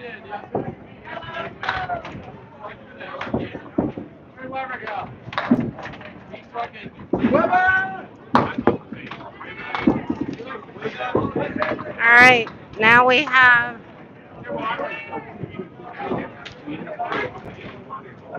Michelle, Team OK lost by 25 in the first, 608 Yep. to 583. They're up 28 right now, so they're 3 in the match. They need points. They do need If they points. get 6 points, they will clinch either second or third, make the playoffs. El Jefe lost the first string badly, 57, but they're up in this string by about 20 or so right now. It's still plenty of time early in the second. All right, both Mark Weber and Matt Huff are both on strikes. And last chance auto to rub 12, and that's a single-digit lead in the match for them. Now coverage here, Matt Huff's Power Sports wins. Oh. They get first place. Weber was going for a double. Good ball. Matt Huff's first bonus He had 4 ball. strikes last string too. He Right? was going for it also. Yeah, he did. Weber first spare on strike. Nope, he gets 9 on it.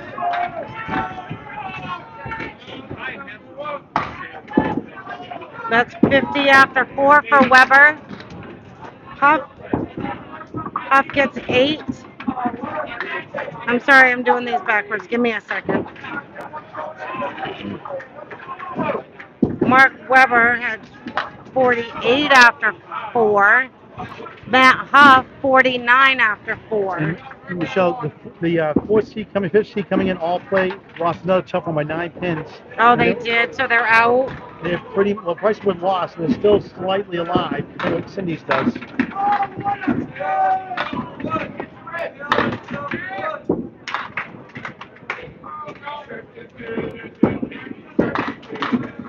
Huff is off his mark, and another 1-7-10. All right, so we have Last Chance Auto, who lost first place after that first game to Huff's Power Sports, is up by 10 right now on Troyano Waste. Weber, great offer, but the 6-pin doesn't go. And Cindy's the team that beat all play. The 4th seed beat the 5th seed, so Cindy has 28 points.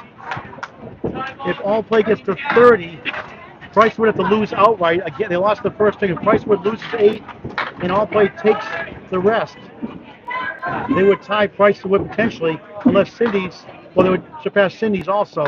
So it could be a 2-way tie for 3rd place in a 1-string rollout. So all play has a chance to get in? They have to win outright. Yep. They're playing Cindy. Cindy has 28 points. They got 24. If they get 6 points, 2 for the second string, 4 for total. So what if they'll get to 30. Pricewood lost the first by 50 pins or so. If Pricewood wins anything, then they're out. Yeah. Good ball by Vanessa. Coming in the first 3 teams. That's a 9 load on Vanessa's mark. 46 after 4. Vanessa had a rough first game of an 88, and she's making up for it right now. 2 in a row for Vanessa Huff. Always the running, and their team has the lead. They win the string. They clinch number 1 in the first round bye to the semis. 56 and a ball for Vanessa. Natalie takes a 9. 44 after 5.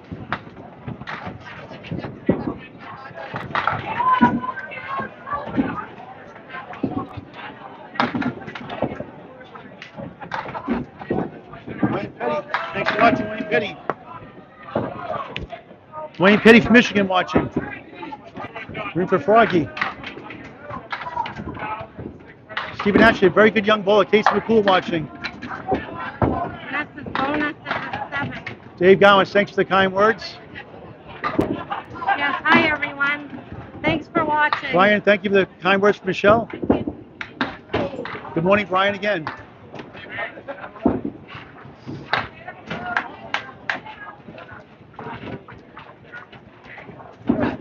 Jason Murphy watching. Scott Nichols, thank you for watching. John Senna, hello.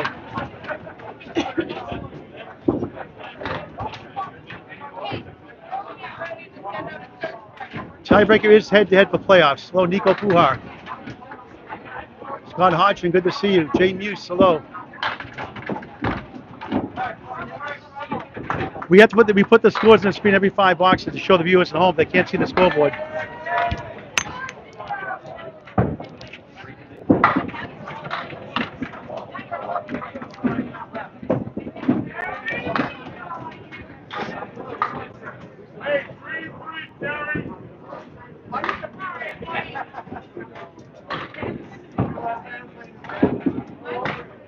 it looks like it's a 2-pin lead for Last Chance Auto next door.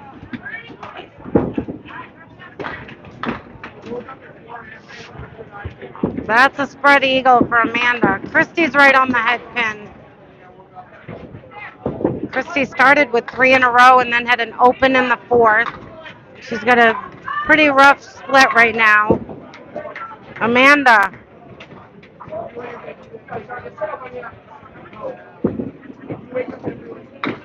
Oh wow, that almost it tried to reach. That was a good offer. Amanda takes a 7.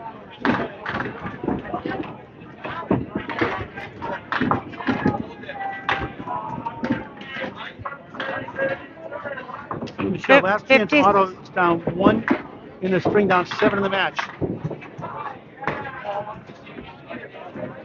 If they win the string, they can at least clinch number 2. Right. Yeah, and if Huff's Motorsports, Power Sports Wins, they happens clinch to, number 1. yes, there's a lot of things depending on what people do right It's now. an exciting finish. It is very exciting. The playoffs are 1-string matches. There'll be a separate broadcast after this one. Oh, Christy got a good break. She's got the 1-2 left with a plank in front.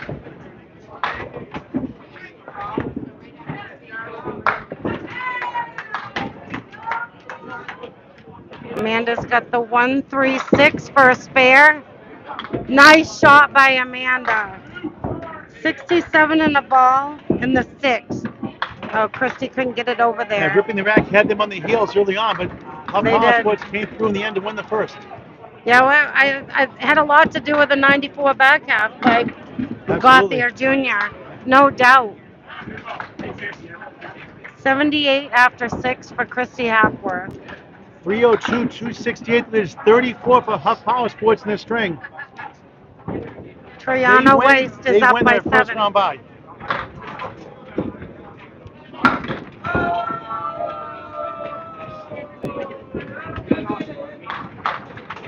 All right. They won the first by 13.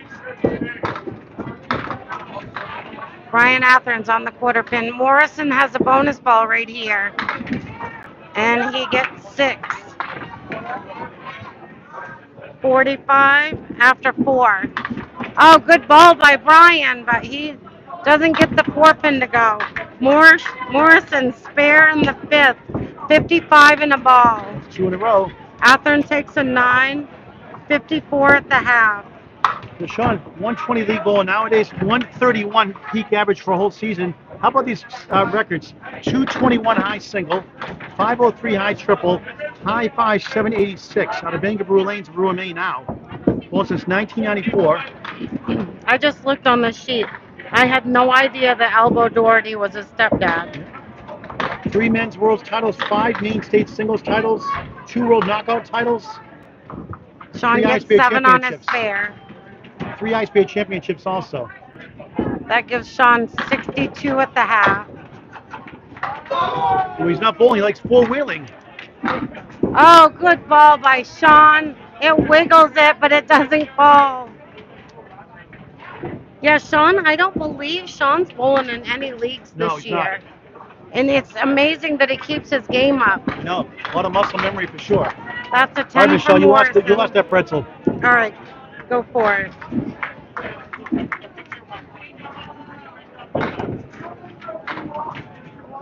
Brian Athern, 64 after 6.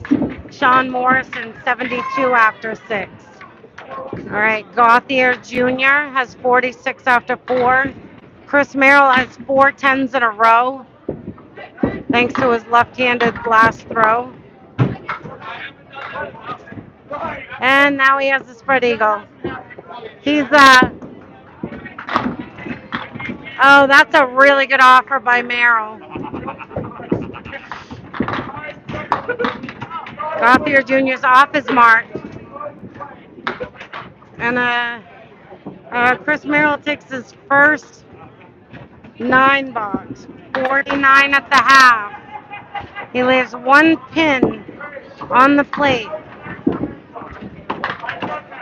Prices with flooring, Michelle, to the left, down 2 marks to 1. They trail by 9 just a moment ago. Oh, wow.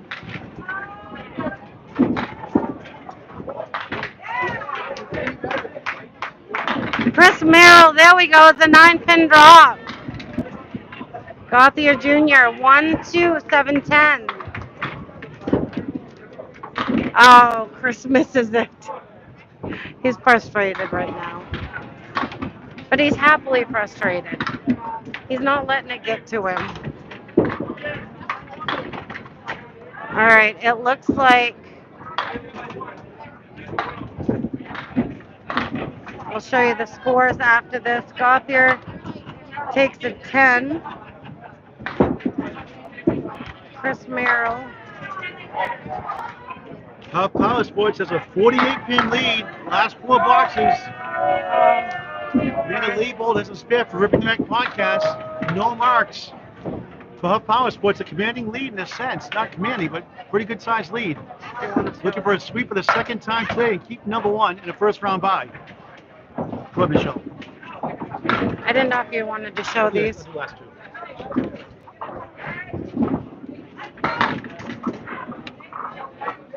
All right, both gentlemen missed the head pin. Last Chance Auto is down by 5, right next door to us. They need to take this game and total to clinch second. They were in first place before this game, and they lost the first game by 6. And Huff's Power Sports came back and won the first game, which put them in first. Matt Huff takes a 10. 77 after 7 for Huff.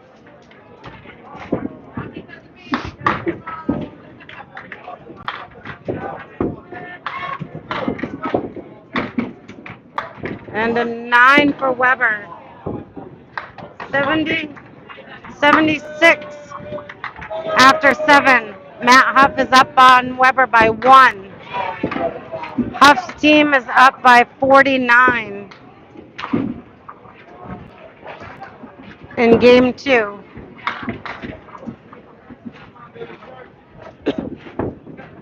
Weber, half Worcester.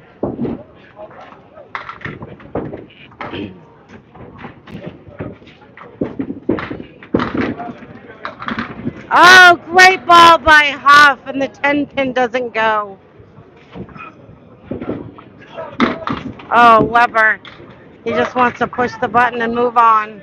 He's got a few to clean up, though. Huff takes a 10. 87 after 8. Wow, that is a great 10 by Weber. 86 after 8. Vanessa Huff is up 72 to 49 on Natalie.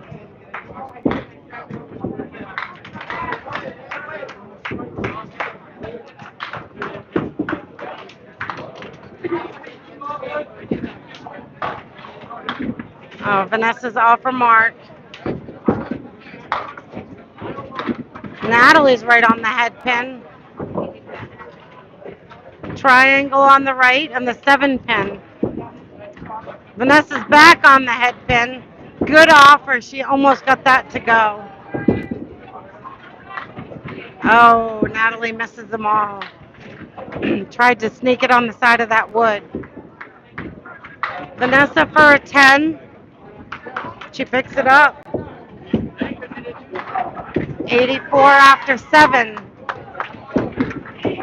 Or 80. Well, I got Vanessa's squirrel messed up. Sorry, Vanessa's 82 after 7.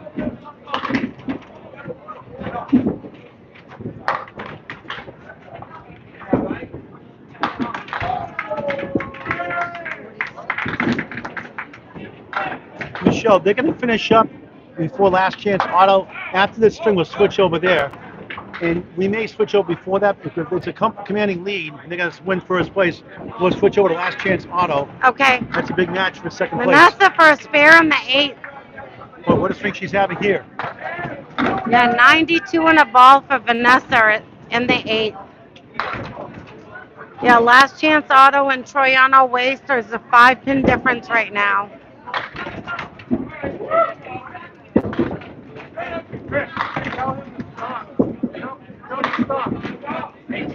Natalie takes a 9. 65 after 8. Your score. Score is wrong.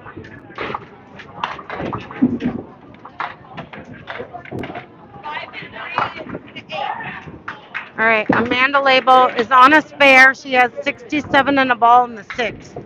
Christy Hapworth has 78. Christy's on the quarter pin. 1, 2, 7, 8 left.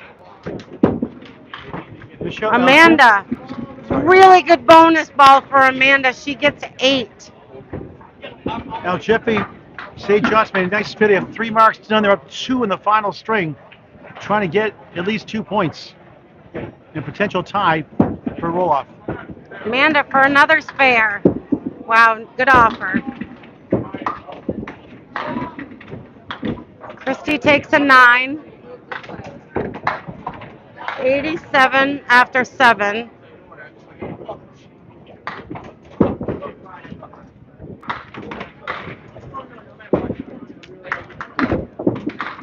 I think that's a 9 for Amanda. They're correcting it right now. Yep. 84 after 7. She's down on Christy by 3. Her team is down by 45.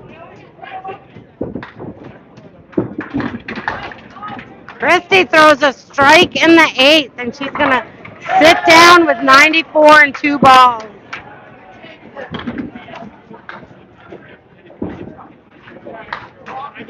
I'm sorry, 97 and 2 balls.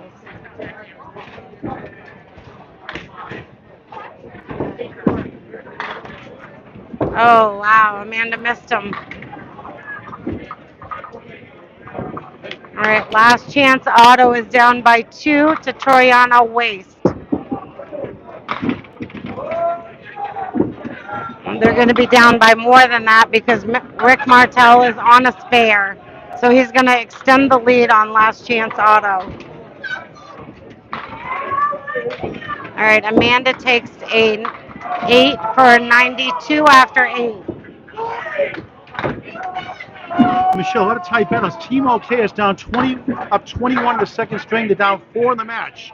Wow, that's a close And one. they're coming in tied with third for Freshy's high kick. Freshy's high kick is losing to not enough right now Wow. after winning the first by 41. Froggy Sear just picked up a spare.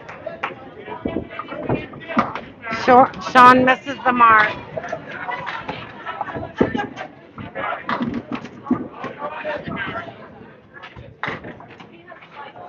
Did you know this before you married him? Oh, this is a 10 for Sean Morrison, 82 after 7. A 10 for Brian Arthur and 74 after 7. Again, stay tuned for extended coverage for Last Chance Auto. Trying to capture that second seed. It looks like now Huff Powersburg's going to clinch number 1 if this keeps up. Lemon drop. And we're just looking at Last Chance Auto is trying to clinch second place. They're up by 1 right now. That's a close game. I think we're going to smooth over in a minute, Paul said. It looks like this game might be out of reach.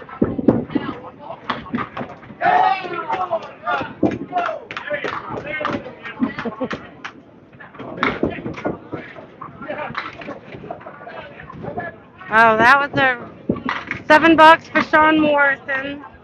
89 after 8. 81 for Brian Arthur.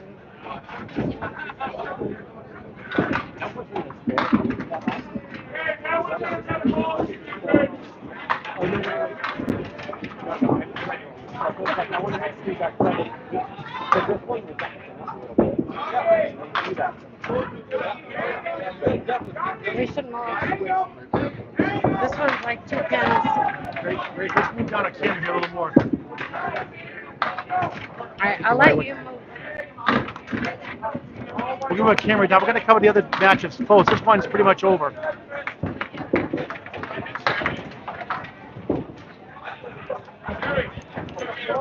Now it's a battle for the number 2 seed here. Michelle, take it away. All right, so we're gonna cover. It looks like Huff's Power Sports is gonna clinch.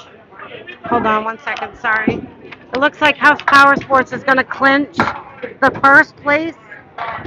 So we're gonna cover Last Chance Auto and Troyano Waste. Last Chance Auto lost the first game, and we are looking. They need to win these 2 points in total to clinch second. They lost the first game by 6, I believe. And you can see how close it is. 293 to 302.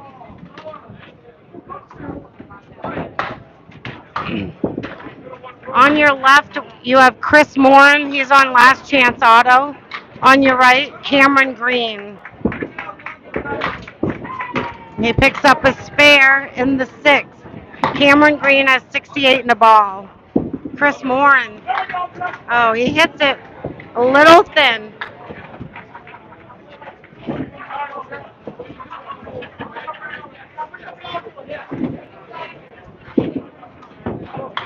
All right, Chris takes an 8. It's 301 to 303. Last Chance Auto's down by 2.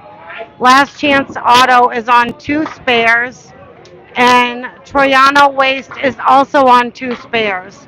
So it's essentially a 2-point game. All right, next up on your right is Reed Gagnon. On your left is the famous Rich Grassy. Grassy is on a spare.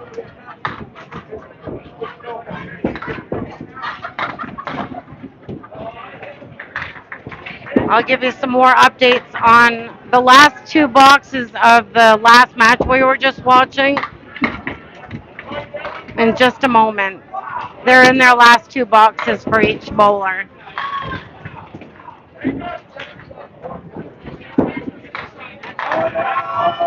Grassy picks up a spare on the 7th.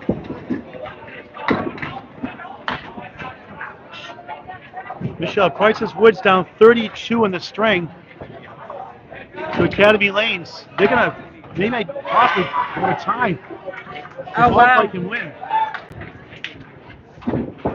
All right, so Troyano Waste is up by 11 right now, and Grassy just got another spare, so he's going to extend that. But then after that, Last Chance Auto has 2 marks to their 1. Grassy on a spare takes 9. That's going to hurt. 336 to 312, and all of a sudden it opened up a little bit more. Reed's struggling a little bit. Grassy takes 3 in a row spares for Grassy. Reed's got to clean him up, and he takes a 10. All right, next up we have Renee Skinner taking on Keith Miller. Renee bowls out of South Paris, Stars and Strikes Bowling Alley. Keith Miller bowls out of Old Town, Maine. Old Town Bowling Center. Keith Miller right on the head pin. He's got the 310 left.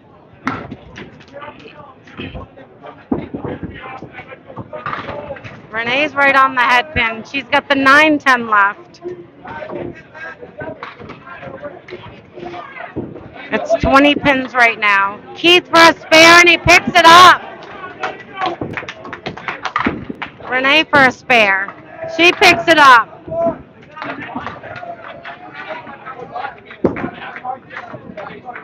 Keith Miller has 69 in a ball. Renee Skinner, 70 in a ball.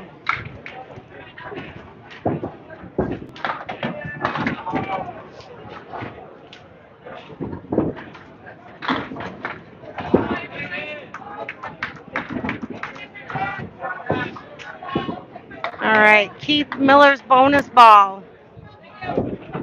He needs a bunch. And he takes 5. 74 after 7. Renee takes 2. Keith gains 3 more pins back from them. Renee has 72 after 7.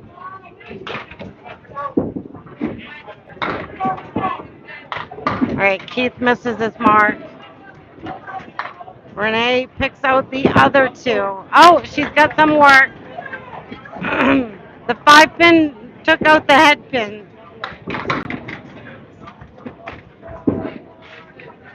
Keith Miller takes a 7. 81 after 8. Renee takes 8. 80 after 8. It's an 18 pin lead for Troyano Waste.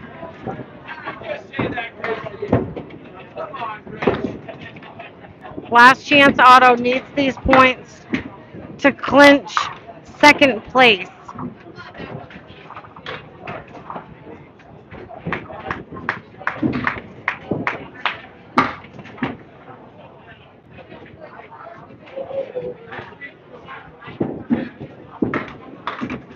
DJ Fry is on your right. This is Cole Fry's dad. DJ Trask is on your left. It's the battle of the DJs. DJ Fry has the 2. 710. Oh. Trask picks it up.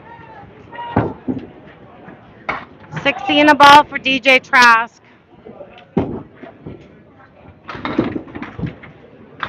DJ Fry picks up a 10. 64 after 7.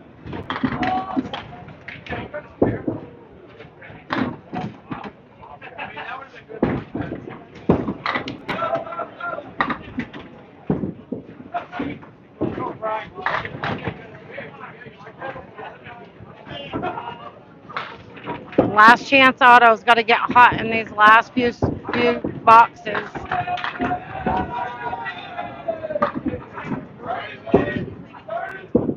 DJ Fry is right in the pocket. Strike for DJ Fry in the 8th. 74 and 2 balls for DJ Fry. Oh, that's a good ball by DJ Trask, and he put 7 on his spare. 67 after 7.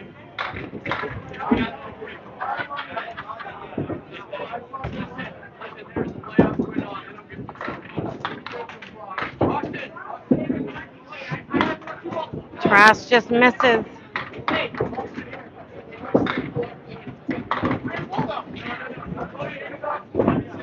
It looked like both of these guys, because we weren't covering the first part of this game, looked like they were both struggling. Trask takes an 8. 75 after 8.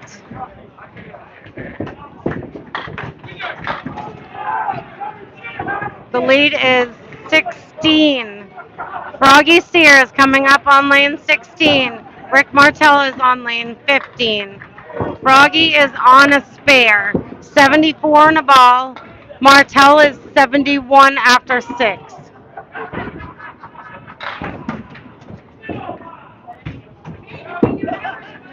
Froggy's right on the head pin and takes 9. That's going to take a chunk out of the... That is going to make things close. Martell's got the pack of 5. Michelle, we could have a possible 3-way roll-off on the left side of Division 1. Oh my gosh. Froggy picks up a spare. Charlie Collins, Team OK, is up 6 in the match with an extra hit with final 2 boxes for each bowler. Wow.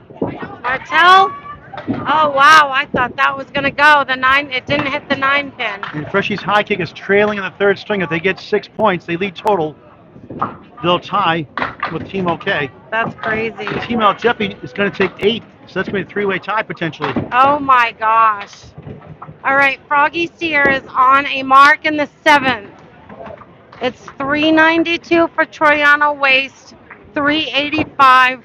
Froggy can take the lead right here for his team. Right on it. And it goes! Strikeout spare for Froggy Sear. If you didn't know already, he's my other half, so I might get a little bit excited about this one. 113 and 2 balls for Froggy Sear. He just took the lead. A little extra enthusiasm in your voice there, Michelle. A little biased there, I'd say, huh? Well, I can't help it. All right, Martel takes the 10, 91 after 8. So now it's Last Chance Auto 405, Troyano Waste 402. Last Chance Auto's up by 3, but Cameron Green is on a spare in the 6th. Pricewood Flooring swept lost the last match yesterday. They lost 8 today. They're down 40, about 39 the last string, down in total. If they lose 8, all play from Belfast, 45 minutes away from here, can tie him for third place in a one-swing roll-off. And we they're may have a 3-way roll-off on our other side. Oh, Chris Moore for a strike. Last Chance Auto's coming back with a vengeance. Boy, Chris has been Strike clutched for on the stretch. DJ Fry, John Froggy Sear, and Chris Moore, and all just got strikes. Chris has been big down the stretch the last few boxes each match.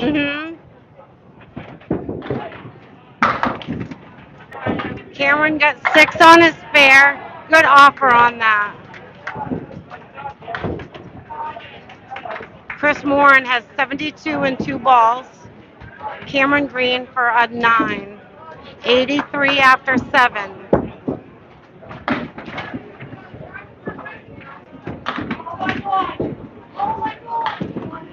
All right, over, just to keep you updated, we're in the last 2 boxes of Huff Power Sports and Ripping the Rack. Huff's Power Sports is up by 34. Chris Morin's on the quarter pin, but he's got another bonus ball. Cameron Green is on the head pin. 2-4-7 left for Cameron Green. He's got it set up pretty nicely. Chris Morin takes 6 on his strike. 78 after 7.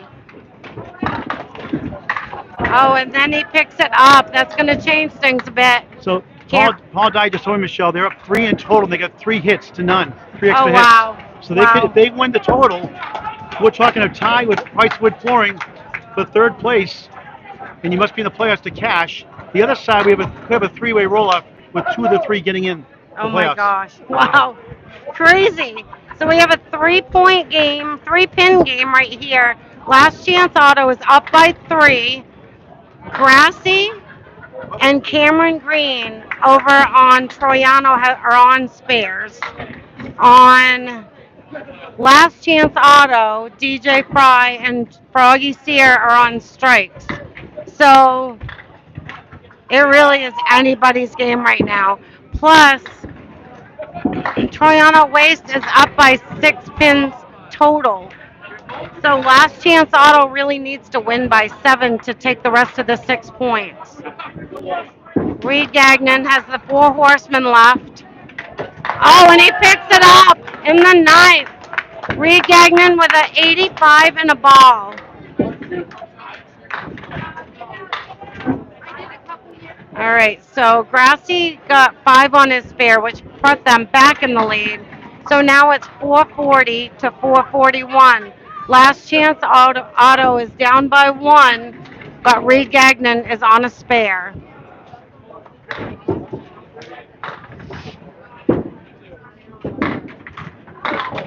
Reed gets 5 on his spare. That puts them up by 4.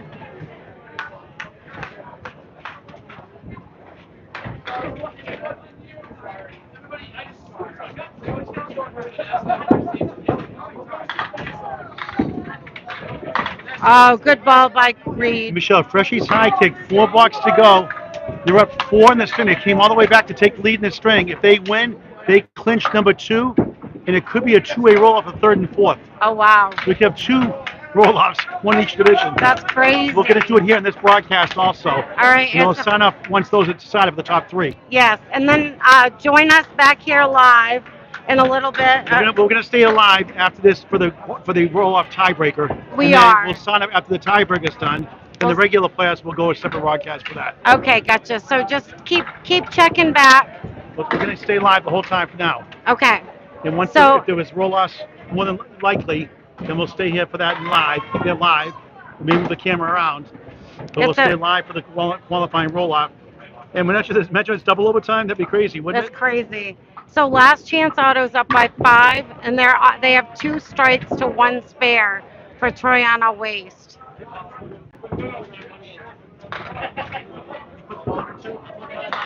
We're waiting for 15 to reset. We have Renee Skinner on your right, Keith Miller on your left. This is really, I wish we had a camera on every lane. This is so exciting. There are so many scenarios that could play out in the last few boxes.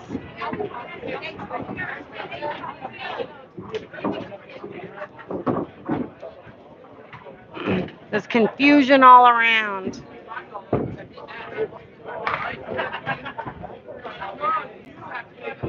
I really planned on keeping score and helping Paul out for a little bit, but he's having fun running around getting scores, getting information for all of you. So here you are. You got me. We're still waiting for a reset. Over on lanes 19 and 20, we have All Play Sports Center from Belfast. They're trying to claw their way into this playoff.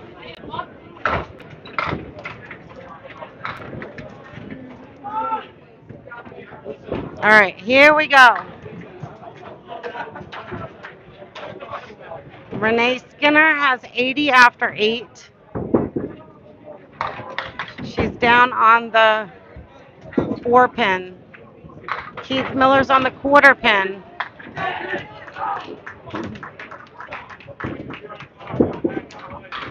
Renee back on the head pin.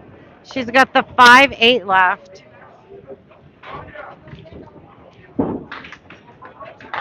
Keith Miller just misses. 1-8 left. Every pin is going to matter right now. Renee gets 8. Literally every pin's going to matter. Charity was the first one 6, 8. So they need to win by 9. They need to win by 9. Okay, I had it wrong. So last chance auto needs to win by 9 to win this game and total, which is 6 points. They are up by 6 currently. They have 2 strikes to the other team's 1 spare. Keith Miller's got the 4 horsemen.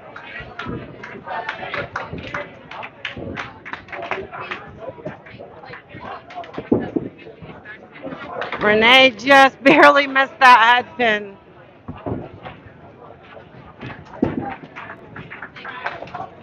Keith leaves the 1-3 every pin. It's easier for me to stand here and say that than be a bowler down there trying to get them, because I've been on the other end. Keith Miller takes a 10. He gained 4 more pins back. 10 pin lead for last chance auto. They're up by 10 in the game. They're up by 1 total. DJ Fry is on a strike. Go, Fry, come on.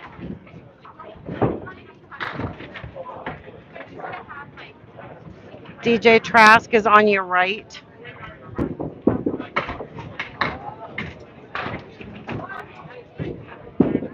DJ Fry's first bonus ball. 6, he's got another bonus ball. Oh, 5, yeah, sorry. Michelle, looks like we're going to have a one-swing roll-up in Division 1 with El Jefe and Team OK. Oh, Santa Fry! That might have been Charity Fry you could hear down there.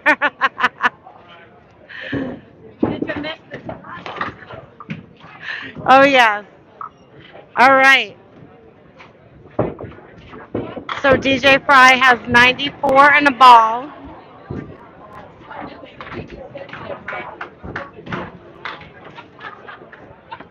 They need to win by 9, and they're currently up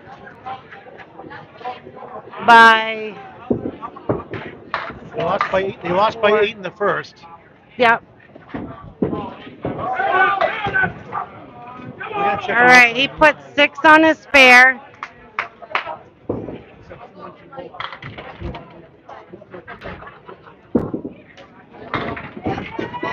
All right, DJ gets a spare. They're not going to go down fight without a fight. DJ Fry just needs to pick pins.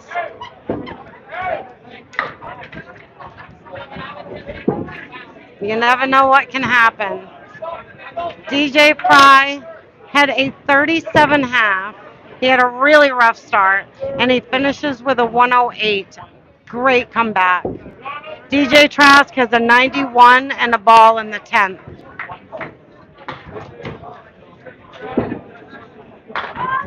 Oh, and he dumped. That's going to be rough. Oh, that's so 18 pins. Last Chance Auto is up by 9 in the game. I'm sorry. They're up by 18 in the game. They're up by 10 in the match. John Froggy Sear is on a strike. We also have to remember on the other side, Cameron Green is on a spare. Froggy's first bonus ball. All right, he has another bonus ball. If you could see my face right now, it's all screwed up.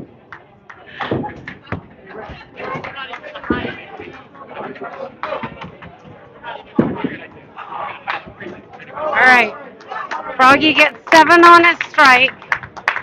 That gave him 120 after 8.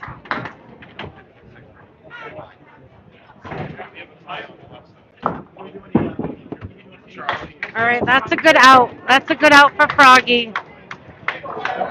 129 after 9. Rick Martel, 98 after 9. 27 pins. Last Chance Auto can clinch second place if they can keep this lead. They're up by 27 in the game. They need to win by 9 to clinch total. Froggy's got a good setup. Martel's got the 5-7.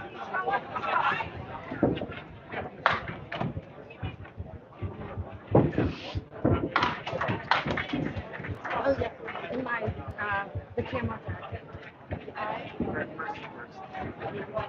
Oh, Martel misses left. Froggy picks it up. That might do it. 139 and ball.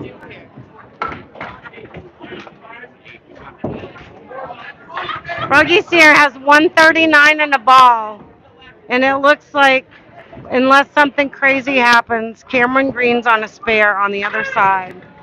He's going to need some strikes. Michelle, all play from Belfast, Maine. 17 pin lead in total. Heading their final 10 boxes. If they win a one-string roll-up prices with flooring, we ought to have El Jefe and Team OK a roll-up over the other side. So 2 divisions, each with 1 roll-up. Oh, this wow. is wild. So Yeah, we're going to keep it here on this side. Froggy finishes with a 146, and he gives them a 35 pin lead going into the So last we haven't covered 2 this side boxes. as much as we were on Division 1 yesterday. We're going to stay at Division 2. Now that where we are, we'll move the camera around. Okay, perfect. Honestly, it's too bad I didn't bring my tripod because I could have done one and you could have done one. Cameron Green's on a spare. He's going to need strikes. He gets 4 on his spare. I think that clinches it for Last Chance Auto. And then we're going to stay live. We're going to have to move around a little bit, but we have We have one string roll-offs that are going to be going on for wow, both divisions are gonna have one string roll-offs. But in this game we're watching right now, Last Chance Auto is gonna clinch second place. Triano Waste kicked them out of first by winning the first game, and it let Huff's Motors Powers. Sorry, I keep saying the wrong thing. It left Huff's Power Sports. It gave them the opportunity to go into first, but Last Chance Auto is going to take 6 points. We'll clinch number 2. We have a one-string roll-off if all play can hang on. So Price's Wood survives, even though they lost 16 points today. So All Play, it looks like they're up by 28 right now over on the right. It looks like we've clinched this one. They were down 9 after 1, though, don't forget, too. Oh, so they need to win by 10. 10 to make a one-string roll-off. And they're up by 32 right now. So they're up by 32 in the game, and they're up by 22 in the match. 24 in the match, right? Okay. Yep. So we're gonna have a roll-off Team OK and Al Jeppe for the winner gets cash into the playoffs. So we're gonna stay on. We're gonna go to lanes 9 and 10. We'll plug in for power. Okay. We're going to lanes 9 and 10 for the roll-off here in Division 2. And hopefully, if all play survives, we all play, and then Price's Wood. If not, if all play somehow loses, we'll cover Team OK Okay. and Al Jeppe. All right.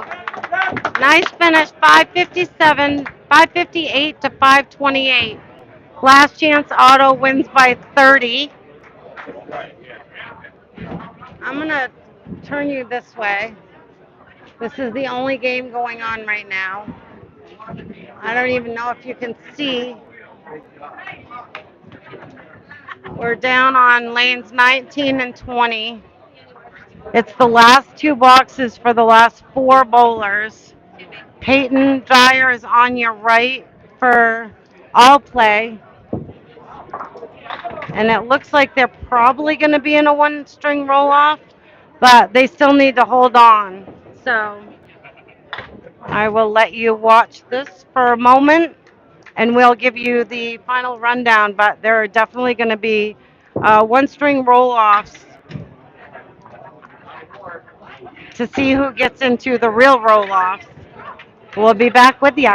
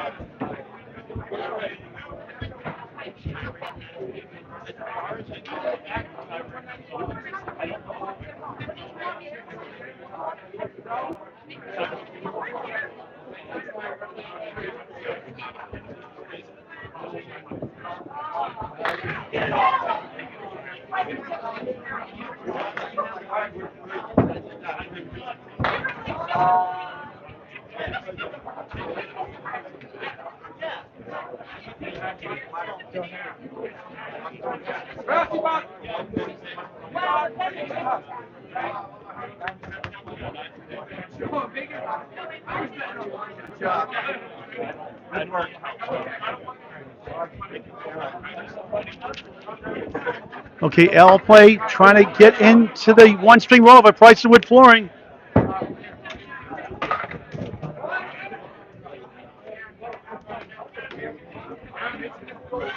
We'll keep the camera on now. We'll give you an audio update in just a moment.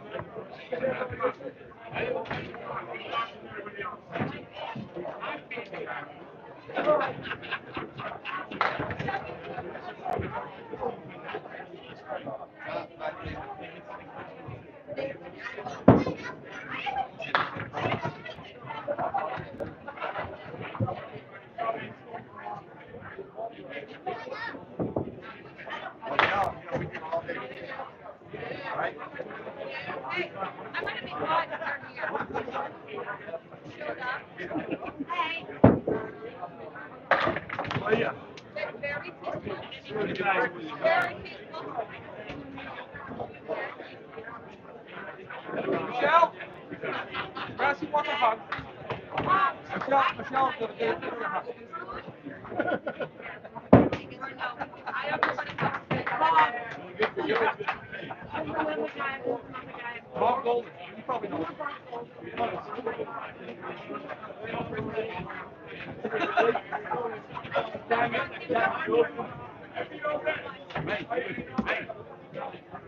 You doing this? What's that shit, huh? Back down this way. She said I should have been here yesterday. You guys are really, Yeah, I know. really good. I know, but I First record. I saw that.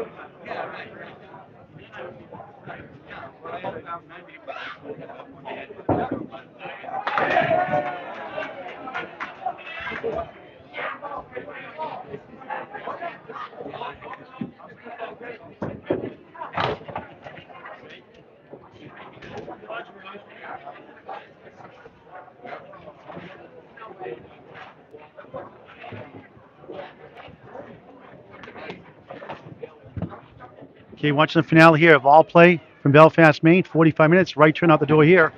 They're trying to get into that tiebreak with Price Wood Flooring, who faulted the last 3 shifts. There, Al Nelson. Oh, it's a big time bowler when you need it most. He is Hall of Fame eligible.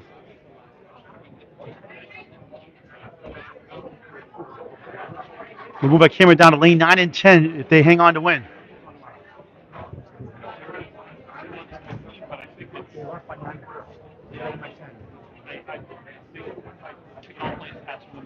Yes.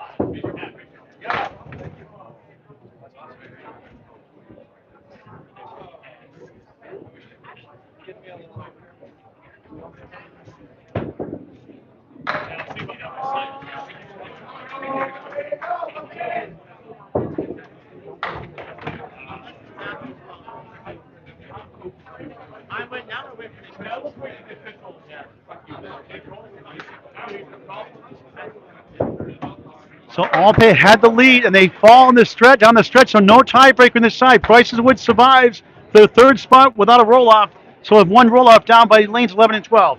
Next on Candlepin Bowling Network on YouTube. Well, then I have a whole. No tiebreaker down there.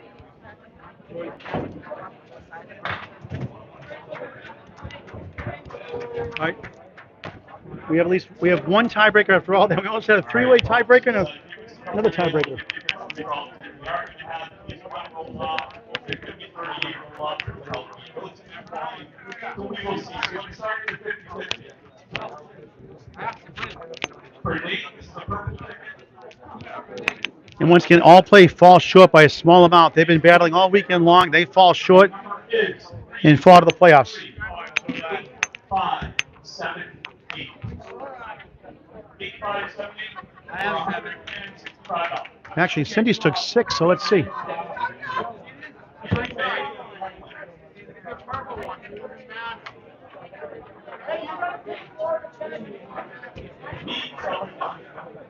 Alright, give yourself a minute, we'll get the results in, we'll get the high schools beat out, we'll get the roll-off started, and go from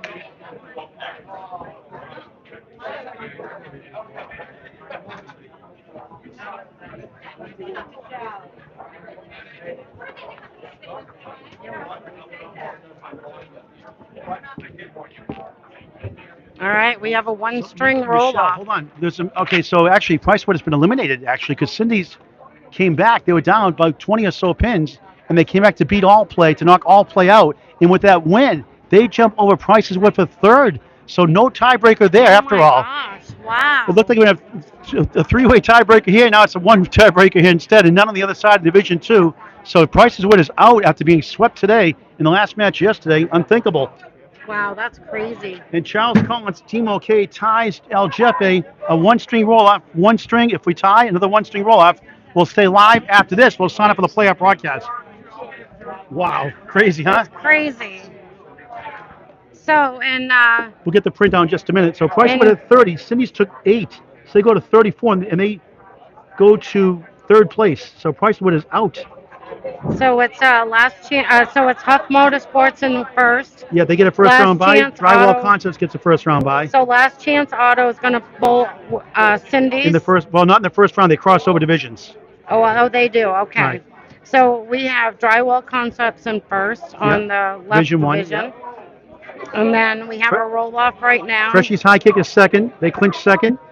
They came back to win that third string to get second place. Team OK took 6. El Jefe lost 8 earlier. They came back to take 8 back to tie Team OK. So third and fourth rolling off for the third spot in the playoffs.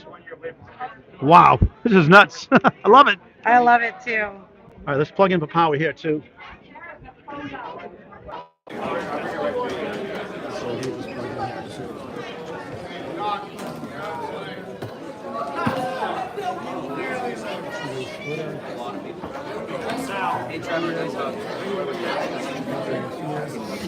I was like, she's here. And he was like, where the fuck is she? Now we know. Two. All right, so stay tuned for the one-string roll-off next. Then we'll sign up after that for the playoffs. Sarah had no clue you were doing today. I'm really trying to focus, man. I'm trying to get a picture of this.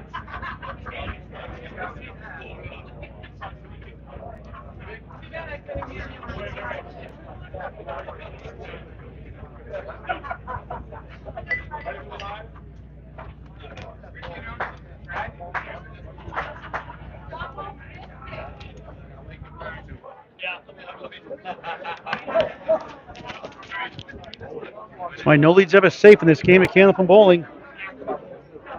You got to feel for all play. They fall short. Bryce Wood goes from first place today, and they finish fourth. So 3 divisions, 2 divisions, 8 teams, 3 make the playoffs. Division winners get a first round bye. We'll get the update from Samantha Bryant in a moment. And we got extended coverage here. So it's round 8 of 7, you could say, Michelle. It is, but And it's exciting. And we'll sign up after this broadcast for the playoffs.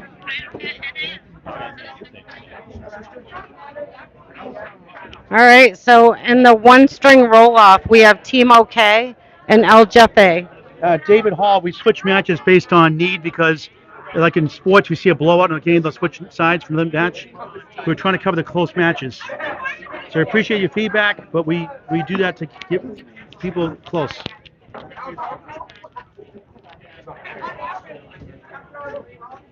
Thank you, Michael Steves from Calgary, Alberta, Canada. Thank you, Ronald, watching from Florida.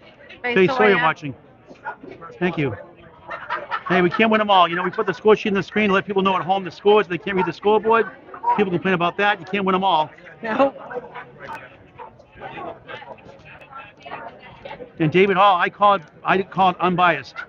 Michelle was rooting for her boyfriend Froggy. We admit, but that's okay. We tease about that one. And honestly, we do this for fun. We do this to showcase the bowlers. Yeah.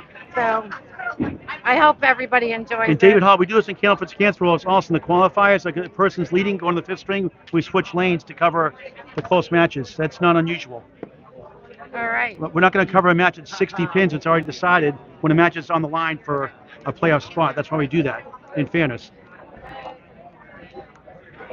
Can't win them all. All right. So we have. This is Augusta, Maine, 1710 Sports Center on Candlepin Network. Paul Grant with Michelle Atherton. Michelle, I'll do the first two boxes, you do the next two, and yada, yada, yada, okay? Sounds great. We're not going to have to jump around. This is the only match right now. Right, we thought we're going to have a three-way roll for Division 1 and a two-way roll for Division 2, and there's only down to one after all that. Thank you we have people watching all over. We have people in Florida, Canada. Yeah. And a couple of hecklers as usual. Yeah. Florida has to watch this to get their Candlepin fix. I heard a rumor that somebody was potentially looking at starting a Candlepin bowling alley in Florida. I don't know if that will ever come to fruition, but that'd be kind of cool. I know that Evan Rives is trying to do that down the road. Well, that was what I was getting at, but I didn't want to say it. That's not official. He's trying to. But it's, the biggest problem that Candlepin bowling alleys are having is getting the equipment. That's right, because it's so old. Well, it's kind of like the VHS Betamax days at Radio Shack back in the 80s and 90s, where the Betamax is higher quality, a better product, but the VHS was cheaper and it won outright. And kind of like the VHS and the HD, the DVD and the HDD. DVD won better prices, but I don't know. That's kind of like Candlepin. The pins last longer than 10-pin pins get replaced every year. Candlepins go, what, 10, 15, 20 years? Oh, absolutely. So they won't get the return revenue, so yes. They kind of lost its way in that. Yeah, I mean, a lot of people said a few years ago it was a dying sport, but I will say that it's come back with a vengeance. I think the streaming helps. I think the awareness helps. I think you've done a lot to help that. It's brought awareness to a lot of people. I know in our small area in Maine, people are getting out and doing Candlepin bowling when they never would have. You mean they've never had coverage like the last 3 years much, have they? Last 3 years. Once WABI went away, I love coming to Maine. The Maine bowlers and the owners, the center owner, have been great to me, and I appreciate that. And great to the Candlepins for Cancer charity, which has now paid $84,000 out and close to $10,000 this year. So thank the centers like Paul Dyer, Candlepin bowling, Mike Walker. Candlepin bowlers are very generous people. Yeah. Very generous. Especially in Maine. Maine is really awesome job. We're all helping. We're all doing a good job. But Maine, I want to give extra kudos. They've been really terrific. Russ Neely Jr., even Westport, Lanes, Westbrook, Maine helped out. All right, our one extra playoff match, play-in game. We call it play-in game next. Louisville, Kentucky watching. Thank you, Brian.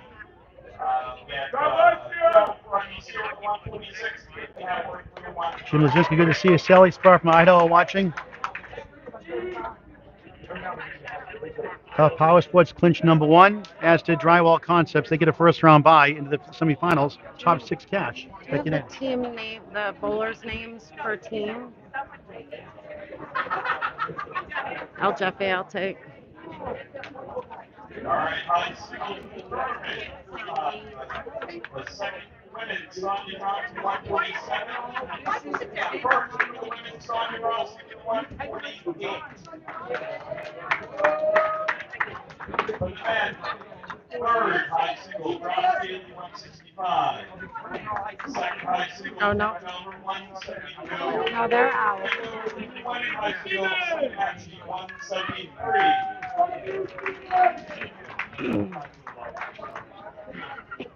They're handing out some high scores, and then it looks like we might be able to start the one string roll off to see who gets in and who is out.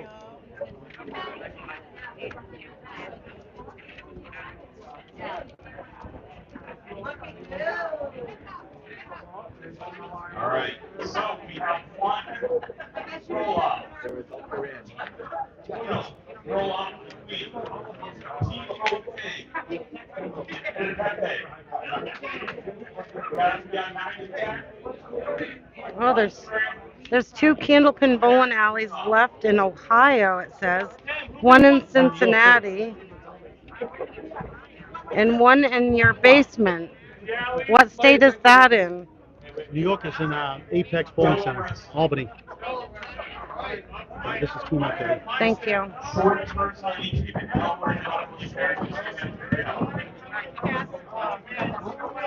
All right, so the one string roll off should be coming on our board soon. We have Team OK that has Charlie Collins, Danny Finn, Matt Taylor, Mike Nardone, Troy Fournier. And then we have El Jefe, which I just saw. Hold on. I have Team OK. I need El Jefe. Right here. I got it. All right. On Team El Jefe, we have JT. Brian. Justin Linus. You have JT, Justin Thomas. Officially, he likes to be called JT. Okay, gotcha. Jeff Champagne, Jeff Bugia. You Hey, got it. see, I finally got to Or if you're not redeem when in doubt, myself. Jeff B. Oh my gosh. Just don't, Okay. just don't call him Jeff Bug. Sage Johnson and Ben. Sonia Johnson and their mother Mario Johnson, a tremendous bowler. Oh, very, very tremendous. And Ben Thermopolis. Thermopolis. Yeah, All right, I'm like glad Metropolis, you're here. Thermopolis. If not, say Ben T. Or Benny. All right, I get to redeem myself on the Jeff Bugia. Say it 3 times. Put 10 times the board. Thermopolis, Thermopolis, Thermopolis. I got it wrong last time, so. Well, they're going to have a lot of people for a cheering section behind them. And this is not the playoff. This is a playing game to get in the playoffs in cash. And while we're waiting, here are the playoff payout scenarios before we start here. As we're ready to get underway in our playing game. After this one string roll off, we'll sign up. Get ready for the playoff matches. So $4,000 for first place in the 560 tournament here, sponsored by Ripping the Rack Podcast, Drywall Concepts, and Candlepins for Cancer. $2,000 for second of the team to split, $1,000 for third and fourth, $500 and $500 for fifth and sixth, $9,000 total payout, including 50-50 raffles today. Give or take. And I think we're ready to start. Ben Thermopolis on the right, Mike Nardone, not clone they call him, on the left. I know that guy.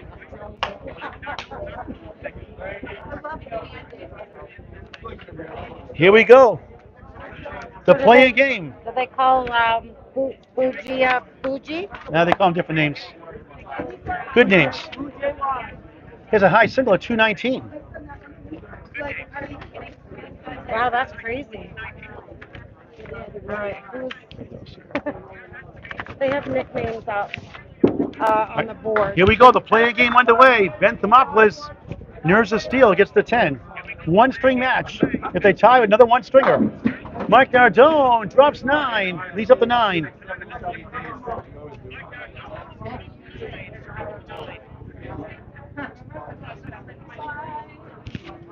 Ben trying to bounce back, goes right, has the 1, 4, and the 8. 8 in the back, middle, left. One string roll off to get in the playoffs. Nardone spare, good start.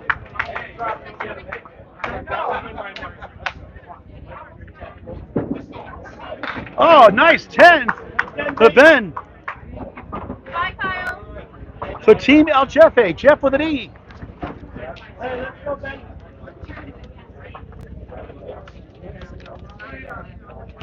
What are they bowling into? All right, second box, first string, one string, playing game. 8 teams each division, Division 1, Division 2, first division winners Division winners get a first round bye to the semis. And bombs away, baby! Strike! Thermopolis strike. Nardone 9 in the spare. 19 through 1. This is going to be fun, Michelle. It is.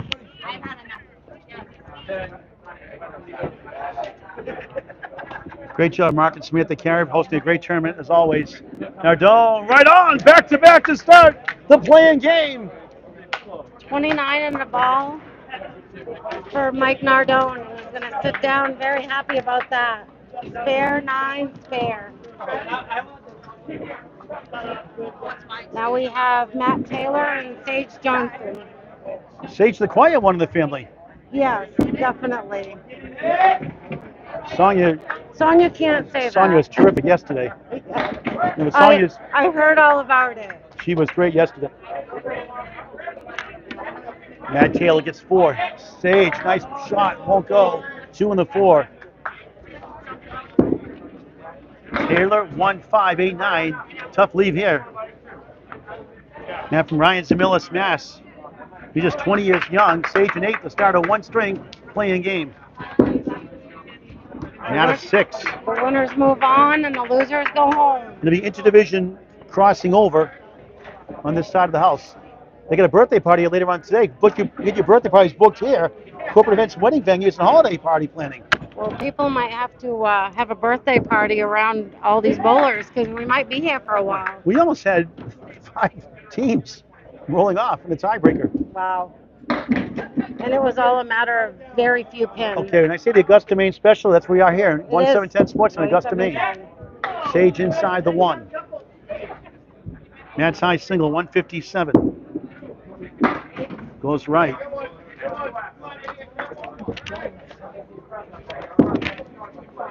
Sage going for all 3, gets 1 for a pair of 8s. High single, 156. Averaging 106 and change. Taylor an 8, 14 through 2. Early on, 43-36. We got Danny Finn against Jeff Bugia. Or as his shirt says, Bougie. Team OK has the lead by 7. 1 mark for each side. Third bowlers. And Michelle's favorite last name on lane 10. I crucified it last week. There's a nice ball, 9. 9-pin holds. Here's Danny Finn, the commissioner of the Atlantic Candlepin Single Store. And out on the Bear does a great job. Oh, Ryan Millis. Unbelievable. His contribution to Candlepin bowling is really huge. Bonus coverage before the playoffs on a separate broadcast. Right on. Stuck between the pipes. Finn, good try. 5 and the 10, hold. There goes the 10, rolling to the 5, a little tap. Not enough on it. Couldn't find electric charging station, none available.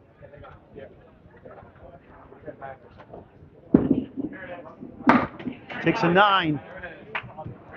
Tight early on, 52-46 each side with the mark. A touchdown lead for Danny Finn's Team OK. Charles Collins, the Terminator, up next, followed by Troy Fournier, JT, followed by Jeff Champagne. They call him Sippy because of champagne. Oh, that's funny. Brian Behringer, good to see you from Canada once again. Karen Jeff Cutting, hello. Jeff 6 in the fill, 16 through 1, 1-string match. Finn, pocket shot, he gets 2-2 split, 2-4, 6-10. He won an overtime thriller against Jordan Britton, the Candlepin Cancer.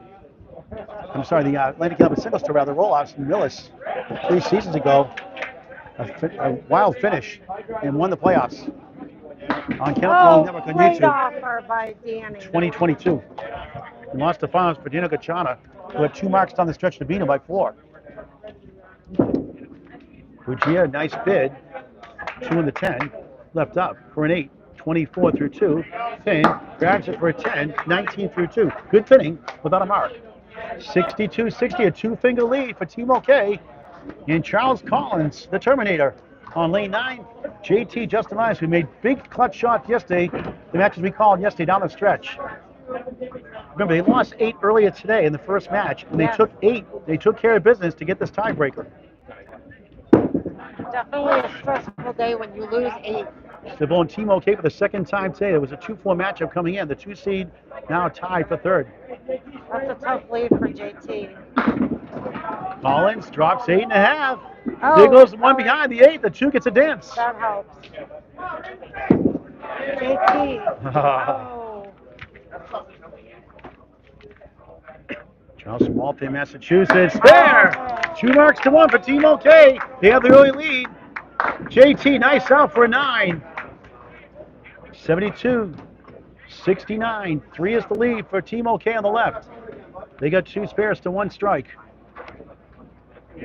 Charles, the younger brother of Hunter Collins, twins.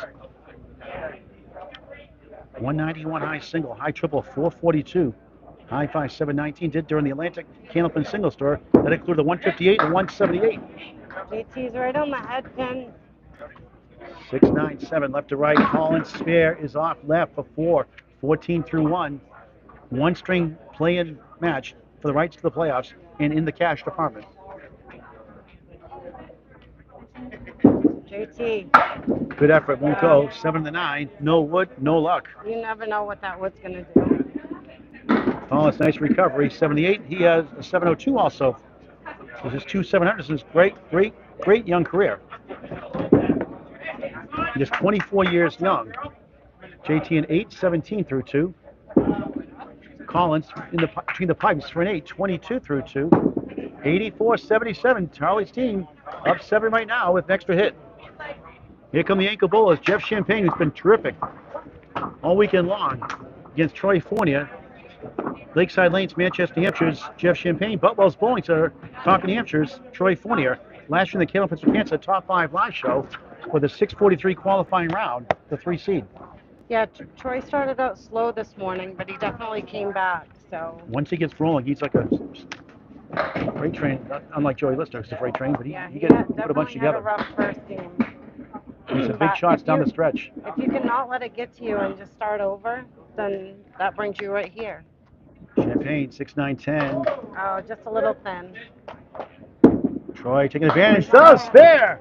3 marks to 1.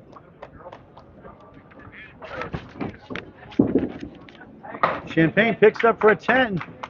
Michelle will call the 3rd and 4th boxes in the 7th and 8th.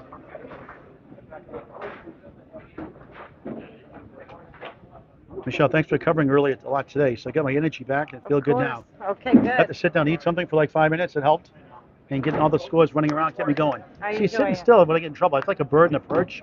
If I was a bird in a perch, I'd be the first one to fall off. Champagne 3.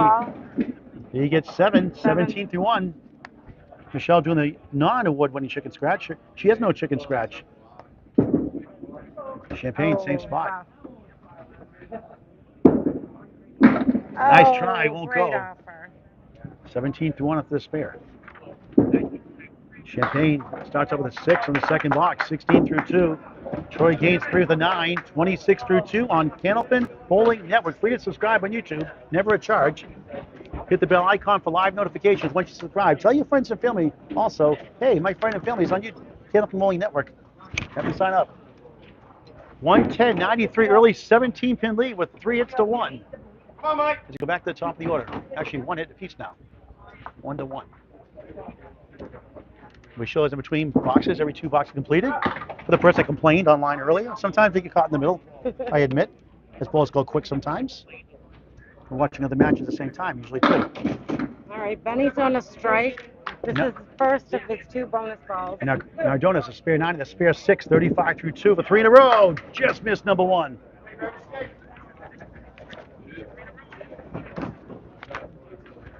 Ben Thermopoulos. Michelle's new Jeff Bugia works spare on strike. 30 through 2, 40 the ball through 3 after a 10-box start. Now Dona 9, 44 through 3. Okay, now you got Bugia out of the way. Now practice Ben's last name. Thermopoulos. You got it, Thermopoulos. Say it 3 times. Thermopoulos, Thermopoulos, Thermopoulos. Thermopoulos, you got it. You graduated. I failed the class the first time. Don't feel bad. I had to stay after. All right, playoff coverage here. Before the playoffs, you should say the play-in game. Yeah, Benny's on a spare. Nardone, I keep saying that. Nardone. Nardone is actually the hardest one. Don't make me say that. And it says Narclone in this shirt. Nardone. I think it's the Mike It's Nardone. not Nardone. I want to say Mardone. Ben's bonus ball is 6. Oh yeah, you got the 5x5, Michelle. Sorry. That's okay. Losing track of We're time. Here you good. go. We can do it together. No, I you don't got it. care. You got it. Equal opportunity. All right, we got the diamond over here for Nardone, and he picks it up. Nice spare for Nardone. He's got 3 marks in 4 boxes. 54 and a ball through 4. Strong start. Oh, maybe? No. Good offer, though. By who? Benny Thermopolis. Oh, gosh. And not a metropolis. See, you're really good at, like, when I come to tournaments, I just come to Well, sometimes you don't have I time don't- to prepare last minute I don't things. and- prepare well. I just show up. Well, I Like do a lot the of Easter preparing. Classic was hard. So I'll ask like So- Paul Matibia. I thought it was Metavia. So I didn't broadcast till I got it from him first. And I had to write Yeah. down phonetically and say it 3 or 4 times. Yeah, the Easter Classic, but I'm not shy. I'll ask And people. when you get how like to- Paul Grant, you're spoiled too. Oh wow! This is the Matt Look Sushi at special, that. the 5-7-10. My goodness. That is a nasty Yeah, lead. Alita Lanes made this in the Sunday Pro League 3 years ago on a spare, for a spare. I call it the Matt Sushi special. Maybe? No. I won the ACST Sage Class for A a championship spare. 2 years ago also. Oh, capping it is never good. All right, nice 9 by Matt. 23 after 3. Sage takes a 9. 25 after 3. Brian says, call him Betty the Greek, the easier way. I love that. Oh, I like it. Yes. So we have El Jefe is down by 7. This is a play-in roll-off. Sage has the Caleri. Matt's going for the 1-7. Oh, I thought that had a shot. Sage misses the object We pin. got a special guest here after this box. We do. And Michelle's a little biased here, so our friend on the stream's going to be mad. That's a 9 by Matt. 32 after 4. 8 for Sage. 33 after 4. 154, 145. The lead is 9 for Team OK on the right. Who do we got here, Michelle? Well, this happens to be John Froggy Sear standing next to All right, us. so I always ask John, how'd you get the nickname for the viewers who don't know you? How'd you get the nickname Froggy? Because no one calls you John, Hardly Nobody. anybody. Yeah. Yeah. unless when Michelle's mad at you, right? Yeah. I'm No, never mad when- at him. No, when I was young, my family did not know how to swim, and I taught myself how to swim, and I got good enough to be able to swim in the town pool at the high school, and I was able to go off the diving board, and when I would go in the water, and when I was swimming towards the shoreline more or less, or the edge of the pool, they said I looked like a frog swimming underwater. What a So shot for a spare for Finn. That was where it came from. So you didn't go off the deep end, huh? Yeah. Well, I went off the deep end, but I didn't hit bottom. You know. Well, you didn't hit rock bottom for Last Chance Auto repair today. Yeah, we did good. We Hung did on. good. Get that second seed. Yep. Yeah, that was a tense last couple games. And you're in the Maine State Open elimination, lost to Mark Hollywood Smith a couple of years ago. Good battle there. Yeah. Well, thank you. I appreciate that. I was a little beside myself that I didn't bowl well. I didn't bowl as good as I could have. But I think Al Johnson wants me to see you every day because every time I see you, put $20 in the Candlepin for Cancer. So I got to see you more often at these tournaments. Yeah. Well, I do what I can. You have to take out a third mortgage. Danny I have Finn's one. on a spare. A fourth one. Long story. All right, John Froggy said good luck in the playoffs. Back to Michelle. Thank you. Danny's bonus ball is 4.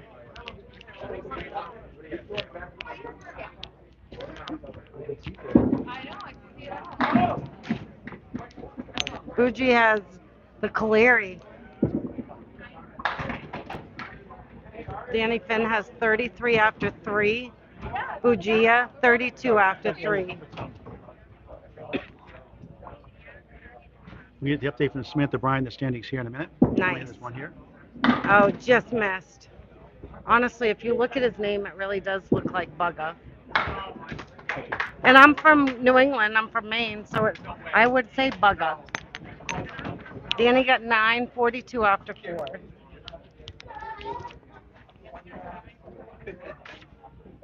Bugia's looking to pick this up for a 10. Sure does. 42 after 4.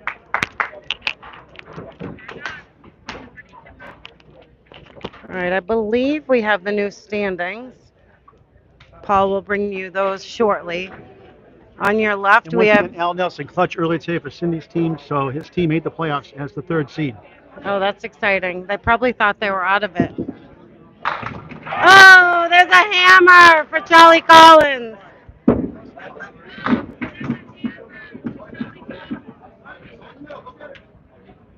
$32 plus 2 through 3 for the Terminator. JT has the 1-3-8-9. Just missed. JT Bulls in every tournament possible. That's why he's gotten better and better over the years.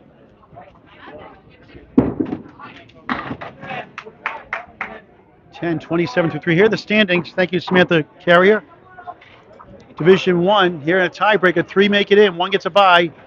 Drywall Concepts clinch at 52 and 4. Finally lost one. Freshies High Kick 36 and 20. Team OK. El Jefe and Leeds 9 and 10 tied. Division 2 in a moment. Charlie has 2 bonus balls. The first one is 6. JT's right on the head pin. If it falls, wow, if that ball fell the right way, he had a shot at How a did the strike. not fall down there? I have no idea. It definitely moved. It's not in the right spot. And a spare on strike for Charlie Collins. That was a good series. Every time I come, I get strike, spare, something like that a lot of times. 42 after 3, 52 and a ball. JT picks it up, 37 and a ball for JT. All right, here's the Division 2 playoff situation. We thought we were going to have a roll-off, but all play ended up being 6. They actually could have been number 3, but they lost down the stretch, had the lead by double digits, couldn't hold on. Cindy's took them out. Cindy's third, last chance auto repair second, and number 1 after the bye, Huff Power Sports. Lane reset on lane 9. So divisional crossover, 2 and 3 and 3 and 2. Next match, back to Michelle. All right, now we have Troy Fournier on your right. And Jeff Champagne, otherwise known as Sippy. Troy's on the quarter pin. Champagne drops 6. He's got an opportunity with that wood in the front. It might leave the 5 pin if he doesn't hit it right. Wow, or it might leave all of them except for that one.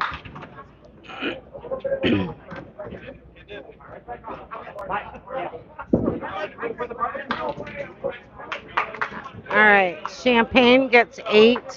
Troy gets a rough 6 box.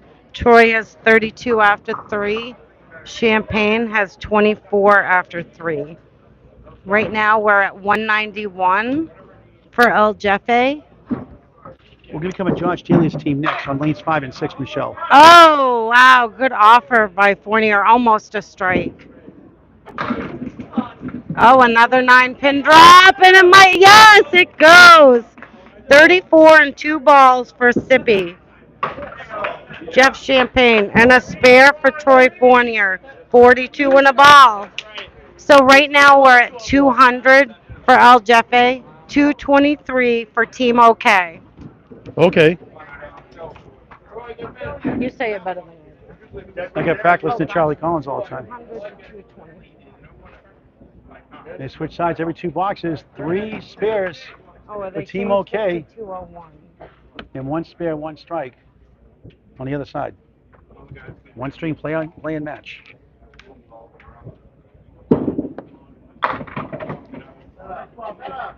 All And right. Thermopolis, 55 through 4. Mike Nardone, 54 and a ball. I'll put the scores on the screen after this box. 5 in the fill. 59 through 4.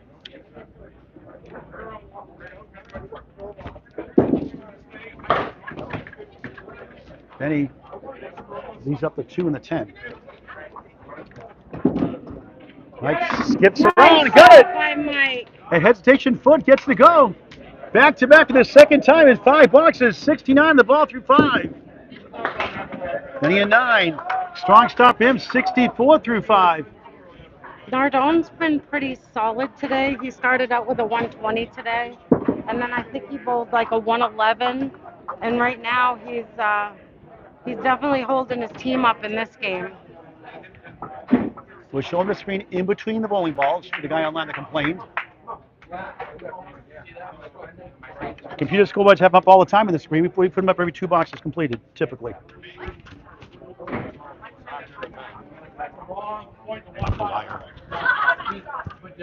Then Thermopolis on the pocket, 7 maybe. Oh, and he's getting 8, some help. 2 in the 10. Now Doan slips down again, gets 5 in the fill. He's got a 74 half.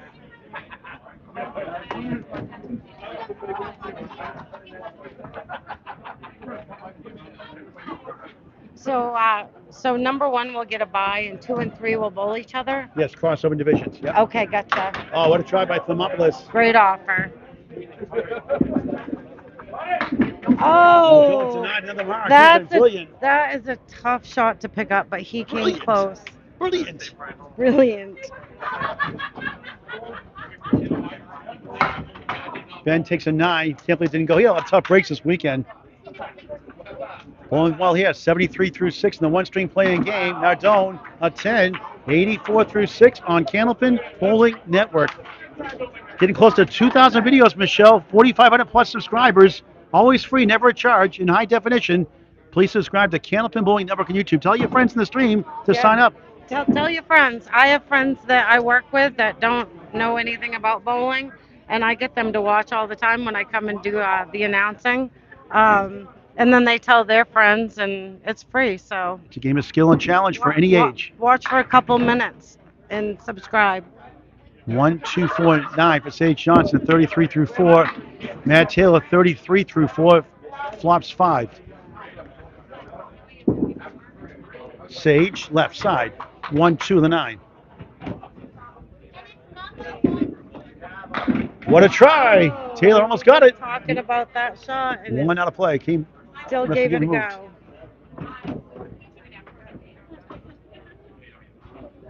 Sage belonged all her life from Exeter Lane Shooter Sports Club, Exeter, New Hampshire. What a great owner, Rob Ficarra Sr. Won the ISBA New Hampshire and Massachusetts champion in the Kid States. And won New Hampshire and Massachusetts state tournaments also. Very good bowler. You could say she's a silent assassin. That's another nickname for another bowler, though. Chris Jones. A very steady bowler. Not this string so far. 7, 40 half. Taylor takes down a 10, 43 half on Candlepin Bowling Network on YouTube. We're at the 1710 Sports in Augusta, Maine. The Rip the Rack Podcast, Drywall Concepts, 560 weekend tournament. This is round 8 of 7, you could say. It's a play-in for the playoffs. Playoffs? Sage back in the pocket, 8, a good chance here. Got a good 2 left, 5 right. 4-8. 2 in the 5 for Sage, 1, 3, 6. I know the pin number, but I say I'm wrong too sometimes. Sage connects on the board. Trying to make it a Taylor 2 halves. 50 in a ball. Taylor slips right.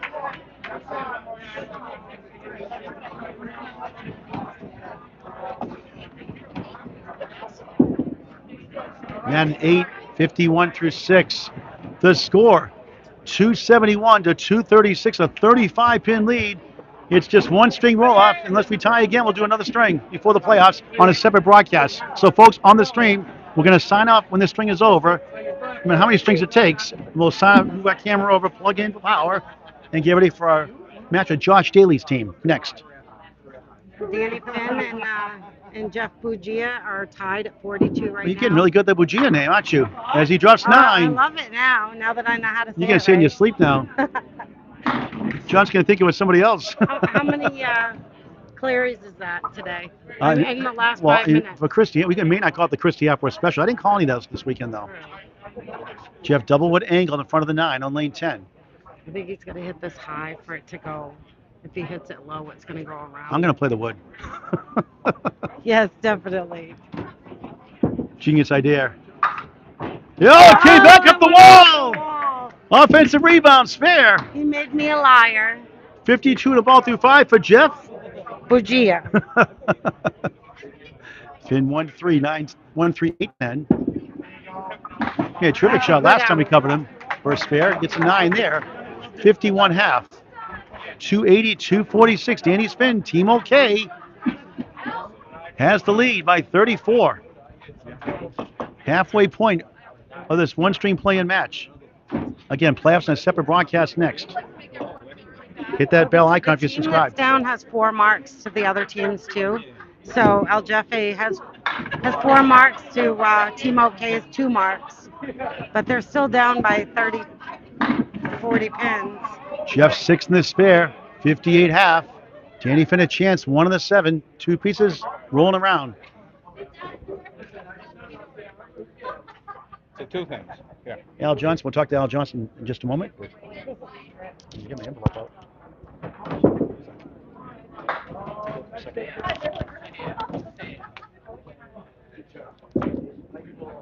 Oh, maybe that would really mess him up.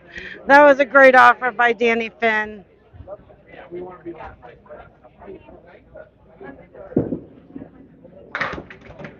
Nice 9.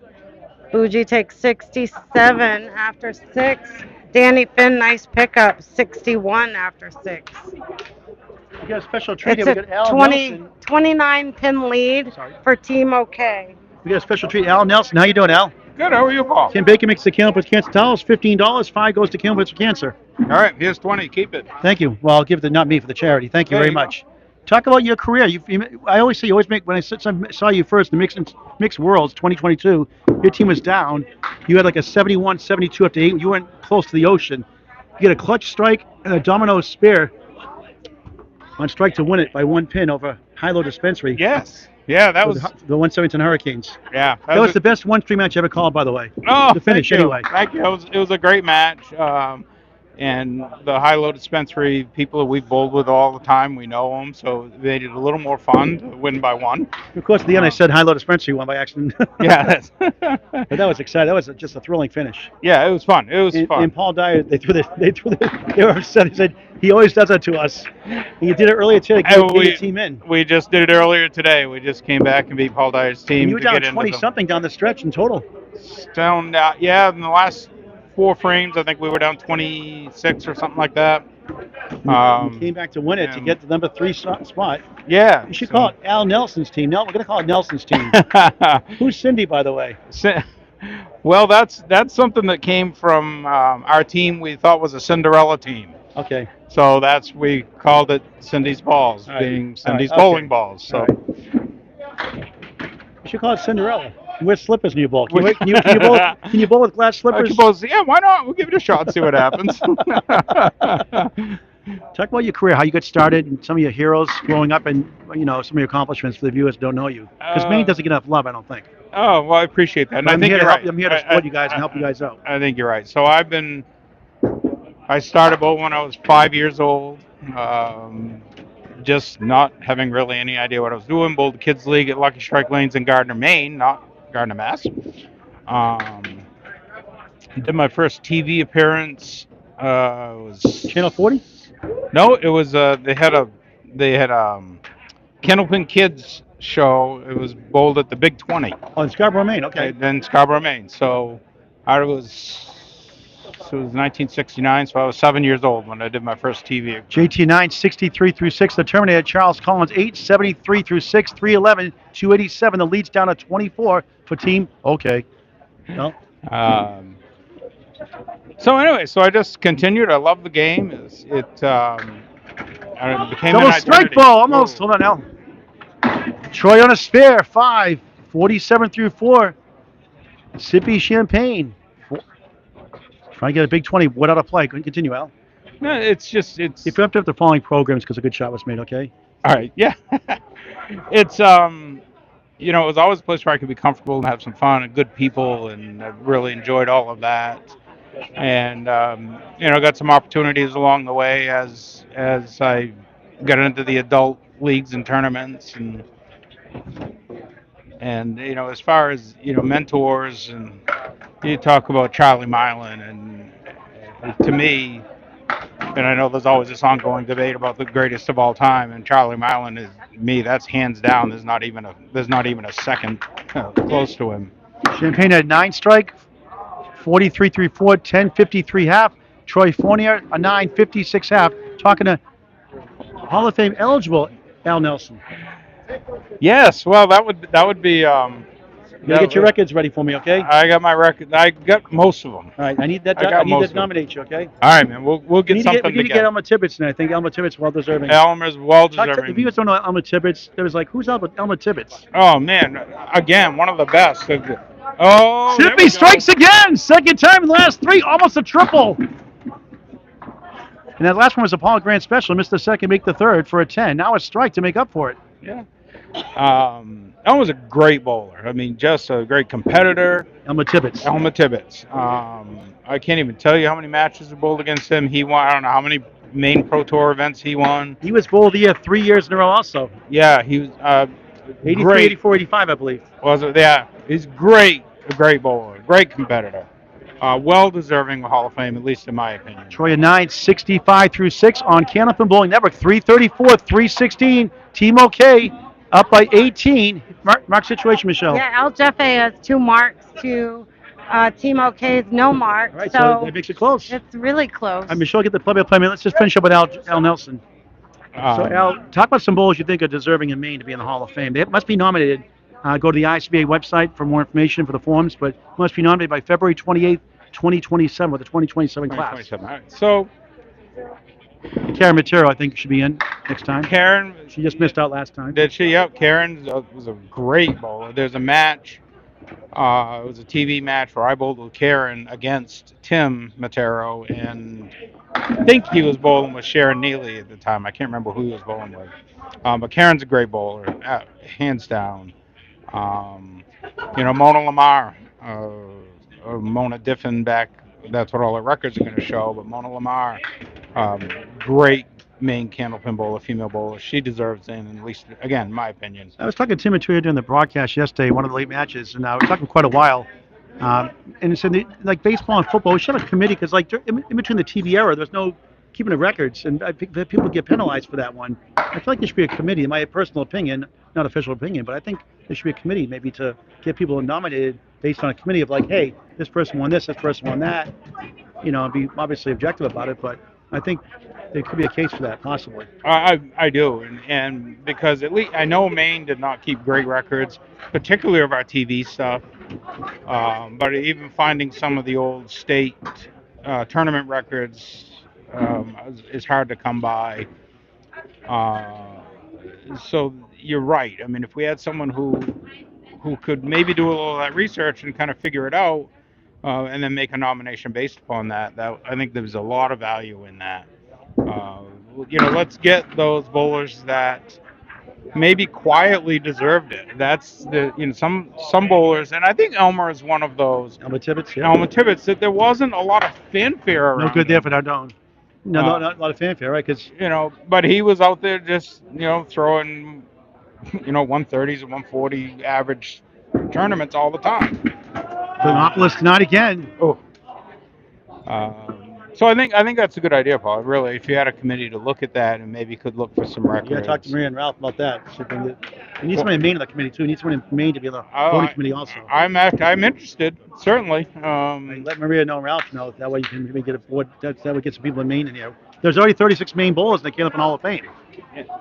Yeah, and I think there should be more. If you look at, Chip Carson, because I don't think Chip's in yet. Not yet, no. But 351, 333. Team OK up by 18, minus a hit.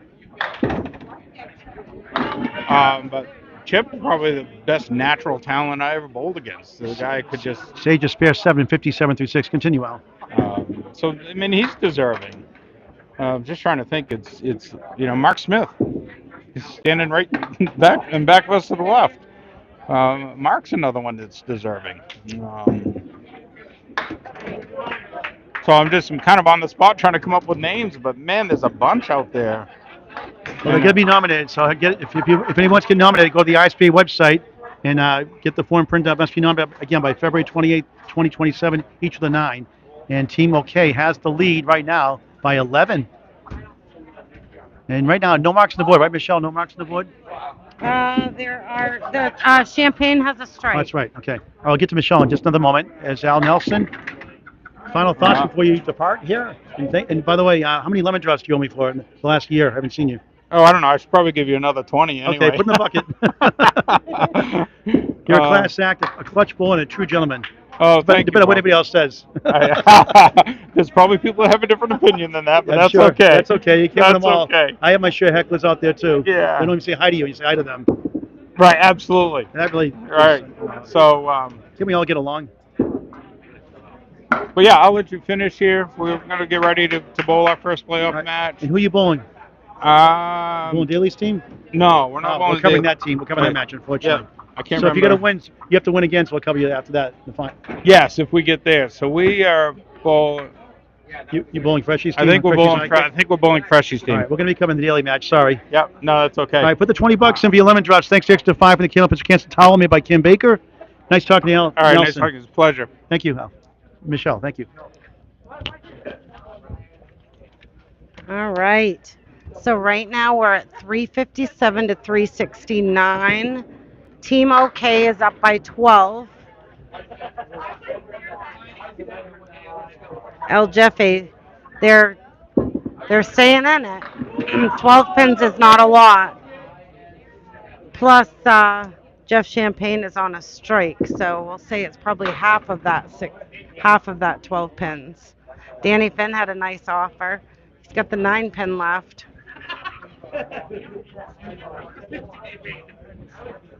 Bugia has the 5-7. He's really staring this down. Oh, he tried to kick it over.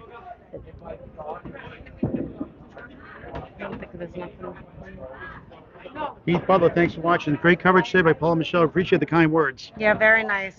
We got grief from one bowler today. I know I don't know about Paul. I just do this for fun. And just to do it to give the bowlers some love and showcase their talents. And I do it for a living without doing it for a living. yeah, we're not getting rich on this, that's for sure.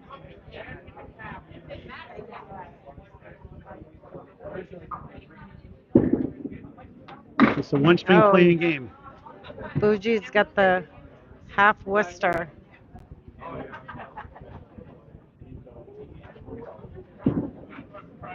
Danny is wide right, and then he's wide left. Thank you. Team OK's led pretty much, I think, all the way. Have they, Michelle? Pretty much all wire to wire so They've been far. in the lead the whole time, but El Jefe keeps coming back and keeping it a little bit close. So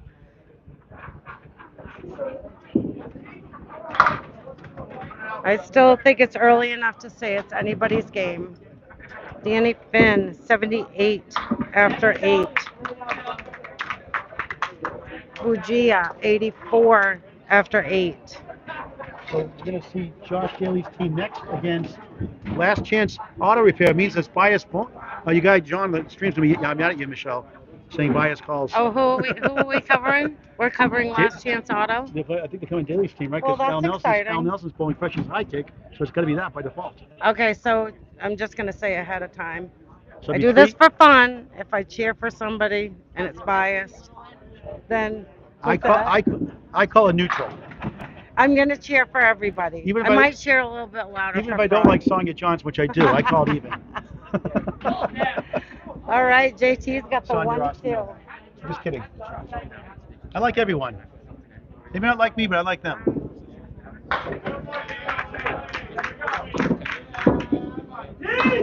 Ball's a spare. 83 in a ball through 8. And JT a spare to answer. 73 in a ball. Make it through 8. 83 through 7. 73 through 7. One string playing game. After this, we'll sign off and get ready for the playoffs on a separate broadcast right here on YouTube on Candlepin Network. Hit that bell icon after you subscribe so you don't get notified when we go live. Never ever miss a ball. All right, that's a good 8 for Charlie on his spare. 7 for JT. 91 after 7 for Charlie. Oh, let's see. An 80 for JT. Charlie misses. Not going to be happy about that one. It was all laid out for him. We've got the 1, 2, 4 left for JT, and he misses also.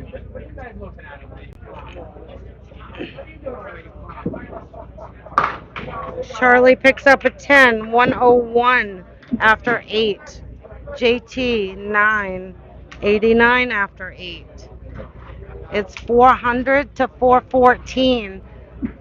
Jeff Champagne is on a strike. So his team is down by 14, but So Al Nelson's gosh. wrong. We are covering Al Nelson's match with Josh Daly next. Oh, okay, gotcha. So no biased opinion Oh, here. no bias. I'm gonna cheer from Froggy from afar, I guess. All right, so we'll just say Champagne gets a spare on this strike. He could bring it to within 4 pins. Strike on this strike. A double strike makes it a whole new game. And he's on the head pin. They're wiggling. The 7's on his first ball. He's got another bonus ball. Troy's got yes, he's got it. Spare in the 7th. Oh, excellent offer by Champagne. That's 9 on his strike.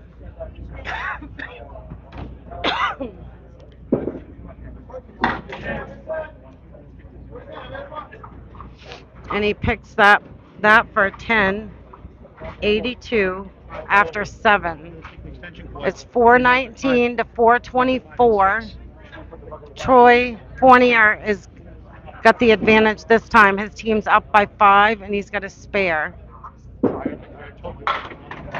And he gets another 5 on it.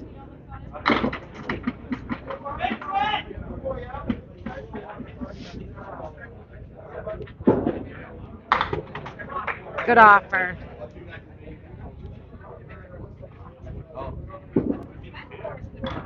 And that's a 10 by Champagne. You got to pick them up. If you want to win, you got to clean up the pins. Excellent job. 90 to 92. Fournier has 90. Champagne has 92. 439 to 429. El Jefe is not giving up. They're only down by 10 right now. They have 1 mark to 0 marks. The last 2 boxes for all 5 bowlers are coming up. It's 10 pins. Team OK's been up the whole game. This is a 1-string roll in. One string playing game, yep. They need to win to move on. 10-pin deficit. Mark situation, Michelle? They're bowling. So Champagne has a spare. He's the only one that has a spare.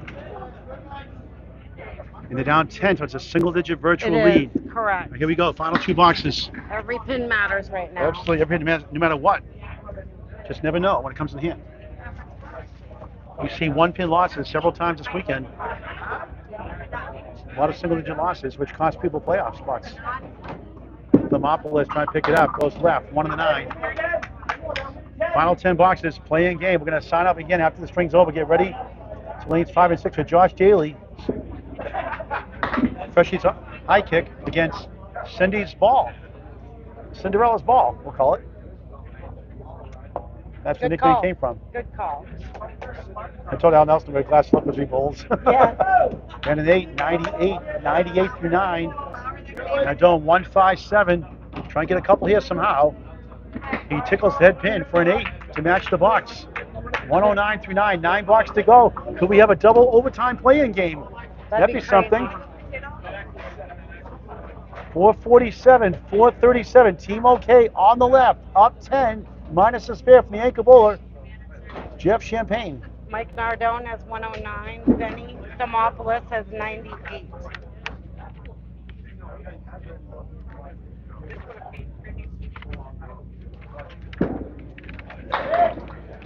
Benny is on the quarter pin, but he's got the 4 horsemen left. Nardone has the triangle on the left.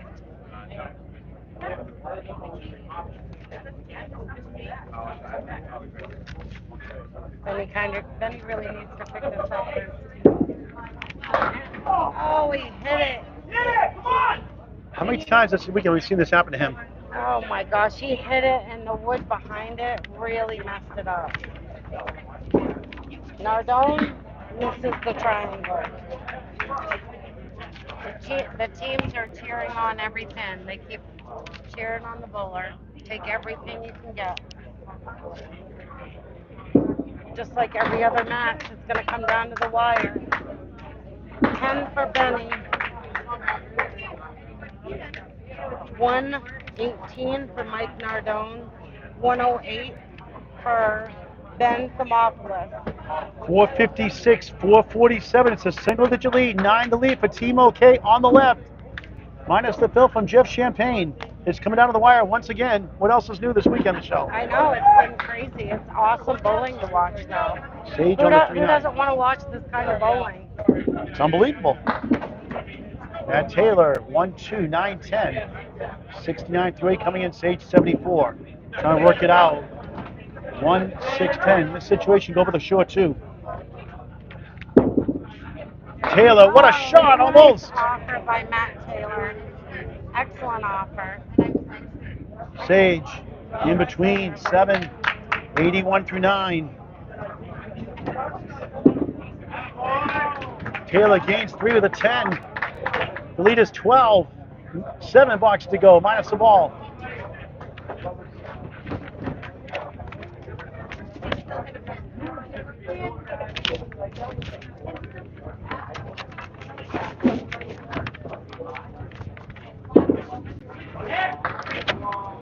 Sonia, Sage rather, Sonia's sister, Sage. 2-2 split. I was going to say eventually. I know. I was just talking to Sonia, that's why. 7-10 split. Taylor's got a sea of wood on the right. Sage trying to kick it over, good hit the object. Good bit. Taylor, oh, what a try. Nothing to show for it. Double wood, that's what happens.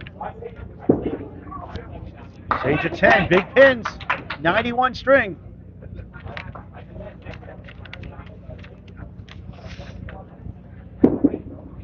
Taylor a 9.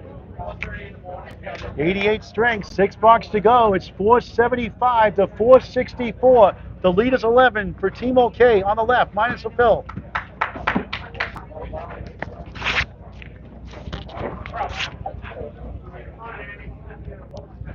This really is anybody's game right now. It's exciting. It's really anybody's game. A lot of matches like this all week. We almost had a 3-way tie in this division, almost a tie, 2-way tie in the other division.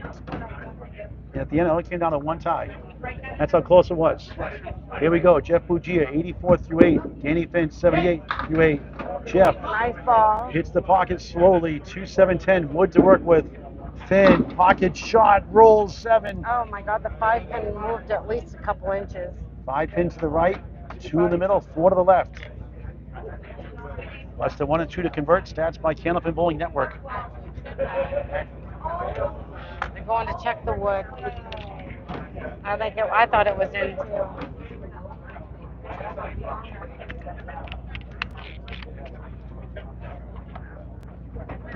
Good afternoon, Chuck. Chuck Grindle, thank you. Cheering for Froggy. Bugia, can he get this shot for a spare? He got it! Wow, what a shot! Huge! That's the game changer right there. 94 on the ball through 9. Finn to answer. No. Now they get 2 marks to none on their side on the right. Finn, a 9. 87 through 9. 5 blocks to go in this play-in tournament. 3 make the playoffs, 2 get a bye. Division winners. They're down by 10, and they have 2 marks to 0. So they have the virtual lead. If you're basing the 6.5 fill by your Candlepin Network stats, they have a 3-pin virtual lead, but you never know. That's just an average. It's a really good fill here.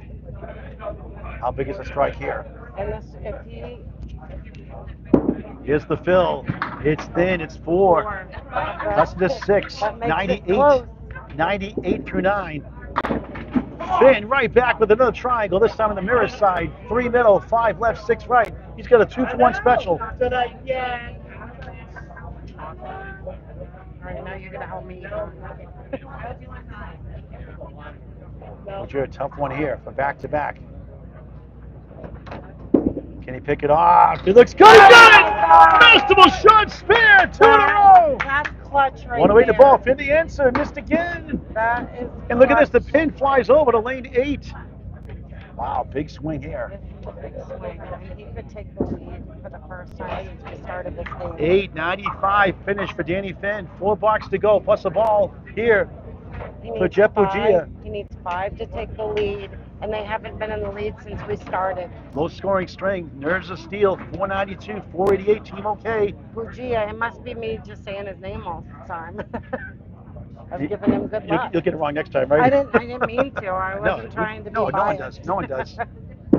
Bugia for the lead. Gives it to him with 9. What a finish. 84-3 does with a 117. And they take the lead by 5 plus a ball. 4 blocks to go. And JT's made some big marks down the stretch this tournament. You know, but they're not going to be comfortable because you got Charlie Collins and Troy Fournier Terminator. over here. It's tough to beat the Terminator. No, they can't let up, that's for sure. JT on the nose, spread eagle, unbelievable. That changes things too. 1% chance to convert. Stats by Candlepin Bowling Network. Free to subscribe on YouTube. Hit the bell icon so you get notified we go live for the playoffs next on a separate broadcast. Collins, right side, he gets 6. 4 horsemen. I'd rather have that than the spread eagle. That's about 36%. JT, same spot. Oh, that's right. Collins can make a big swing here with a spare. Can he take him down? Missed inside, chopped up the 2. JT's got to grab as many as he can right here. Try to get 3. He does for a 7. That's a really good out. I would be happy And with not just that. a 3 won't fall for a 7. That's a good 7, you could say, in a sense. 96-9. Collins gets a short 2 for a 9. JT is 7, so Charles 110-9. 3-pin lead, 504 to 501. JT's team. They came back in the, we'll say. Now Jefe has to lead by 3 plus a ball. Great crowd here watching on hand. Augusta, Maine, 1710 Sports Center. JT splits again. In the 6 40s, right. 40s, what is it, 45th or 46th frame out of 50. Collins They trying came to back. knock him down. Crosses over. He's got a triangle also. -2. Oh, okay. So just a 5 for a spare and good wood to help. A golden opportunity. Got to get this one. It's even the spare. It's 1 apiece. Champagne on spare next. I think JT's got to go right. Let's go for the wood. Oh, so close. Hit the pin. It won't fall. Wow. Great offer. Give it a ride. Collins. Spare. What a finish. What a match. So now It's a 2-pin lead. it's a 2-pin game. Charlie's on a spare, but also just the pins on a spare. Now it's a 3-pin lead. 5-14, 5-11. Collins has a mark for the temporary lead. And Champagne, Jeff Champagne from Lakeside Lanes, Manchester, Hampshire, is a spare next. What a wild This is finish. very close. Ripping the Rack, 5 Ripping the Rack podcast, Drywall Concept sponsoring with Candlepins for Cancer. This 560 weekend tournament down to the last. Four gives them a lead. And here's the lead for Collins, 6. But that's 2. 126 for the Terminator, Charles Collins. They lead by 3, 5-17, 5-14. Now Champagne, a 4-fill to get the lead right back with 2 blocks to go. Could we have double overtime? That's crazy. This is this is as down to the wire as it gets. Champagne's down by 3. This ball is going to tell us where he is after this. What a punch. He does. Spread eagle my ouch. They God, take the lead by 1. Troy Fournier goes right. It's 1-2-7-9 standing. Jeff's got to just do what he can. Jeff's up 1 right now, but Good missed offer, right. Good offer. He's got to grab 3. Got to grab 3. Troy, big shot here, missed left. It's coming down to the final box, folks. All right. Jeff's just lucky that Troy didn't spare there. Oh, let's try there. Nice 9. Troy, a 9. $1 to go. 5:27, 5:26, a 1-pin lead for the team on the right. El Jefe. What a match. Instant classic. The players are next in a separate broadcast. 1 pin. It's all. We've done this. This we've done 49 boxes, and it comes down to this last box. Champagne crossing over. Diamond right. the 27% chance. Stats by CBN. Fournier right side 5. He's got a 20% chance. Champagne the extra edge percentage-wise by 7 points. Absolutely. Can he knock it down? No. Stumps his All foot. right, all right, all right. Troy can put them in the playoffs. We can make this shot. Off the wall. No. We just gotta clean them up. This could be a tie. Jeff needs at least 2. He got 1. Troy can win it with a 10. Tie with a 9. Big shot. He missed it. Unbelievable. And now Jeff wins by 1 pin. 535 to 534. Crushing loss for Team OK. They were down for 46 boxes. Wow. They came back in the last 4 Wow. boxes to win. Wow. Unbelievable. The thrill of victory and the agony of defeat. 107. Wow. The playoffs are next on Candlepin Bowling Network. Team Daily. Freshie's High Kick takes on Cindy's Ball next on Candlepin Bowling Network. Michelle Atherton, Paul Grant saying so long for now. Thanks for watching this great game of Candlepin Bowling. We'll see you in a few moments for the playoffs. Thank you, everyone.